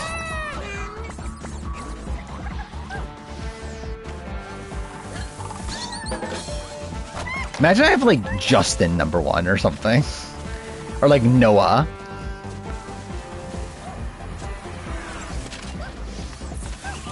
I'll be honest, I don't think I can even recite, like, most of the cast of $1 Million Secret. I think that's really the big issue this season. Not that the cast is bad, but I just think the cast is not, like, not particularly memorable. Well, I think the format is, like, essentially a step above the Traders. But I think the thing that makes it obviously not as good as the Traders is the fact that the casting is not as strong. That remind me, I need to play Sly Cooper at some point. Oh yeah, fuck, it's all the Persona characters! I need to play Persona 4 also. We Chase Race 1, where we rank on the winner ranking? Probably around where Jeremy is. Somewhere around there. Probably above Jeremy. Because I think Jeremy has, like, some sloppiness. And I guess if for Chase has sloppiness, but at least, like, not sloppiness in terms of, like, him being out of the know of what's going on.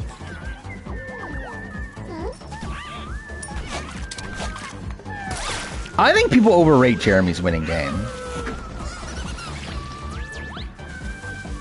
Especially, like, based on what my criteria is for winning games. Like, I think Jeremy is very overrated.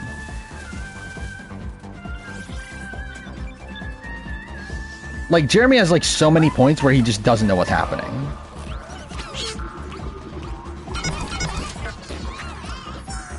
And points where he has, like, terrible reads on what's happening, too.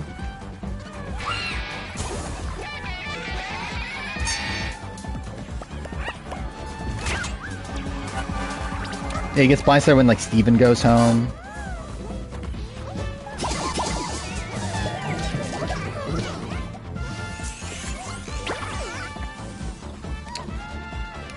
How many do I have? Actually, this is pretty ineffective, like, the way I'm doing this. Because, like, obviously I'm just gonna miss some. I'm happy I have 100% Astro. Yeah, I guess. Kind of sad in the fact that I have no reason to come back to this game ever again now. Unless I start speedrunning it. Which obviously that'll go extremely well.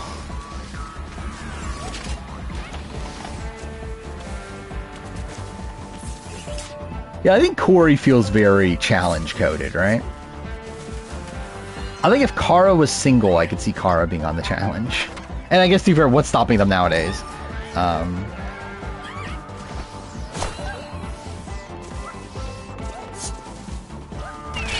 Also, what's her name? Sydney. Sydney was the one, right? She seems very challenge-coded.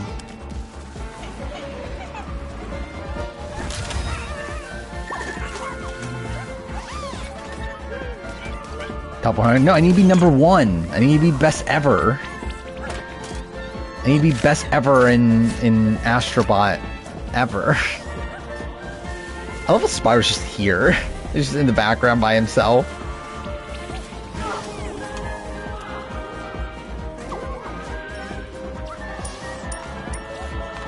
Then getting out Federic to piece the guys who's back call for Girls Alliance. Not really. I mean, like like obviously it seems like they have like because they're not really a real Girls Alliance, right? It's not like they're like because they clearly do want to work with like Kevin and like those sort of people. So I think it's like kind of a move similar to like getting rid of Charity this like in Survivor 48. Of like you trying to make the people you actually want to work with feel comfortable. Same thing with like getting rid of like Allie back when the graduates first came together. Like it obviously like limits your options like slightly, but I think it's like it makes the alliance that you're currently in more solidified. So it all depends on like how loyal are you to that alliance, and I assume that they're actually loyal to that alliance. But obviously if they're not, then yeah, this is just dumb. You're just getting rid of a number for no reason. But also to be fair, it's like how much was Federic really a number for them? Or she didn't really seem to be that involved with them. Or she seemed to be closer to Huygens.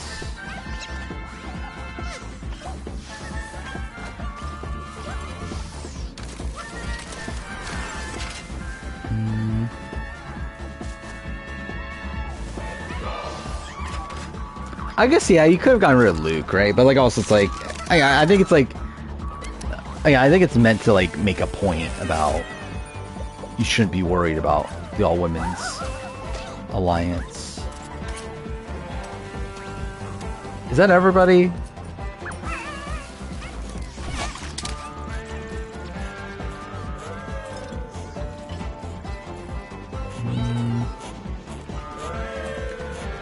No, Until Dawn. Yeah, that is pretty weird, right? Especially considering Until Dawn. You would think, actually, especially now, they would want it to, like, cross-promote Until Dawn.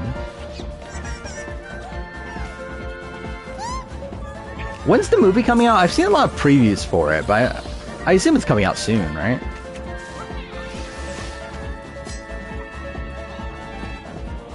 It's gotta be it, right?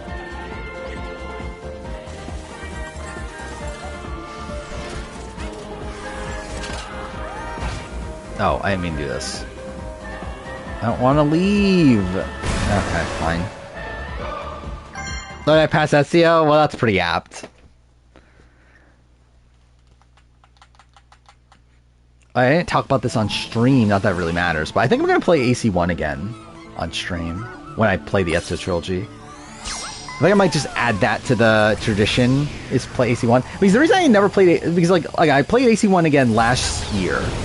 For the first time in like forever, because like I never like replayed AC1 like usually, because it's like it was on my 360 and I didn't have a modern Xbox to play it on, so I was like I didn't really feel like hooking up my 360 just to play AC1, especially when I can't record footage for it or anything. But now that I can record footage for it, I think I will.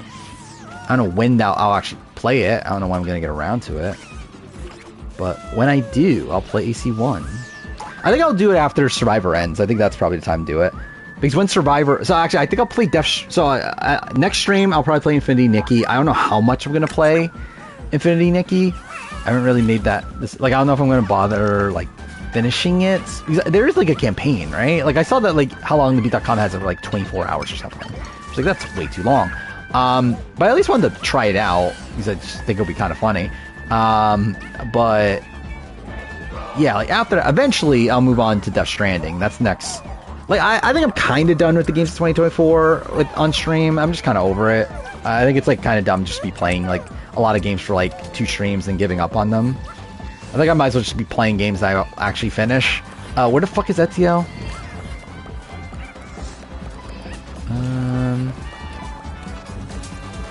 Where is he? But yeah, I did want to try out Infinity Nikki, though. So, that'll be something. Yeah, I'll play Death Stranding because I want to play that before Death Stranding 2 comes out. And then I think after that, like, especially if I finish that after Survivor ends, which I think will probably end up happening, I'll probably end up playing the Ezio or the Assassin's Creed games at that point. But then again, by that point, I might have to play the games I'm making videos on. So I don't know. Pass them again? Well, that's great. I don't see him. Like, I assume he's in the back, because that seems to be where all the new characters are.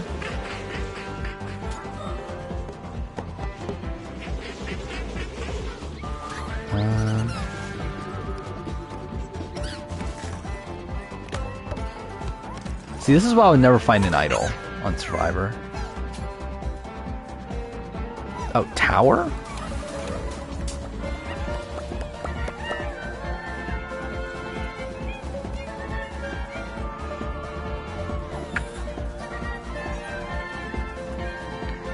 His number 1 power ranking for Star Quebec Premiere.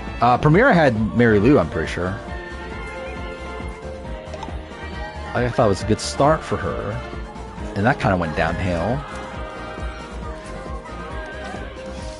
Where I could definitely see her being like the Audrey of the season. Of like someone that's just like eventually like not trusted at all and taken out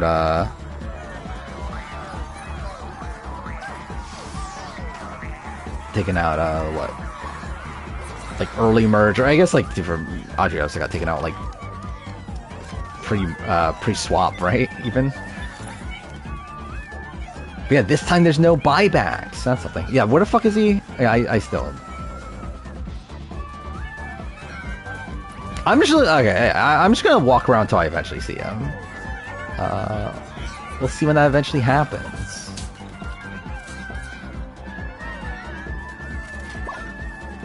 Like, he has his hood on and everything, right? Oh, is he on the actual tower?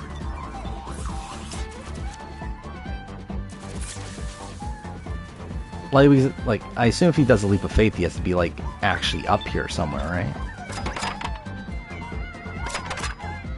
Left of the golden statue. Where's the golden statue? You see him? So golden statue's over there, right?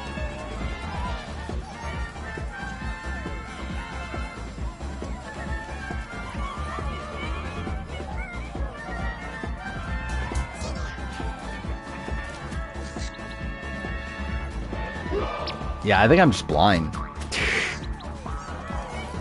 Oh, wait, that's not the tower you're talking about?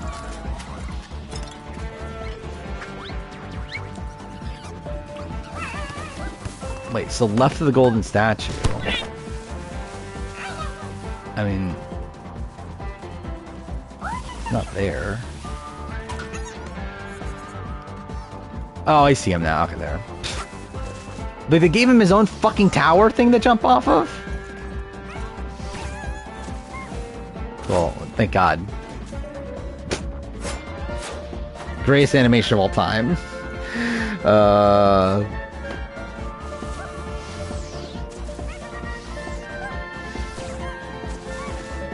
Like, I got to see it again.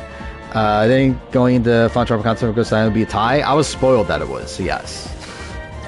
It was like heavily spoiled that it was going to be a tie.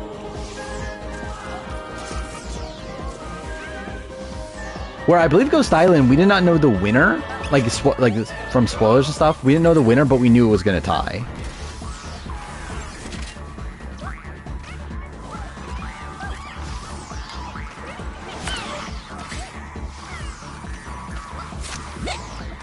It is funny that happened, right? That literally at the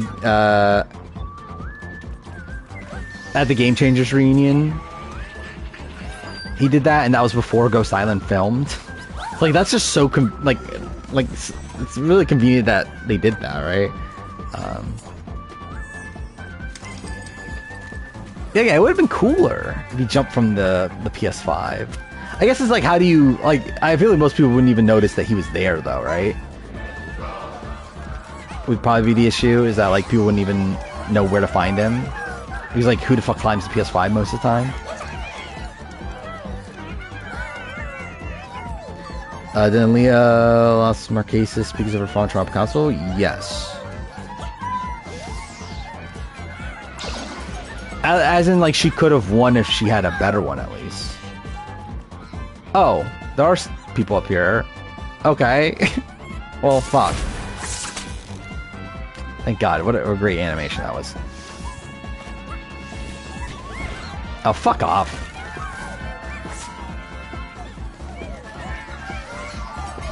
Yeah, so, like, why not do that, then? Why not have Ezio up there? Oh, cowards. To be fair, that's probably for the better, though. Because that'd be promoting Ubisoft too much.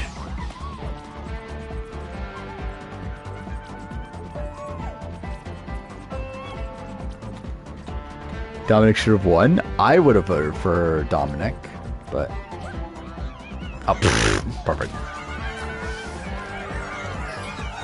I killed Spider-Man? No, he's still alive. He's fine. Actually, why am I wearing the Santa outfit? I just realized that. No, let me fucking stand on the thing.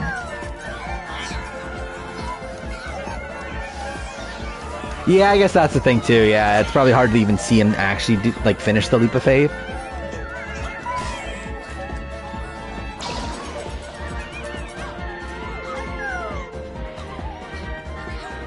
Oh. Can you not stand on this? Oh, there we go. Let's watch this naturally. Oh, there we go. See, he doesn't die. Let's just spend the entire rest of the stream just doing this. Actually, that's so funny that he fucking gets knocked away before he even lands again.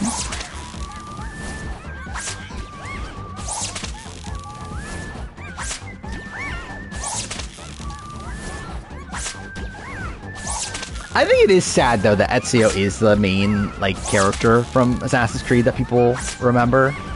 And, like, obviously, like, it makes sense considering they did an entire trilogy around him, but, like... Oh, it's like, I wish it was Altair.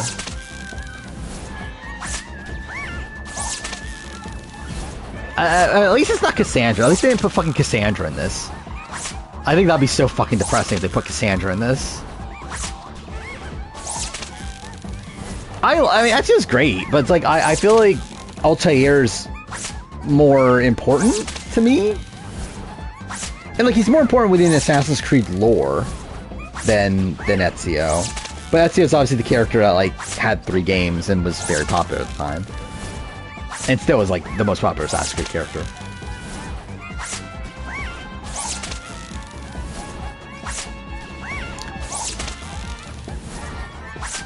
Let's see, Quebec 2 Final 3 similar to I Am the Secrets.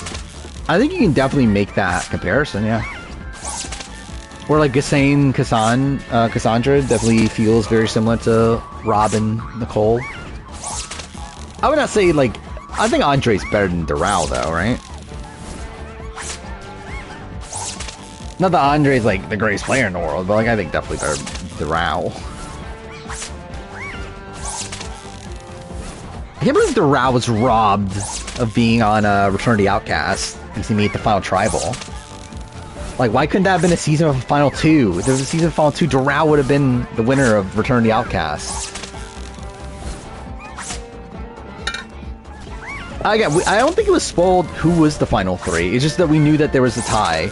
But also, it was, like, obvious, though, if you, like, thought about it. Like edit-wise and everything, it was obvious it was Dom and Wendell who were going to be at the end. It was obvious that, like, likely Laurel was going to be there with them. But, like, I don't think it was explicitly, like, spoiled that, yeah, Laurel, like, it's Dom, Wendell, Laurel, and Laurel breaks the tie. But, like, it became pretty obvious, like, early on to the season that it was either Dom or Wendell that were going to win. But, again, we didn't know explicitly, like, which one it was.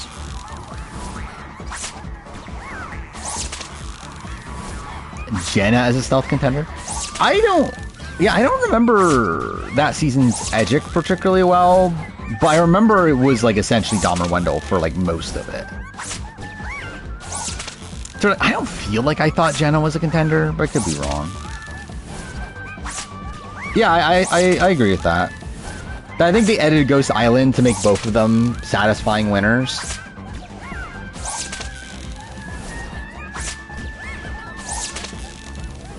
Because like I think Dom does have like also a very like winnery sort of. Actually, really, Wendell actually doesn't. Like Wendell has like moments that are, but like in terms of like his archetype, he has a very like he is a bit under-edited for again this like guy that's like in a majority alliance the entire time. Like for like someone like Ethan or whatever, it's like because he's essentially like in an Ethan like sort of mold in terms of a winner. Yeah, like I feel like he's like way more under-edited. Yeah, like that's obviously like a moment that like yeah, like that's very winnery, that moment in particular. Slay the princess. Which one was that again? I remember we talked about it before, right? It was like a visual novel or whatever, right? Yeah, okay, I remember this now. Yeah, horror game, yeah. Yeah, I don't know if I'll ever play it, but I wouldn't be opposed to it. I don't know when I'll find the time. Oh yeah, it was a Blatro. Yeah, that's what it was. Yeah, if I was playing on Xbox, I'll be playing Blatro right now.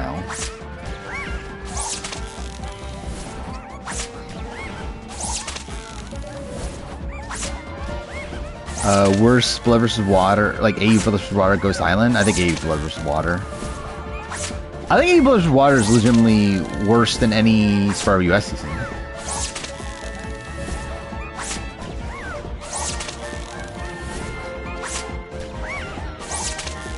Most obvious winner moment?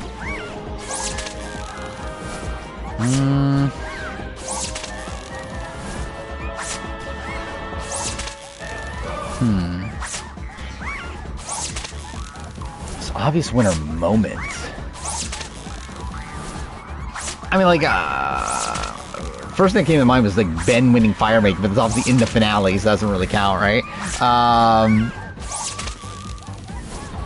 remember, like, early on, like, I don't know, like, Sarah's cop into a criminal line comes to mind. But yeah, I don't know if that's actually the answer. Oh, yeah, Parvati. Well, I think even Parvati, her opening confessional is very winnery.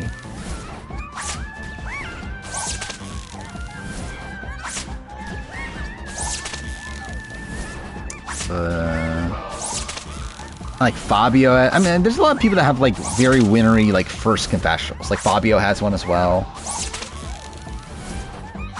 Yeah, that one. I don't care what they call me. I'm gonna win the $1 million. Like obviously Hatches. Yeah, I love it. I'm just legitimately gonna be bashing on Square for the rest of the stream. I'm not gonna allow Spider-Man to rest. As long as I'm here.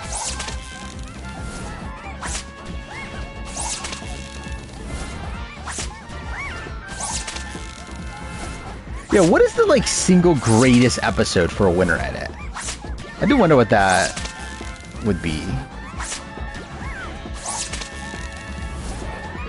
Like, what is like? Is there like a single episode that like completely turns someone around, like as a winner contender? Isn't Sophie's first confessional about Coach speaking Russian? I think so. I don't remember if that's her first confessional. I know it's in the first episode. If it was, like, I'm just too early on where like I haven't really done anything. It's literally just been the date sequence, and then like just got to the point where it seems like the plot's finally progressing with him like getting fired and all that stuff.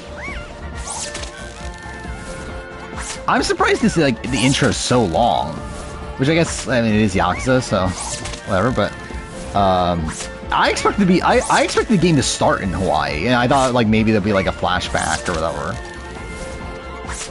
so like happen in between. But I'm shocked that like yeah, it's like starting off as like slow as it is. This is extortion, yeah. It might be that. Like 2 winners in Survivor 20s or POC. 20s. Well, you have Natalie. Wait, is there even 2? Isn't it just Natalie? Oh, yo, 20, so you're including here as a villain. Is that the worst, like, ethnicity-wise? Not ethnicity, like, race-wise? Longest stretch of... I feel like that has to be it, right? Like, was it 21 through 28? Is all white winners? Because what, you get 3 in a row, and then Visepia. Then you get Brian, Jenna, but then Sandra. Then you get Amber, Chris, Tom, Danny, Aris. Then Yule breaks that, so that's 5, so that's still not enough. You got Earl, you got Todd, Parvati, Bob, JT, Natalie, but then you get Sandra, so that's another 5 stretch. Then again, you get the 8 stretch there from 21 to 28. Then you get Natalie, but then you get Mike, but then no, Jeremy, so yeah, that already breaks it. You get Michelle, Adam, Sarah, Ben, then Wendell, so that breaks at 4. Then you get 37 is Nick. Well, Chris kind of breaks it. Does it count? I'm not sure. Either way, it's like at that point Tommy and then Tony, but then Erica, and then yeah. So really, it has to be that stretch of 21 to 28. But that's insane though, 8 in a row.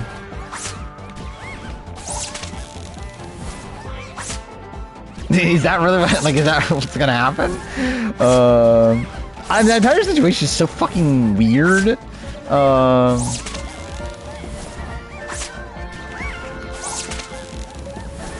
Like, especially because like obviously Casca, like as a character, like it makes sense that he would do this, even though it's fucking weird.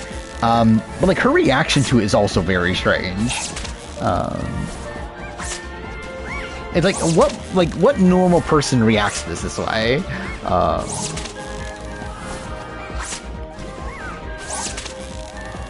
Did I have a holy shit, I can't believe Tony's gonna win Winners at War moment? No, because I got spoiled on it midway through. I got spoiled on it like episode 3, I think, or something like that.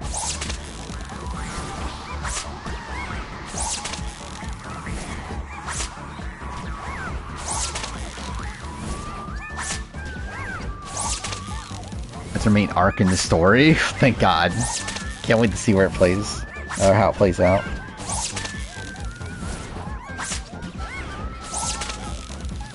$13 out of 47 winners are POC. 5 coming from New Era. Yeah, that makes sense. Yeah, I can't wait to do my Winners at War 2 video. See who makes the cut.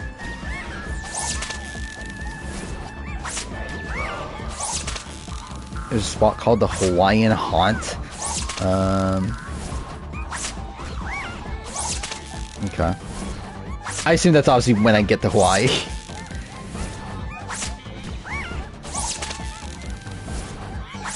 I think once the Sophie boot happens, like, there's no other option, right? I think by that point you clearly know it's Tony.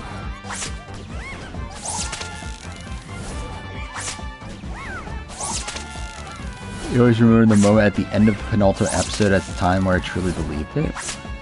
Oh, really? It took you that long? He's like, once Sophie goes, it's like, it's really just Tony, like, I think it's like Tony 90%, then like 10% of Sarah, and I think everyone else is dead at that point.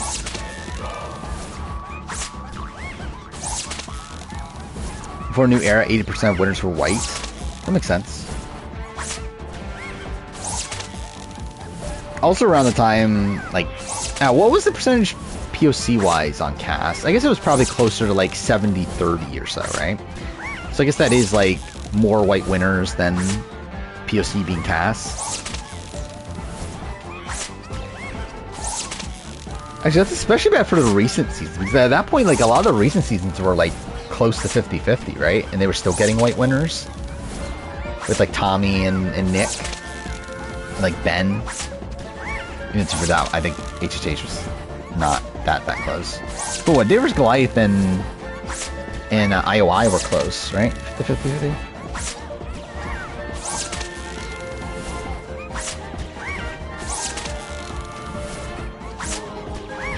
I was just set in that Tony was actually winning. Yeah, it is insane. Like, coming into that season especially, I think there's no way I thought Tony was ever winning that season. Or really just any season ever again. Oh, I forgot about that. I did actually know that about the game. You have 2 parties. I forgot about that. Yeah, we'll see how that goes. I assume like Kiru's the lead of the other one. Is how that will work.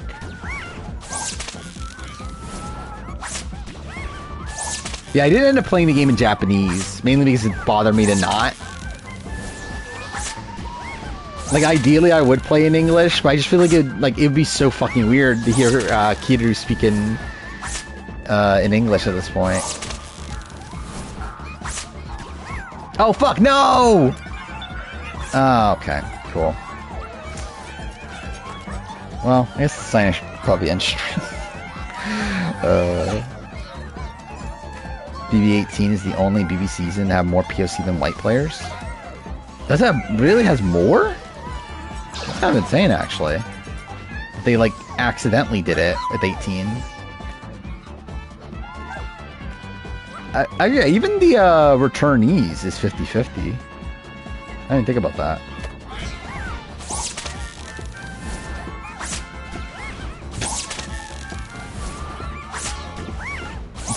So stupid. I think Tony and Gabe are the only times that the winners with the one I least expected in the preseason. Actually, if I remember right, I actually think I was like kind of middle of the road on Gabler. Actually, I could look it up. I feel like I was not even that low on Gabler coming into the season.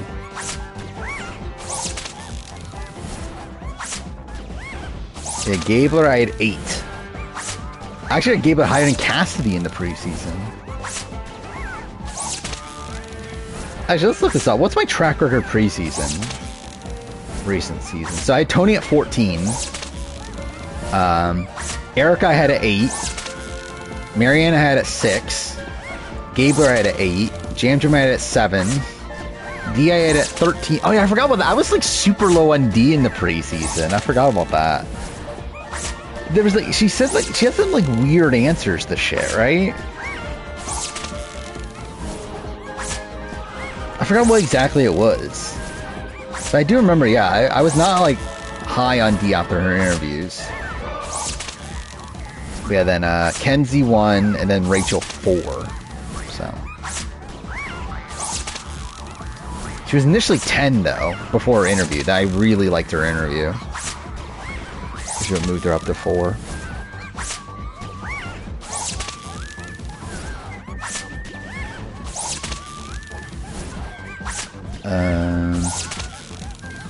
Devon Jose. Well, Natalie is some sort of Hispanic.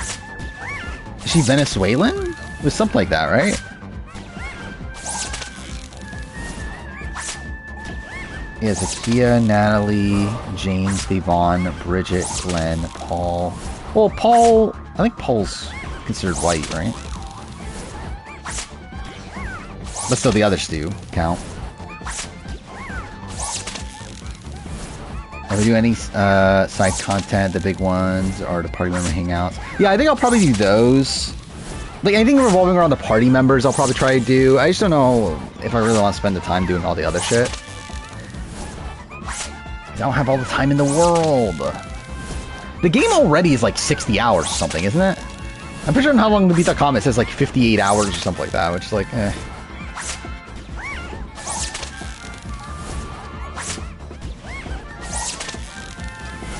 I'm pretty sure Armenian is considered white, right?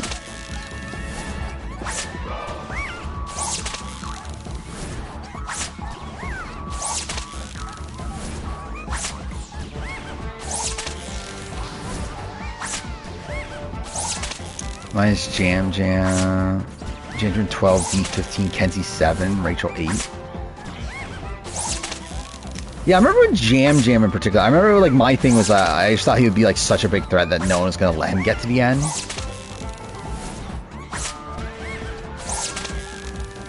But I still like I had a lot of faith in him as a player, because especially because he was like a massive super fan and everything too.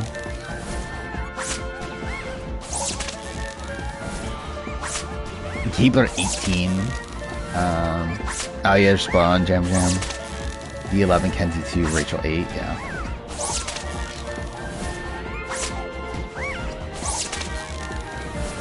Actually, yeah, what's my AU record? I actually don't even remember. Who was like high on in the preseason this season? Like, obviously my winner pick was Morgan, which... Oh well. Then,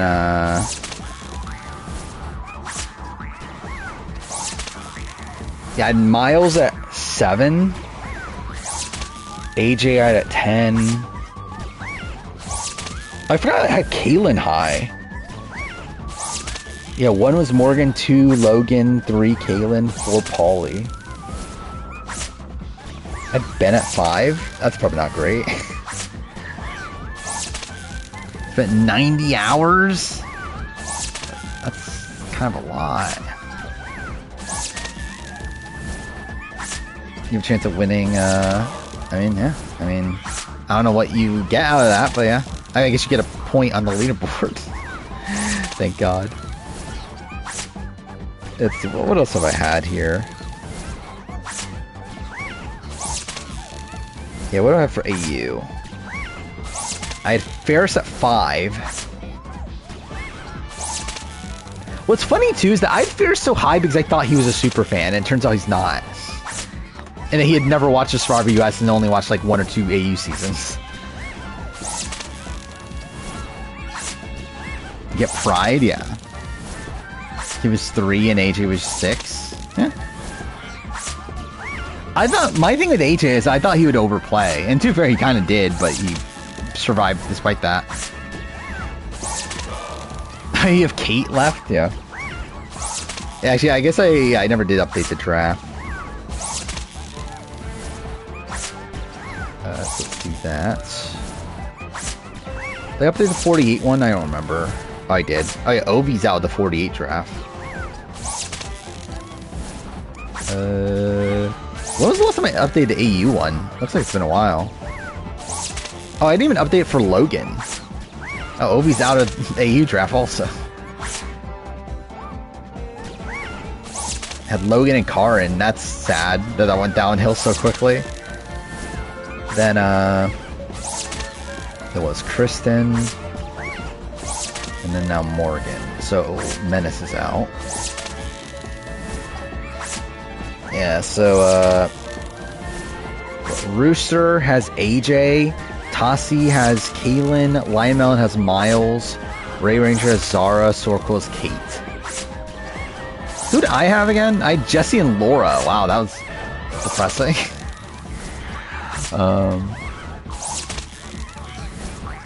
Ben was your number 1? Yeah.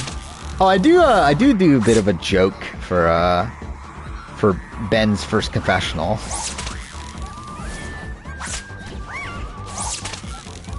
Actually, can I open it on this computer? I don't remember how this works.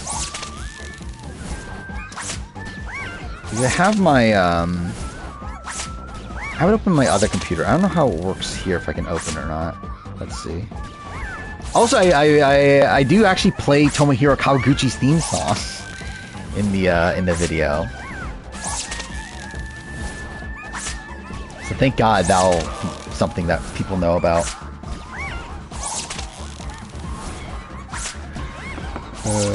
Kate. Yeah, I was low on Kate, if I remember right too. I was low on Zara, I think.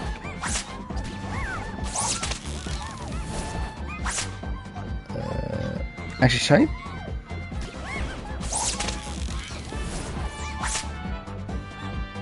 Yeah, where's the Ben confessional? It's episode 7, right?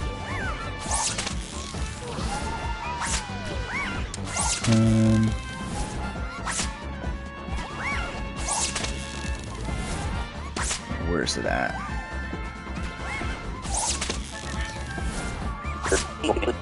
You flip though, eventually Zara doesn't.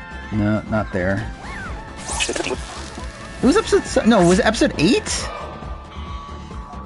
It was episode 8, wasn't it? I think I just I just got around to editing it.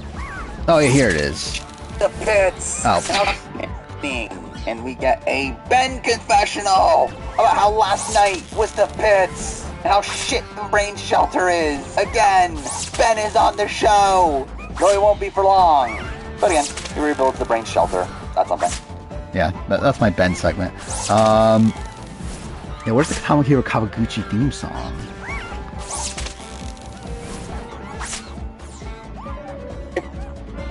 With them having a bus pick them up for some reason. The Tomohiro Kawaguchi's theme song playing. If anyone gets that reference, again, I didn't find that really funny. But this is what...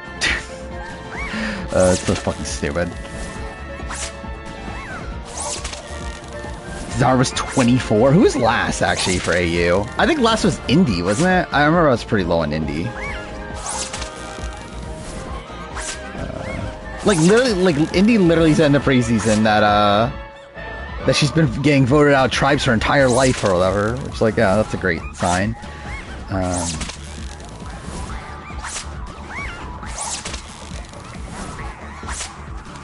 see. Oh, I had Nash last. Which I guess that also makes sense.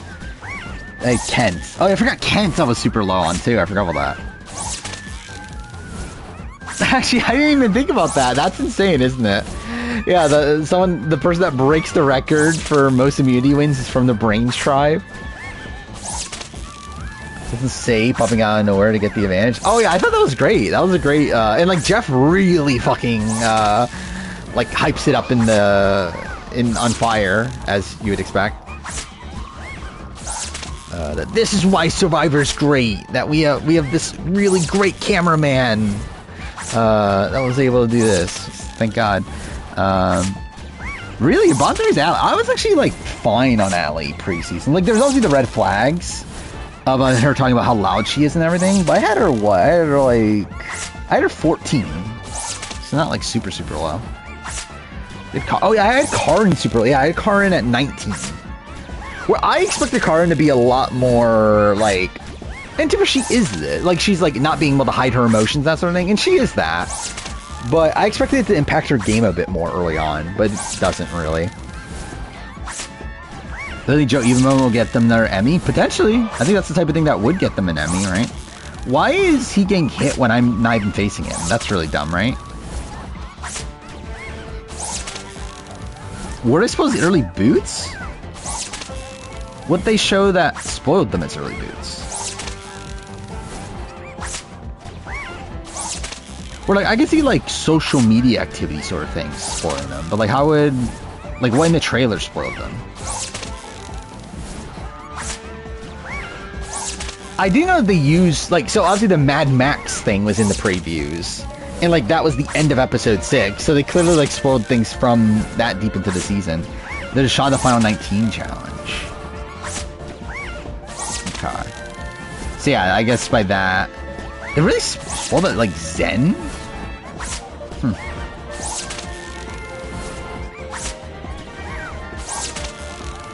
I can't believe they edited Zen the way that they did, right? Like, it feels weird considering, like typically you would think they would want to, like, under-edit that person unless they plan on bringing him back. So that Rich swapped the Brawn.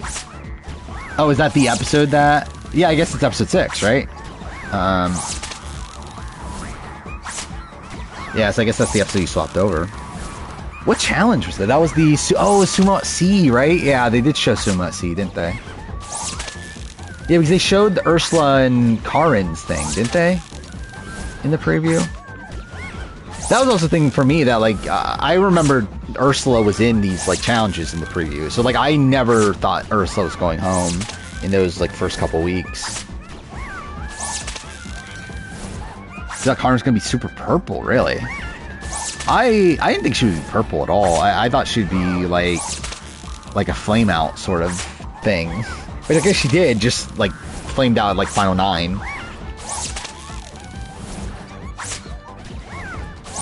Actually, look at this. I had card number 1 coming into her brew episode.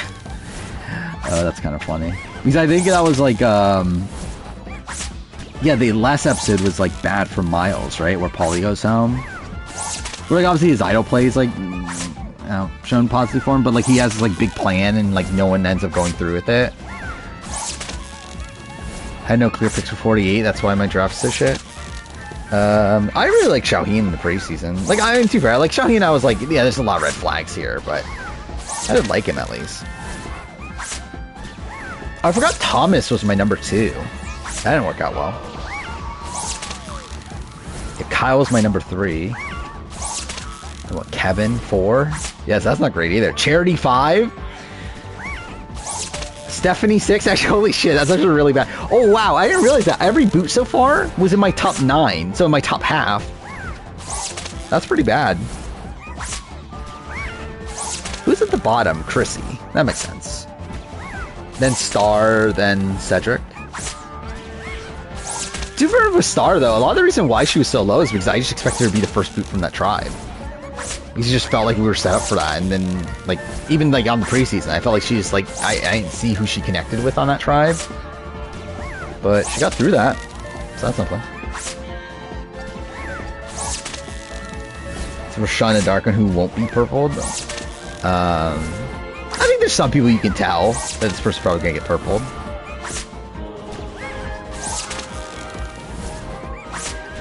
To be fair, I would not have expected that to be Morgan, though. Someone like Kate, though, I'll be like, yeah, I like seeing Kate coming in the season. I'll be like, yeah, that seems like someone that would purple. Same like Kristen. That seems like someone that would purple. PD seems like someone that would purple. I was shocked at how purple Ben was. I wouldn't have expected that.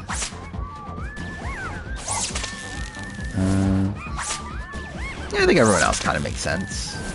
Kaylin being kind of purple makes sense for a bit.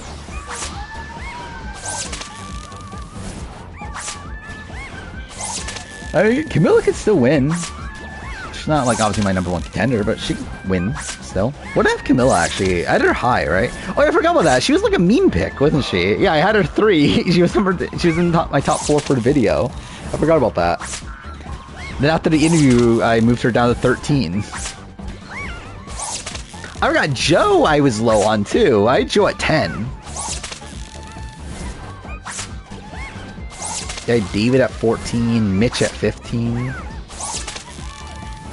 Yeah, literally my entire... Well, yeah, I guess my bottom half is all still there. That's kind of insane.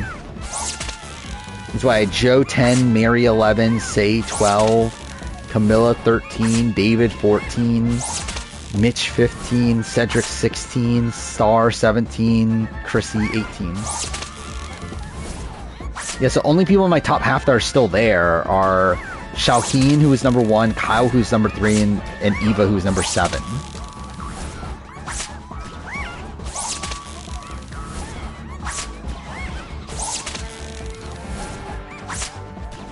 Hey, what's this? Oh, this is the trailer.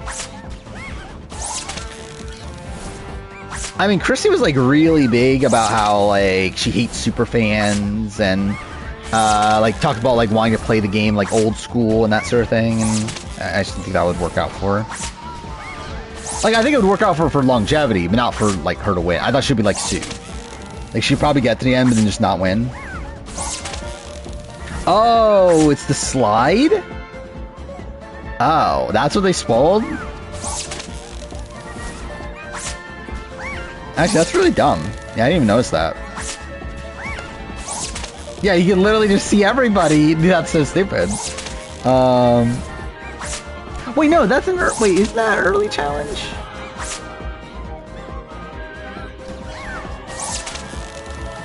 Oh, it's the other one. Okay, this next shot. Oh, yeah, Sumo C. Okay, I see it now. Sumo C. Yeah, because that other one had Indy in it. So, yeah, that was the early challenge. But yeah, this one, yeah. You can see the full tribe. Going Sumo C.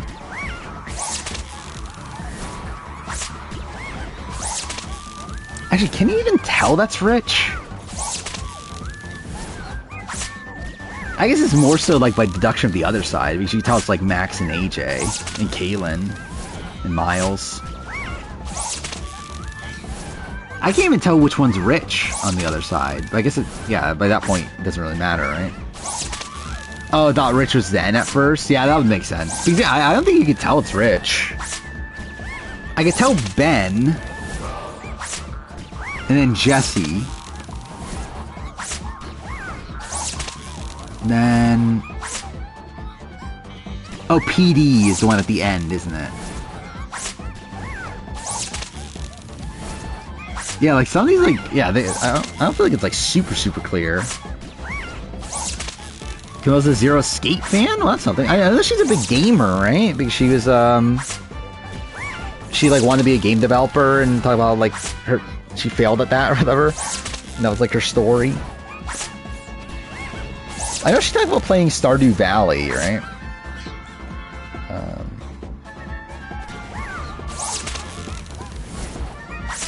It's 4:10 already? Oh, dude, we're almost at 5 hours. Okay, I think we should probably end. Camilla's a failure? I mean, that was her thing. She talked about how she's always been a failure in life. And that this is, like, showing her that she isn't a failure. It was, like, stuff like that. That was, like, her story, right? It was stuff like that. But... yeah, again, next stream, I guess I'll play Infinity Nikki. See how that goes. Probably go shit. I'll probably give up on it, but I'll at least try. Is that how she feels again? I mean, that's what Survivor's about. You have to understand that you're probably gonna fail, but it's okay to fail as long as you try.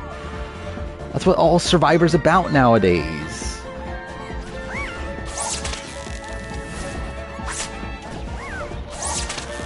You have to, what's Jeff's thing?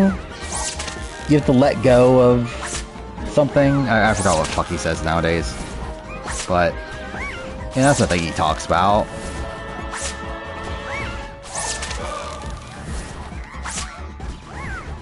What is this? I'm generally blanking on what is the thing he said? He says it all the time. When talking about, like, how he wants people to play nowadays. Whatever. Okay, we'll be back on Wednesday. I'll talk about Survivor and the next episode of AU, which I'm sure will be so exciting. Actually, I guess we never talked about AU spoilers again. What the fuck was there to say? Yeah, spoiler for AU. It's what you would expect. I literally fucking said it like 2 weeks ago. It's literally like, I literally fucking called it without spoilers. It's like, what the fuck do you think will happen? Like, it's literally exactly as I said. Again, it's Miles, AJ, Kaylin, Final 3. That's why I got spoiled on initially. And then also, what I did see since then is that Kaylin takes Miles. So it's like, it's literally fucking what I said. Like, he literally is the Godfrey. So, yeah. That's something. At least I can make the review properly now, too. At least now I fucking know how it ends. Because I probably should make more, like, actually, this is something I noticed. Again, like, obviously I've been recording the review over time. I haven't really focused too much on Miles's winner edit. Like, I have in the sense that, like, I call out, like, how, like, over the top it is whenever he talks about being the jungle rat and, like, how, oh, I'm back on the bottom and now I'm back to the top and now I'm the rat king and, like, all this bullshit. But I don't really talk too much about, like, his winner edit.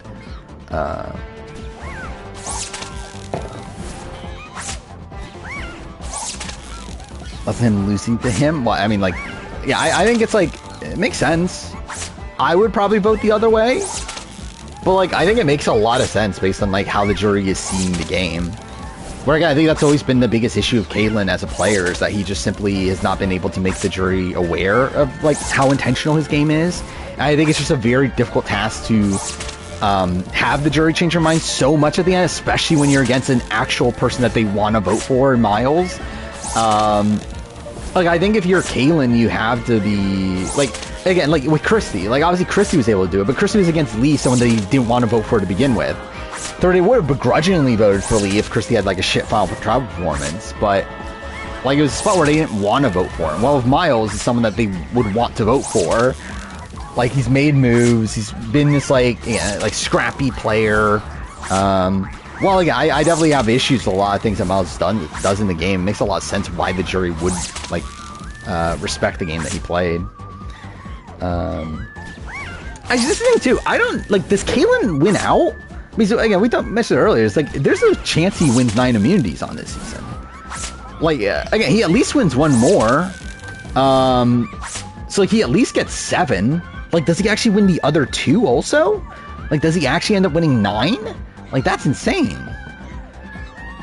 Like, yeah, as someone that, like, obviously I've always scoffed at immunity wins and stuff. It's like, that is insane, though. To win 9 out of, what, like 12 or something they could have won?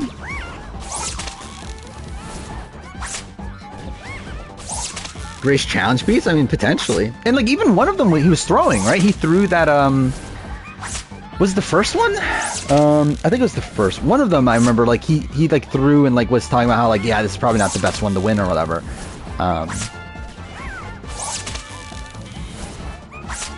So, yeah, it is, yeah, it is pretty impressive to be able to win it, like, this many style challenges.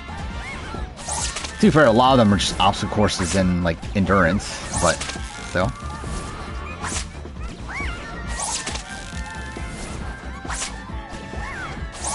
Episode 1, Laura talks about him as strategic. Yeah. Yeah, again, yeah, the Miles winner edit is definitely there the entire time. He was also, like, one of the first people introduced in the premiere also. I think he's the second Brain to get... I think it's Karin... No, is it Karin, Rich, then Miles? Either way, like, he's in the opening scene. Like, he gets introduced in the opening scene. Which, by the way, again, even if I wasn't spoiled at this point, like, it's obviously Miles. Like, there's no fucking one else that can win. Which is a major issue with the editing of the season. Like, I think that, again, the season's edited like complete fucking shit.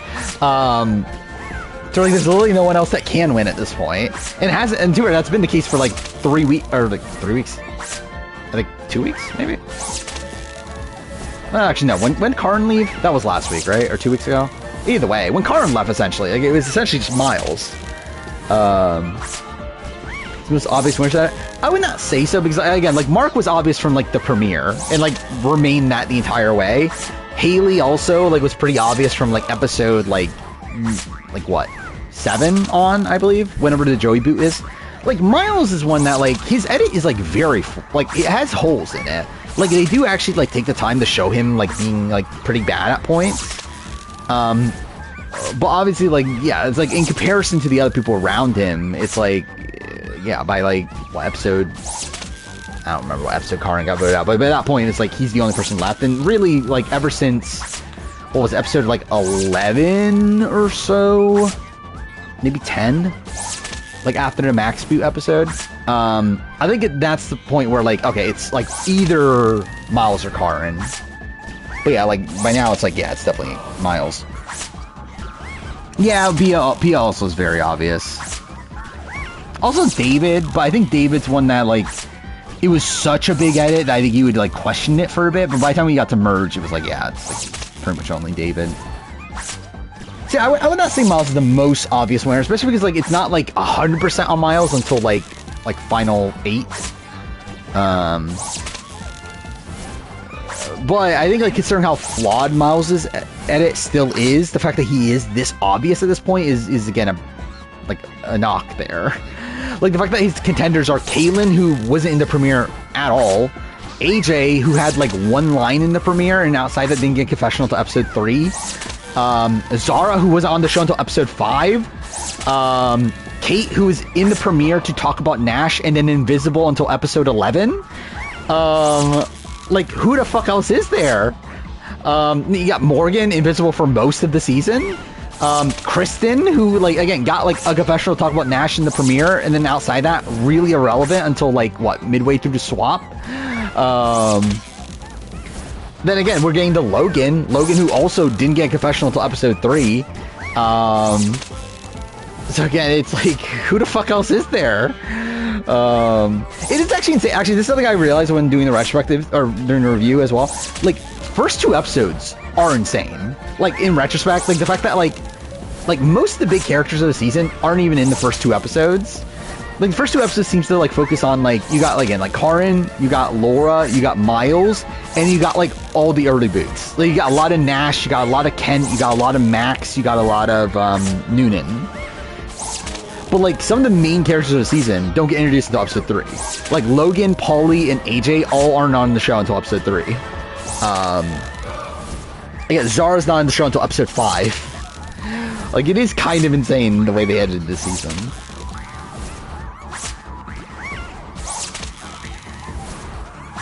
Morgan less confessional than Chelsea did in 10 more episodes. Oh, we're talking about Chelsea AU? We're talking about?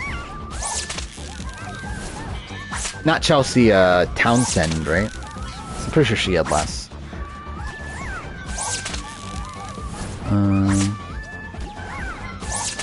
Yeah, I believe Morgan does have the quietest edit of like a person that made it to like this deep into the game, right?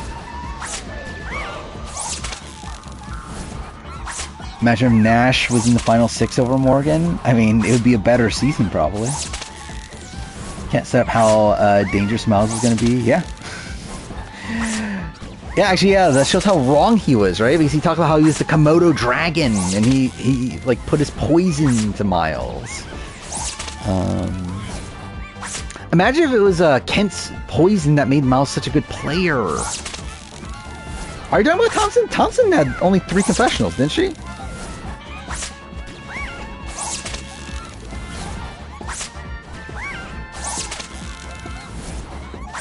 Let's see.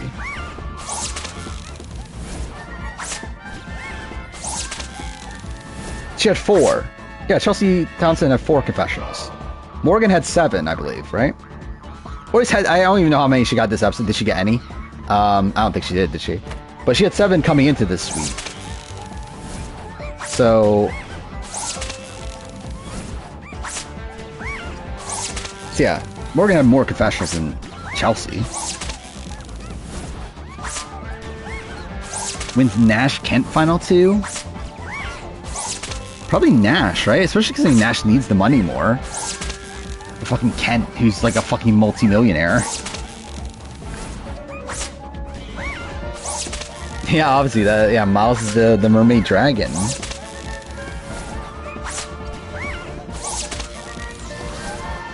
But I think average confessional-wise, Morgan is probably one of the worst in Survivor history, right?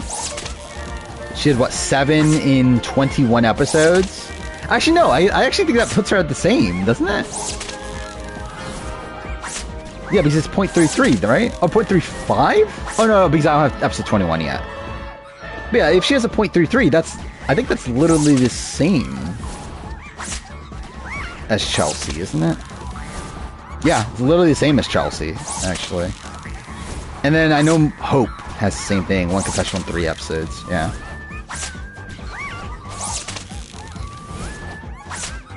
Women being early Edgic frontrunners to be all men last week, yeah.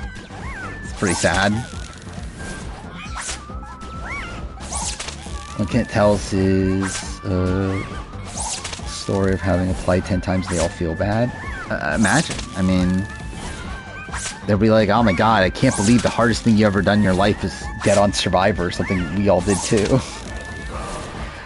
Yeah, that was funny though. Is that, his background is that he can't buy his way on the Survivor. He's had to apply for 10 years. But yeah, I love how like I said I was gonna end stream like 10 minutes ago and just didn't. But yeah, again, we'll be back on Wednesday. Survivor, 1 episode of Australian Survivor, other stuff, Extracted, I guess. Challenge All-Stars, but I won't watch it. Oh, Amazing Race. I forgot about Amazing Race is still happening. And I'll be probably caught up on AU by then, the review and play ranking. That's the plan, at least. Yeah, I think I can definitely get caught up on the review by the end of Tuesday. I think I can get caught up on the play ranking by Wednesday. And at that point, I'll work on my Challenge All-Star review. See how that goes. Never end it. I think that would be depressing. Alison Stoner's writing a memoir? That's kind of, you know, insane, I guess. Yeah, what's she been doing recently? Wasn't she in the news recently for something? Like Alison Stoner. I feel like she was like on the news for like calling out like something, right? I forgot she's Kairi in Kingdom Hearts. I forgot about that, actually.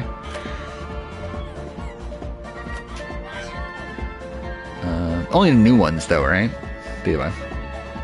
Alright, yeah. Let's end. I'll be back on Wednesday. We'll play Infinity Nikki. We'll see how that goes. It'll probably go shit. But, yeah. When's mental health podcast? Yeah. Yeah, I felt like it was something like mental health related with like Hollywood or something. I don't remember. Either way. See you guys next time.